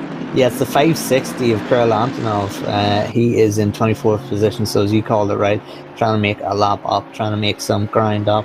Now we have an updated points calculation here from Michael Hamlet, thank you very much. And as things stand, 223 for GTWR, 219 for Food Critics, 211 for Yas Heat, and Coach Steve Academy will be on 175, so not completely out of the championship yet. Thank you very much, Mikey I, for updating that. So look at that. 4-point difference in that championship hunt between the Food Critics and GTWR. 28-point lead, don't forget. The GTWR team brought with them into this race. 28 points zapped down to 4. That would be absolutely huge if things stay the way they are. Yeah, that's a massive demoralising effect that's going to have on them, and this race isn't over for sure. Buzianis is 4.5 seconds behind them, but Pfeffer has to survive for another 25 minutes, so we'll have to see how that one goes. The battle between the lead has stretched out again. It's stabilised and got a little bit further away. It's now 3.3 seconds. This is the battle again for 14th position. We're on the rear wing of Daniela Vidimari and the number 23 Energy Racing Team machine, and just behind him is Kirill Antonov, looking very menacing, although he's a lap down, so he's technically not racing Vidimari right now, but I know what he's like, and he'll absolutely be wanting to get that place back right now. Yeah, there's no sort of conservation now in these last half hour. It is just, let's go for it, get as many positions as we can, get as far up the orders as we can, get as many points as we can. But Kirill Antonov still putting the pressure now on Vidimari. Vidimari is really putting the pressure himself on Martinez, who has 4 cars behind him, but 2 of them are quite far back. And you know what, I'm surprised we've seen I should stop saying prophesizing things, because I was just about to say I'm surprised we haven't seen as much airborne action, and then all of a sudden Vidimari loses position via going airborne. But Antonov just does 2 cars in the space of 30 seconds, and now Vidimari is going to capitalise on this and go around the outside of Martinez, and that's contact once, twice, 3 times, 4 times we have contact, and now there's a Lamborghini here trying to capitalise on this, and Martinez is going to lose that position. Will Vittemar be hit by the Lamborghini? No, he does not. It looks as though Martinez is in a little bit of trouble here because his braking is quite early, and a lot of people are jumping him here, so I don't know quite what's going on with Martinez, but he certainly lost that position to Vittemar. Wow. What can you possibly say about what we just saw there in the past couple of minutes there, apart from wow? That was the 56 Lamborghini that was just making their way. That is Vasily Onufriev. I've got no idea how we've never even mentioned Vasily Onufriev in that 56 like and subscribe team. We've just not seen him. The Lamborghini Huracan of the amazing Igor Ogorotkov and Vasily Onufriev. We have just barely even had anything to say to them today. Down in 25th position, they're not even registered on the timing screen just now. Been a bad day for both of them. They started I think it was their sister car started 5th and is just fallen off as well. That is of course the like and subscribe to team car, and that is 24th, yeah. So they're 24th and 25th at the moment then. So yeah, let's hope nothing happens between them two. Goodness knows, that would round off an awesome day at the races. 24 and a half minutes left to go in the race here. 2.6 seconds is the gap between Marek Schintz and Andrea Capoccia. And again, my timing screen keeps saying that oh no, it's going back to the proper order now, that Dan King's still ahead of Gregor Schill.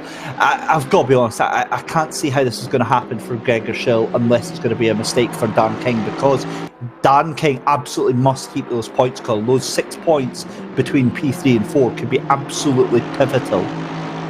Could indeed, but it's interesting. It can all come down to whether Gregor's just sitting there comfortable, conserving things. Is he forcing Darren to use up his tyre defensively, using a heavy brake and trail braking, using up a little bit more fuel than he wants to, and Gregor's sitting there conserving tyre when he knows he has a couple of tenths in the bag, so that in the last 15 minutes he can make an attack and not be countered.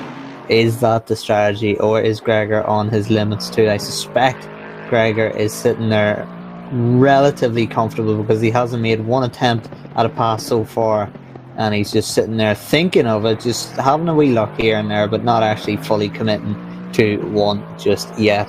So yeah, King is in all sorts of trouble here in terms of the pressure he is under. Elsewhere at the front, it looks as though Marek Schintz is too consistent at the minute for Capoccia to make 2.4 up in the space of 23 minutes. I don't think it's going to happen for Andrea Capoccia, but regardless of if it does or not, if he finishes first or second, this is a big gain for Yas Heat in this championship.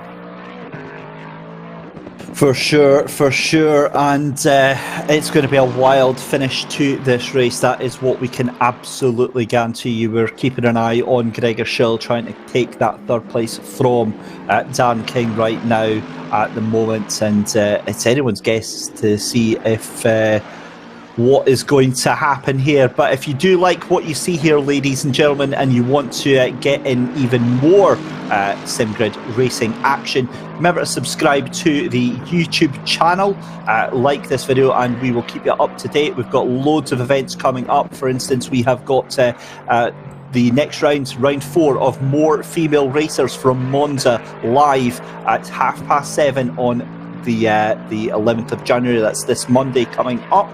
So that is More Female Racers round 4 from Monza on Monday as well.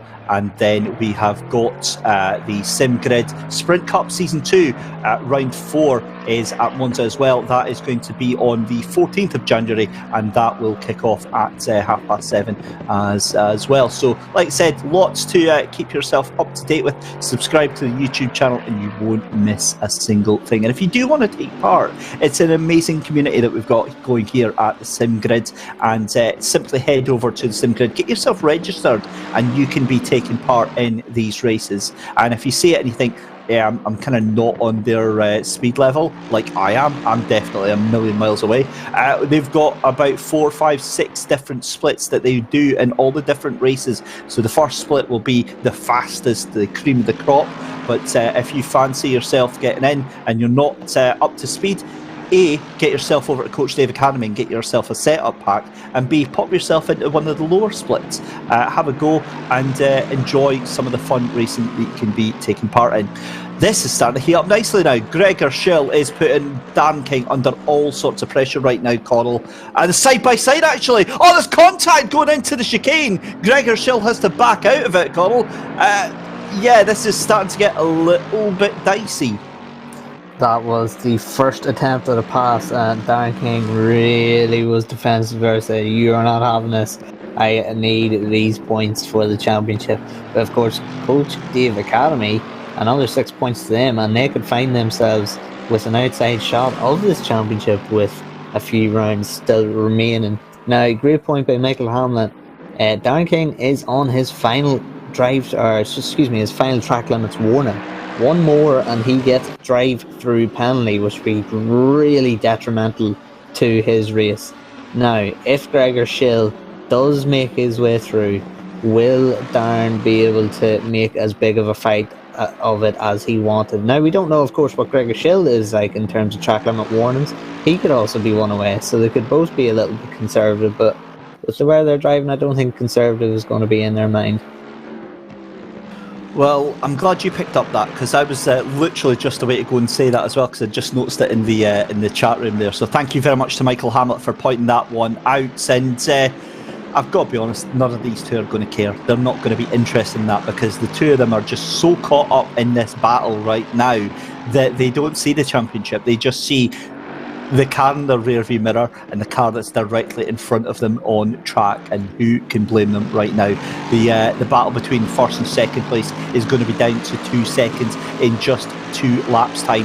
Marek Schintz still in the lead in the 191 car in that Ferrari, doing a fantastic job for Racing Line Motorsport, ahead of Andrea Capoccia in the Yas Heat 149. That gap is now 2.1 seconds, and well, at 1.8 seconds, because he's catching traffic. Who have we got in front of him? That's the 818 that is just in front of him. So that is going to be, let's have a look there, that's Thorpe and Kexel that he's going to be catching up in the Bentley very shortly, and another 4 cars in front of that as well. So wow, this is set itself to be an absolute blockbuster of a finish here. And Connall, I honestly don't know which way to look in the final 18 minutes. Yeah, well, I was looking there all but 2 laps ago. It's half a second. It's half a second. What happened there? It's got to be traffic. But it's not, because they're not on it yet.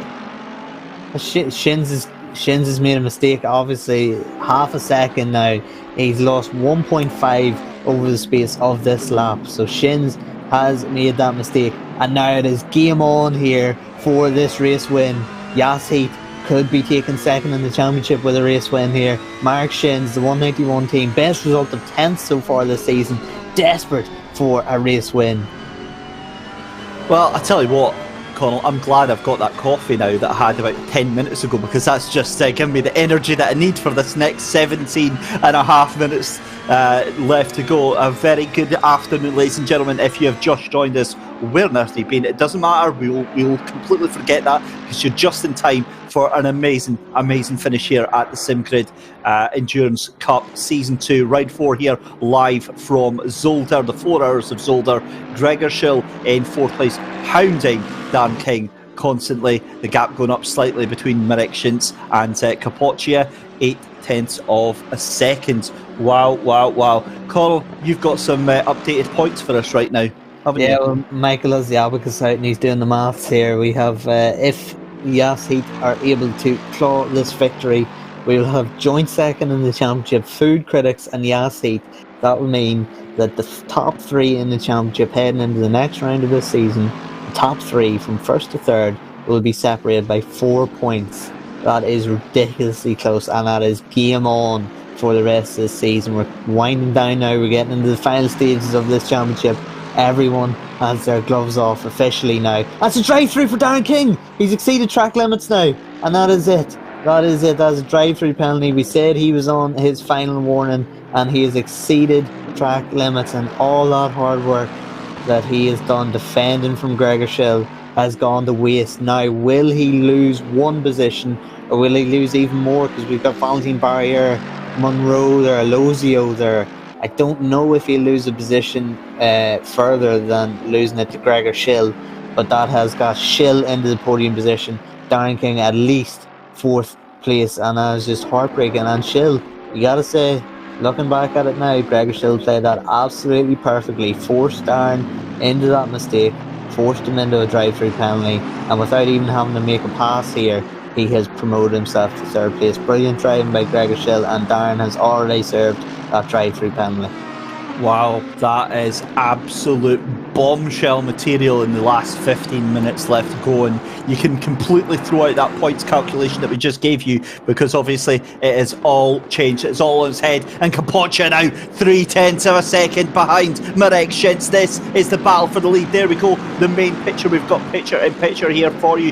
Thank you very much to Mike Yao for just the awesome coverage that we get to bring to you guys. Marek Schintz, this is the main picture that we're watching. Kapocha in 2nd place for the 149 team of Yaz Heat, hounding, pressuring, putting all the possible attention that he can do to Marek Schintz in that Racing Line Motorsport 191, and that means that I think he's going to come out in P8, Dan King, at the moment, because Bert's going to get past him as well. So Connall, I mean, that is just an absolute heartbreak for them. Oh, I'm gutted for them. My heart does go out to them, because they've done so well in this race. They've been thereabouts. They've been leading for a while in this race, of course, when Kapocha and Schintz came together and they inherited the lead.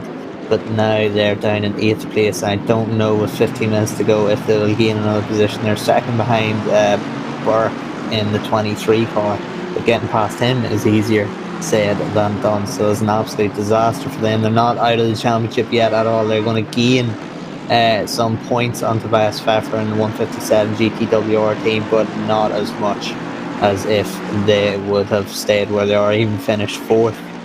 They'll be 3rd in the championship, still in the championship hunt, of course, but again, it was going to be a 4-point difference for the championship lead. It's now going to be extended to double digits, so it's very, very unfortunate for those guys, but still double digits, but it's not much. It's not much going into 2 races to go in the season.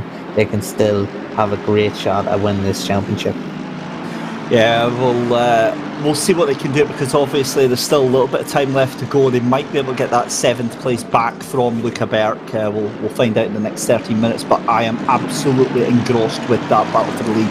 Moves down into the inset picture for the moment. We keep an eye on Lozio in 6th place in that Aston Martin, hunting down John Monroe. John Monroe doing an epic job of holding on to that 5th position there. You've got, that is not Valentin Barrier, it's just up in front. That is an Aston Martin that you can see up in front. That's the iconic Keck sim racing colours that you can see just up in front of you there. So we'll get an idea on that one just now. That's 23rd as well. Behind that is Kirill Antonov up in the mix. So he's throwing his weight about there. I think that's actually, is that Jonas van Druyten in the 995 Aston? I think it is, yeah. Keck Sim Racing number 3 taking over from James Bacon here. So it's just an absolute belly contact. Oh, you hate to see it. Kirill Antonov putting his nose where it doesn't need to be. He may be the faster car, but he's definitely cost some time there to Lozio there in 6th place there. So a horrible moment there for Kirill Antonov there, and that just did not need to happen. Meanwhile, you can also see John Monroe making his way past the car there that we just spoke about, Jonas van Druyten in the 995 Aston Martin. So he's now got 2 cars ahead of himself, and Lozio there in 6th place, Coral. Oh my goodness me.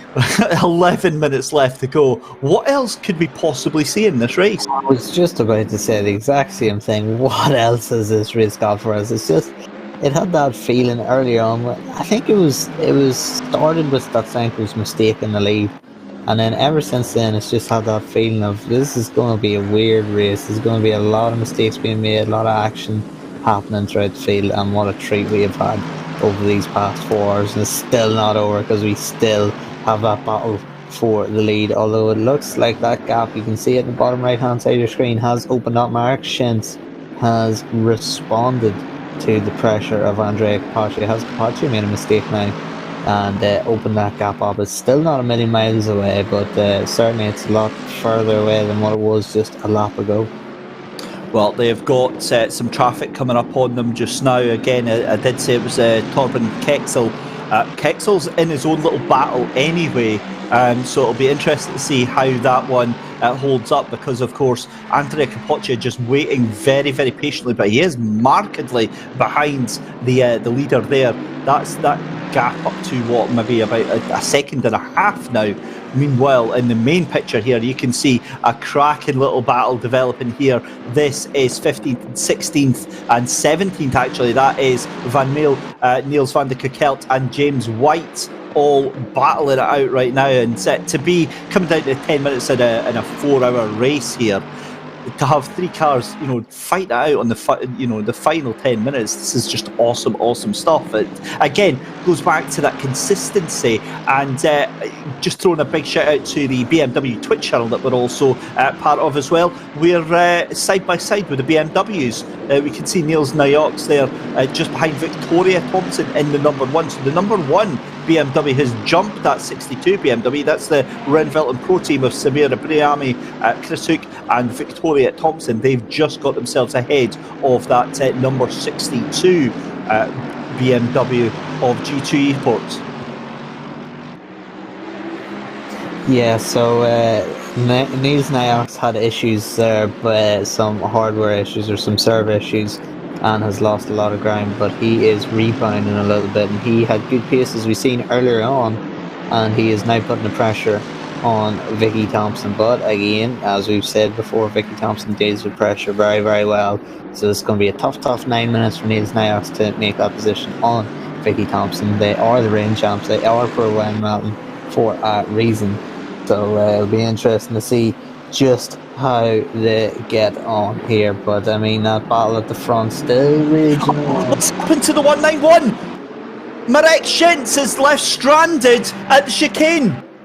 Marek Schintz has been caught up in some back markers there, and Capoccia's taking the lead. I was looking at the little icons in live time, and he came up to the 818. He's obviously hit him, and Marek Schintz has spun round and is in second place, 10 seconds. So Andrea Capoccia in the Yaz heat is in the lead. Wow. We did just ask what else has this race got for us. My goodness me, this is unbelievable stuff. I can't actually believe I'm hearing what I'm hearing. I mean, it looked as though Shins had responded so well, it was actually getting it back and had gapped Capaccio to the point where Capaccio couldn't respond to it. And then all of a sudden they've lost the lead with 9 minutes to go after a 4-hour race. That was just, my heart is going out to so many teams today because I sympathise with a lot of them. I love how you hear, we've got a production team behind us here that we can hear behind the scenes, and every so often you hear a gasp or a giggle of like anticipation or excitement, and I think that sums it up nicely. It's just been an incredible race there. Marek Schintz, we'll have to see if we can get a replay of what happened there. It was on the entry to the final chicane there, and it was coming up to the 818. We've got a replay coming up here.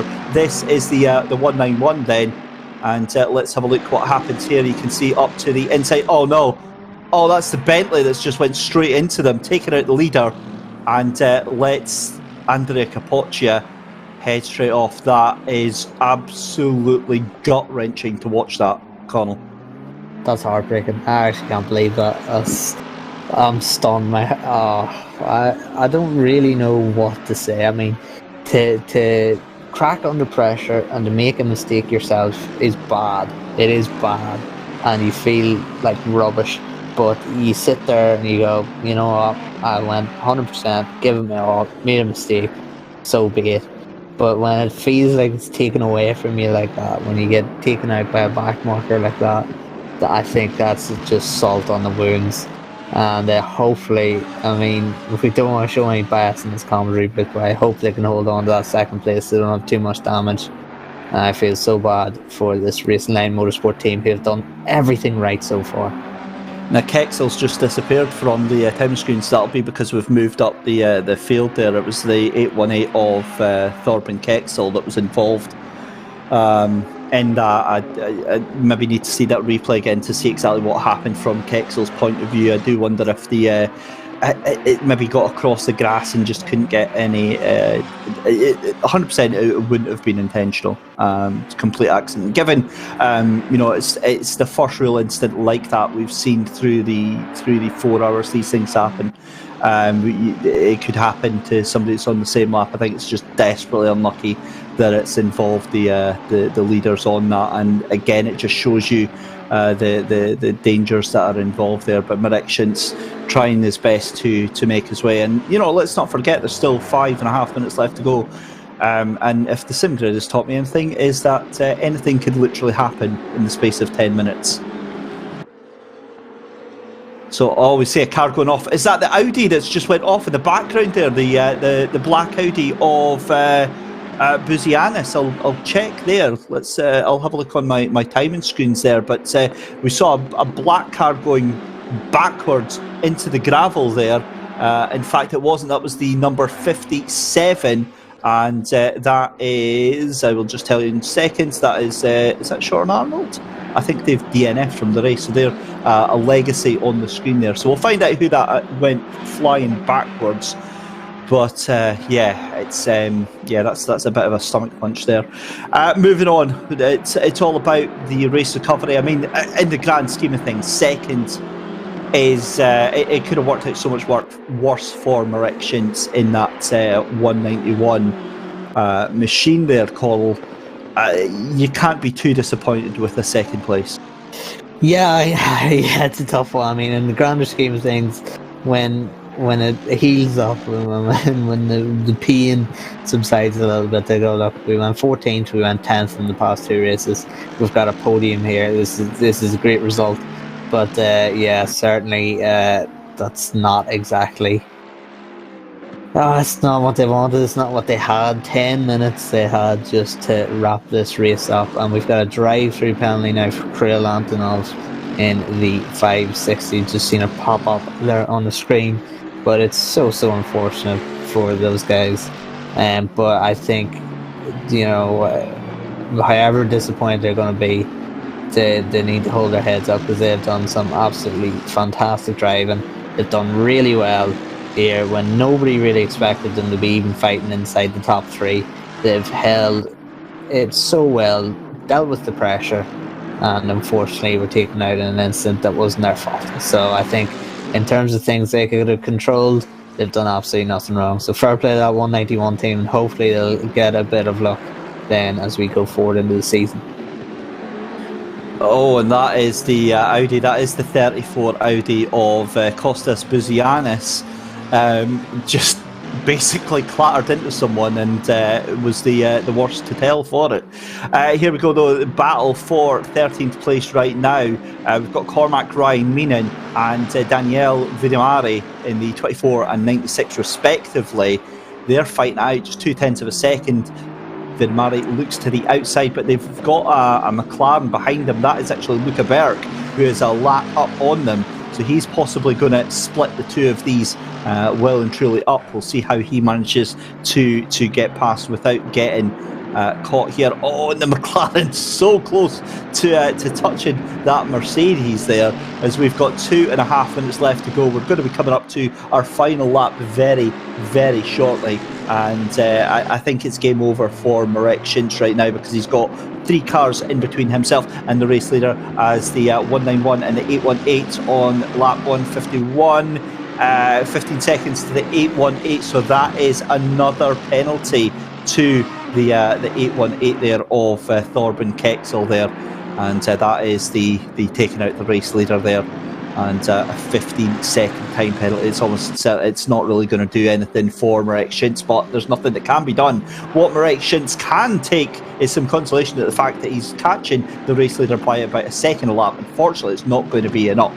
It's almost certainly going to be because of those lapped cars that he's making his way. Jonas van Druyten in for a drive-through penalty just now, the 995 in the Aston Martin. Here is Niels van de Kekelt, who is catching onto the back of Van Mil. Now, James White was in that battle as well, and James White actually getting past Van Mil as well, as we see Buzianis dropping down a couple of places as well. So, I mean, Connall, it's been an amazing race. We've had highs, we've had lows. Any moments stand out for you? Oh God, I don't think any moments stand out for me, just on the sole fact that there's been so many, it's hard to choose from. But no, to be honest, I think that battle, Sher, Ratz, Statsenko, those guys, when they were in that battle for the lead, it was just absolutely fantastic. Even that battle when the front two were split away and we had 3rd to 7th battling, that was absolutely stunning. I just wanted to sit back, mute my mic and just watch, but unfortunately that wouldn't have been very entertaining commentary. But yeah, we couldn't get away with that. I don't think Michael would let me, and you just sit back and watch. But I think I might have to go back and watch that after this race, because it was just some of the most brilliant races. As we start now the last lap of the race, and Capaccia we'll be starting it very soon, because Capaccia on your screen on the bottom right is about to go across the line. So this is the last lap now, approaching Andrea Capaccia. You have to say, with the pace that Yas Heat had, they are deserved winners based on pace alone. But I mean, Shins and Rats did everything right in terms of what they did out on track, whereas Statsenko made a mistake. And obviously there's been time penalties for Capaccia with incidents, etc, etc. But they've rebounded, and they've capitalised on mistakes from the others, and no doubt they will definitely now be in the championship hunt, and they might be carrying a little bit more momentum than the 157 team. It's going to be interesting to see how the 157 GTWR team rebound in the next round. Yeah, for sure, and massive championship implications for sure after this amazing round that we've had here in the SimGrid Endurance Cup. I mean, it's really had it all, but you've got to take your hat off to Andrea Capoccia. He has kept himself steady. He's kept the car as stable as he possibly could, and they are reaping all the benefits for that Yas Heat. And Connall, you actually called it right at the beginning of the race. You said the Yas Heat team needs to make they need to set the marker down. They need to lay down the gauntlet and say, we are in this championship. They came into the championship in 4th place, and they are going to leave as your race winners. Out of the final chicane though, Andrea Capoccia for Yas Heat, the 149 Mercedes, comes across the line and wins the race here at the Endurance Cup. A wonderful win for the Yas Heat race team to take the 4 hours of Zolder here, round 3 of the Endurance Cup Season 2 here at SimGrid. Marek Shins comes across the line, a very hard luck in second place there. Gregor Schill is going to come across the line in 3rd place, and that is a big result for the 888 Coach Dave Academy Lexus, Connall, and that gives them some vital points here, doesn't it? Yes, it does indeed, and that is their first podium in the Endurance Cup so far. And let's not forget, 3 different winners now in this Endurance Cup. As you see, Gregor very happy with that one, getting the thing sideways, spinning her up. Brilliant stuff. Well done, Gregor Schill, and everyone in the Coach Dave Academy squad for getting that podium. Valentin Barrier, fantastic 4th position in that Bentley. And we have, of course, coming across the line, Josh Monroe, Jensen Team Rocket Team, the 22 car, coming across the line in 5th place.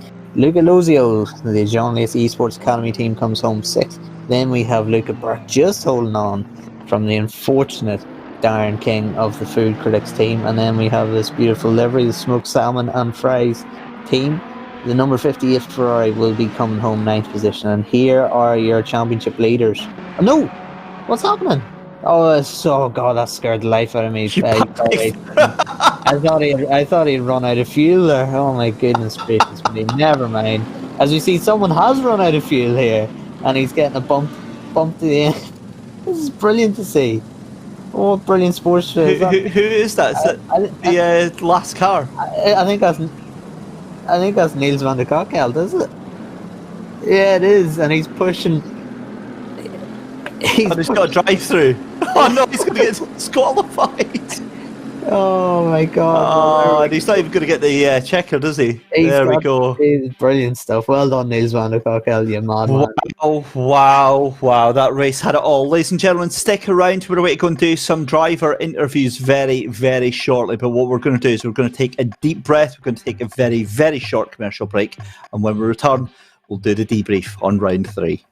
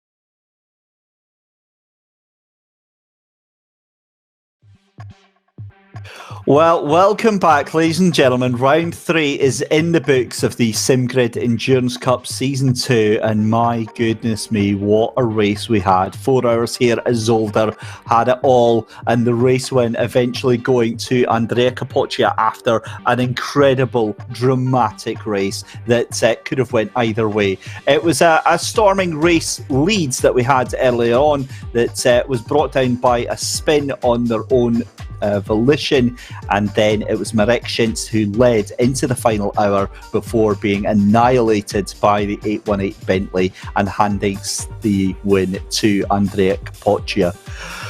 Oh my goodness me. Right, let's get some driver interviews done. I think we're going to have a little chat with we've got Valentin Barrier and Jan-Willem van Ommen, who finished in, I think it was in 4th place they did, so we'll get a chat with them and drag them into the chat room.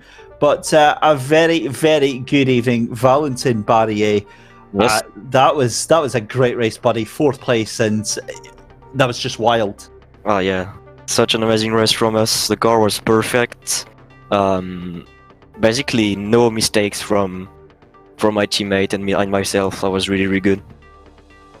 Now, talk us through the 4 hours, because obviously you were sharing the car with Jan-Willem van Ommen. Was there any strategy involved, or was it just a case of just making up as many places as you could?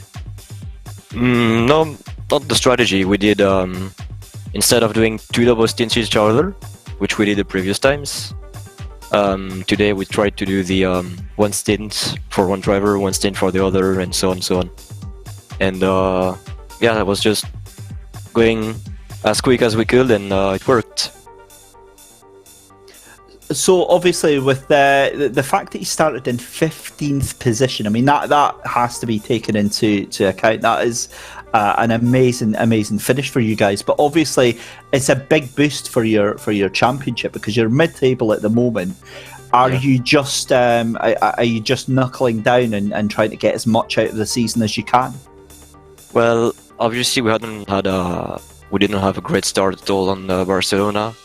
Then we had a decent race on Imola last time, and here a really, really good race. So I'm looking forward on which position we're gonna be on the championship leaderboard, but that's gonna be very interesting for the next 2 races.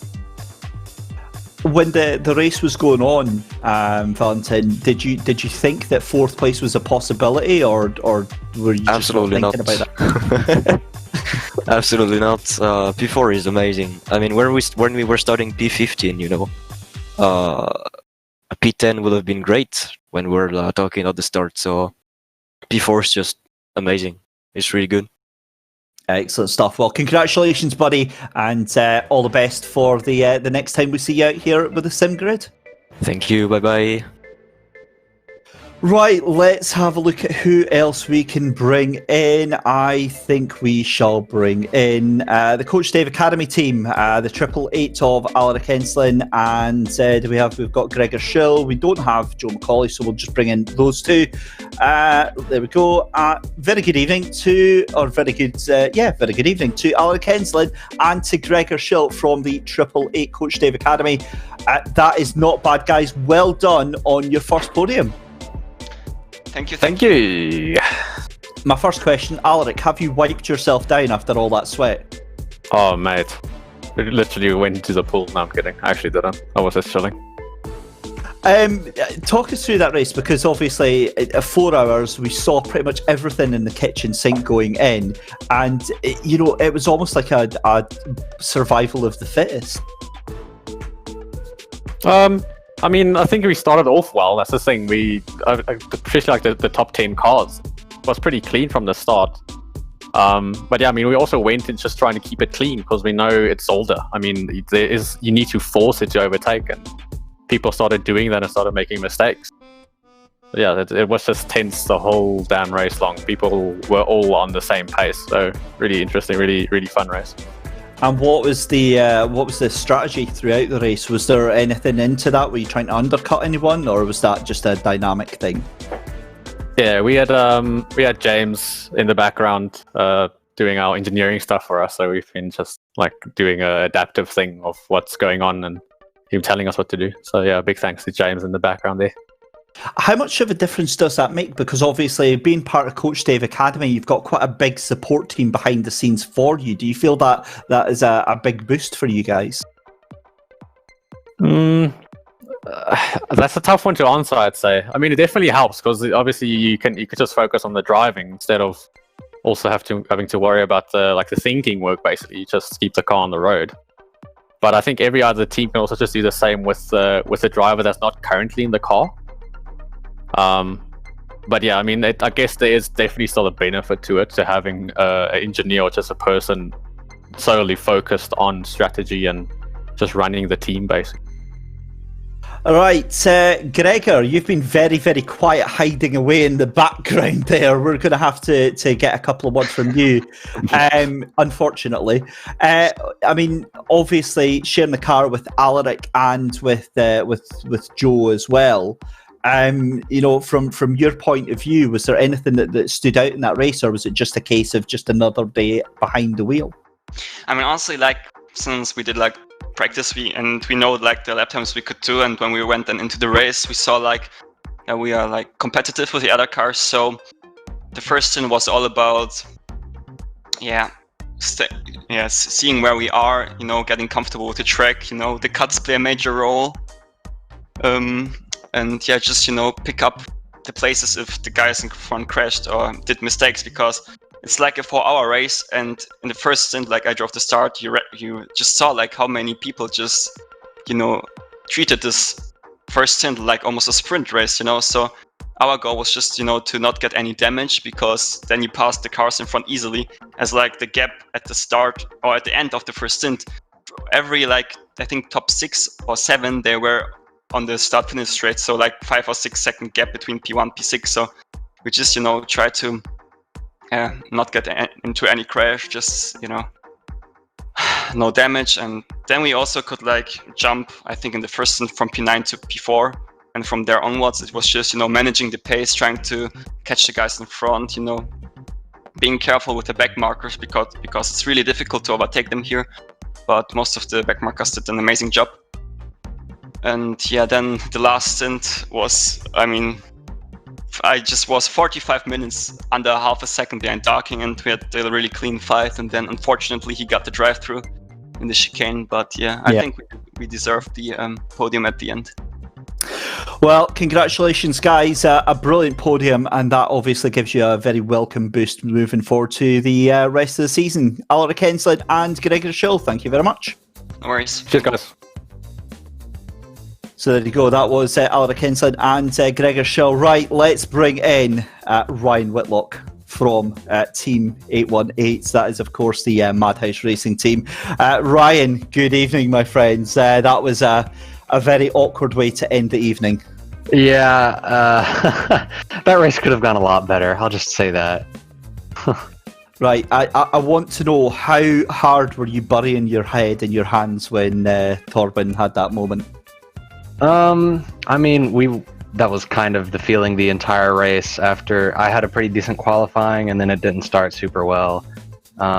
Just incidents for pretty much everyone. I don't think only our third driver had an incident-free stint, so it just a bit of a mess. And we didn't do any practice in the dry. We only practiced in the rain. So just overall, not the race we wanted to have.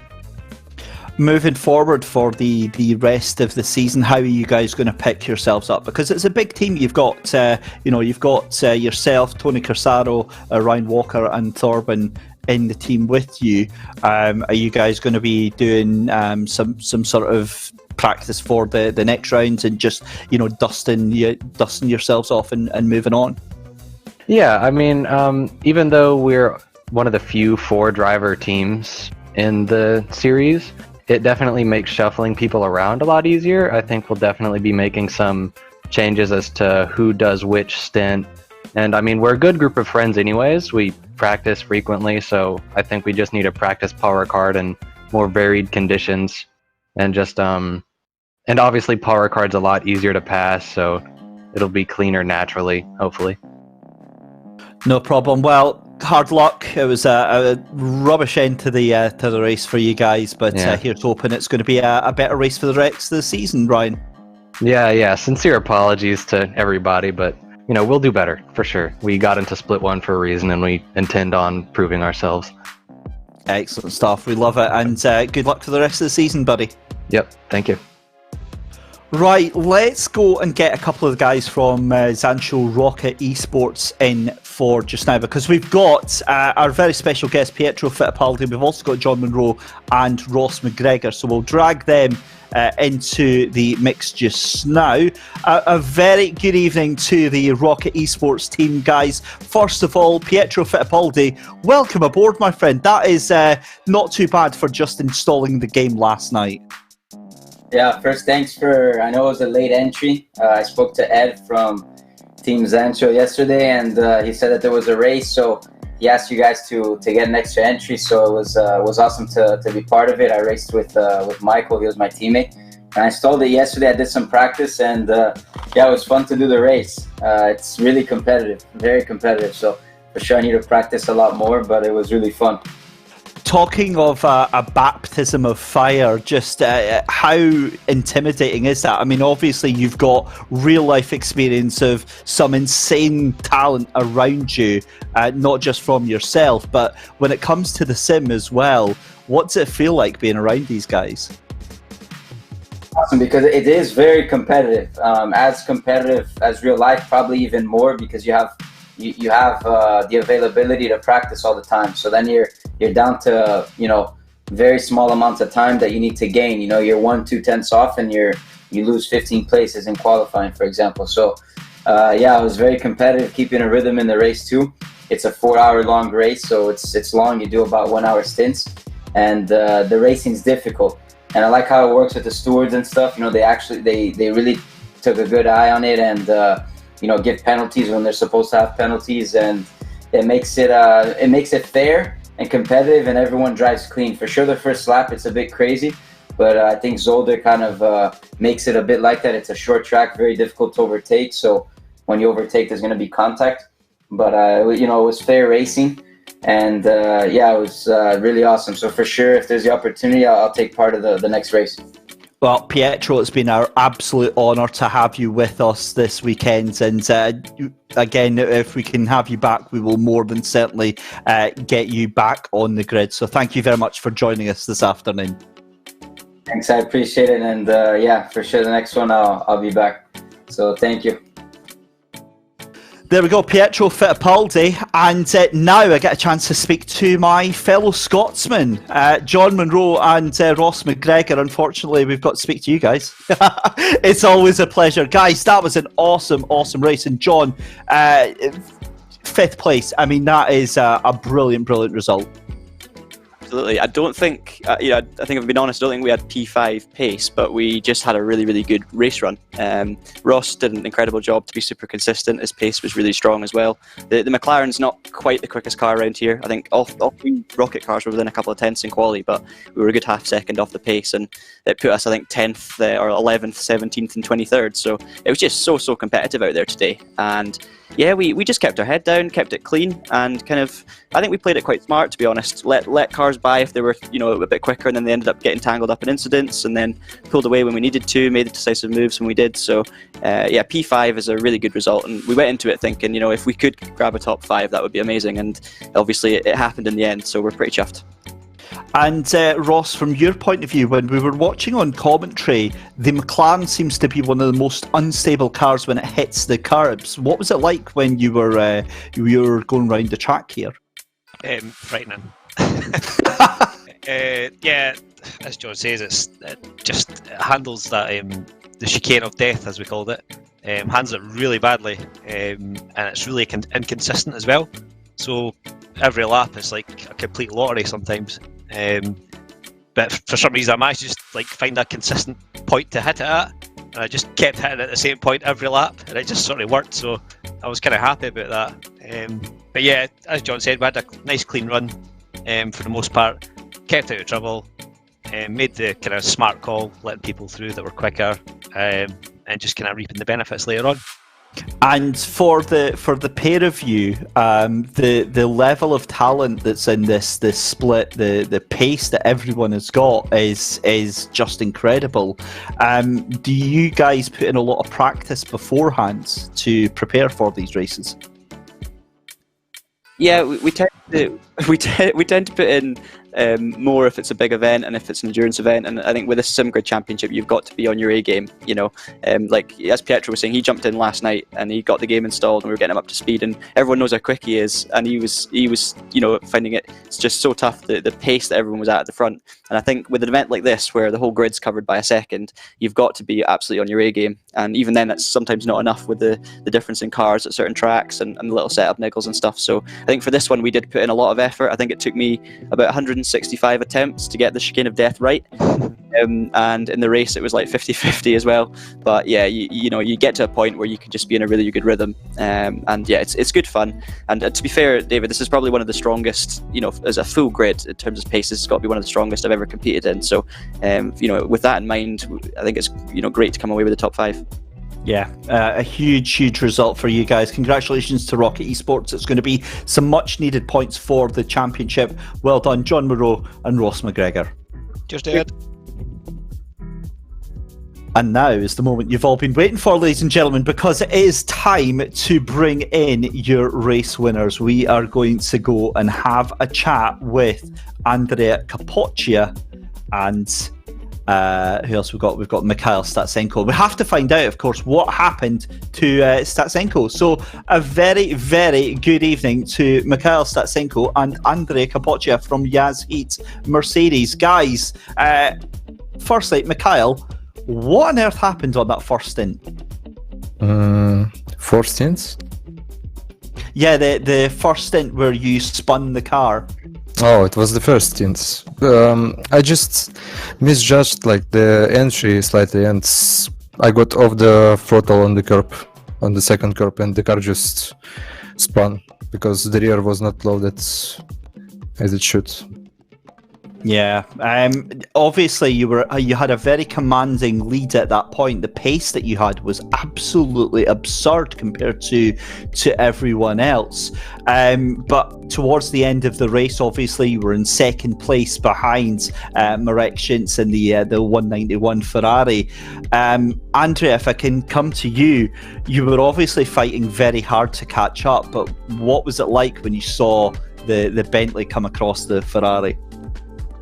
Yeah, I mean, we were like I was pushing 100%. Only problem is that I didn't have like any more warnings to take because I had already 3. But I was pushing like 99%, and I was gaining. Like, you know, when you push at maximum, you can. I knew that I was like a little bit faster than them, but you know, when you gain like 2/10 per lap and you're 5 seconds behind, you can gain like for 10 laps. Then in 1 lap you do the hairpin wrong, and you lose 8, 9 tenths, and you have to like start all again. So it was very frustrating, but I was pushing like I didn't want to fall back or give the win. So we saw the lapped cars who were fighting in front, and Mikael told me like probably they won't let us pass by, so we will catch them when he gets to the lapped cars. And so we were like all very close, like we were in 3 tenths, 2 tenths in that last corner, and he got killed by the Ferrari got killed by the lapped Bentley, I think. I mean, it's not like I don't love to win without having like they like without deserving it, because we deserve the win, but they deserve it more because they did a perfect race with that Ferrari. But you know, these things happen. Just like in Imola, we got killed after like the first stint by a lapped car, and we finished P9. I'm just happy that they finished P2, not worse. Yeah, that's a great point. Obviously, as a driver, you want to kind of win it on the track and not through any off-track incidents, but it is what it is, and you've certainly had your fair share of bad luck in the Yaz Seat team, especially last time, as you said, at Zolder, finishing 9th. That first place win today puts you guys up second in the championship. I think it's 219 points you've got now, and that leaves you in a very, very good position moving forward to the next race, doesn't it? Yeah, absolutely. I mean, I don't know now how far we are behind the P1, but next races, I mean, we won't be down with the moral, and we can. I mean, we know now that we can fight actually for the championship, and everything is again open, and we'll just have to work on it like 100% of the time. I think off the top of my head, it's 4 points that you're going to be behind the championship leaders. But for the pair of you, Mikael, I'll come back to you. Paul Ricard is coming up next. The 4 Hours of Paul Ricard on February the 6th. How do you feel about that as a track? I feel quite good, but Mercedes might not be the most dominant car on the Paul Ricards, because Ferrari is actually very fast. I don't know. We'll see. We'll try to find the maximum pace. Exactly. And Andrea, how do you feel about Paul Ricard? I've always said great races there. It's a very good track for battling, and you know, Mercedes. The good thing about Mercedes is that it's very fast on the straight.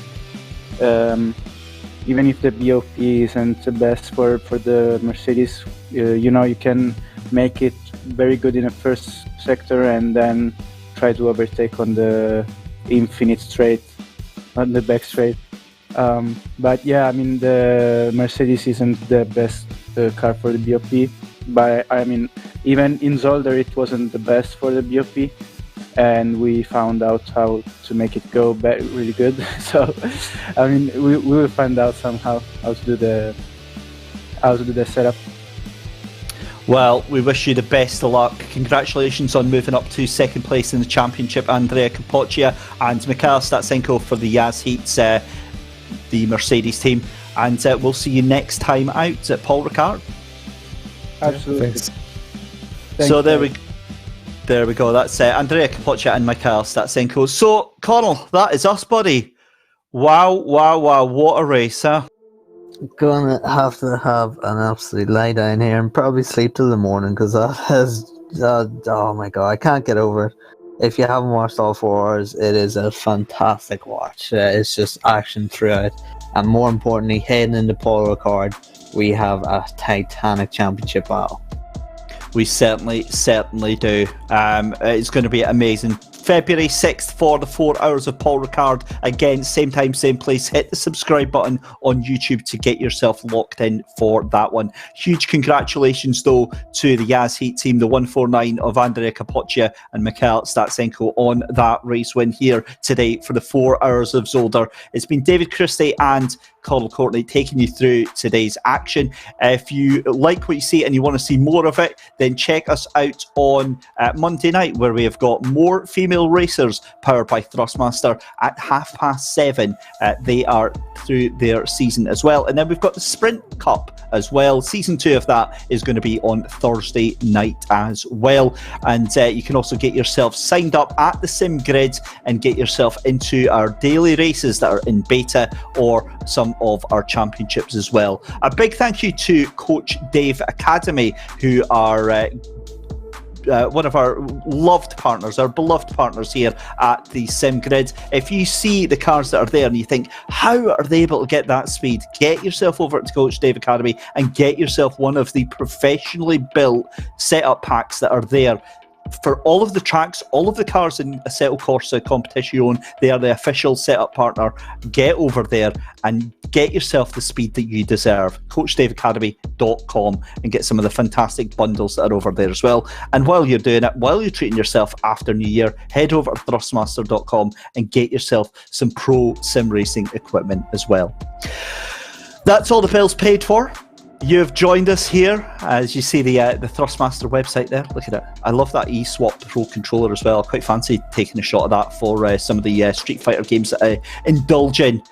That is us, ladies and gentlemen. Connall, any final words?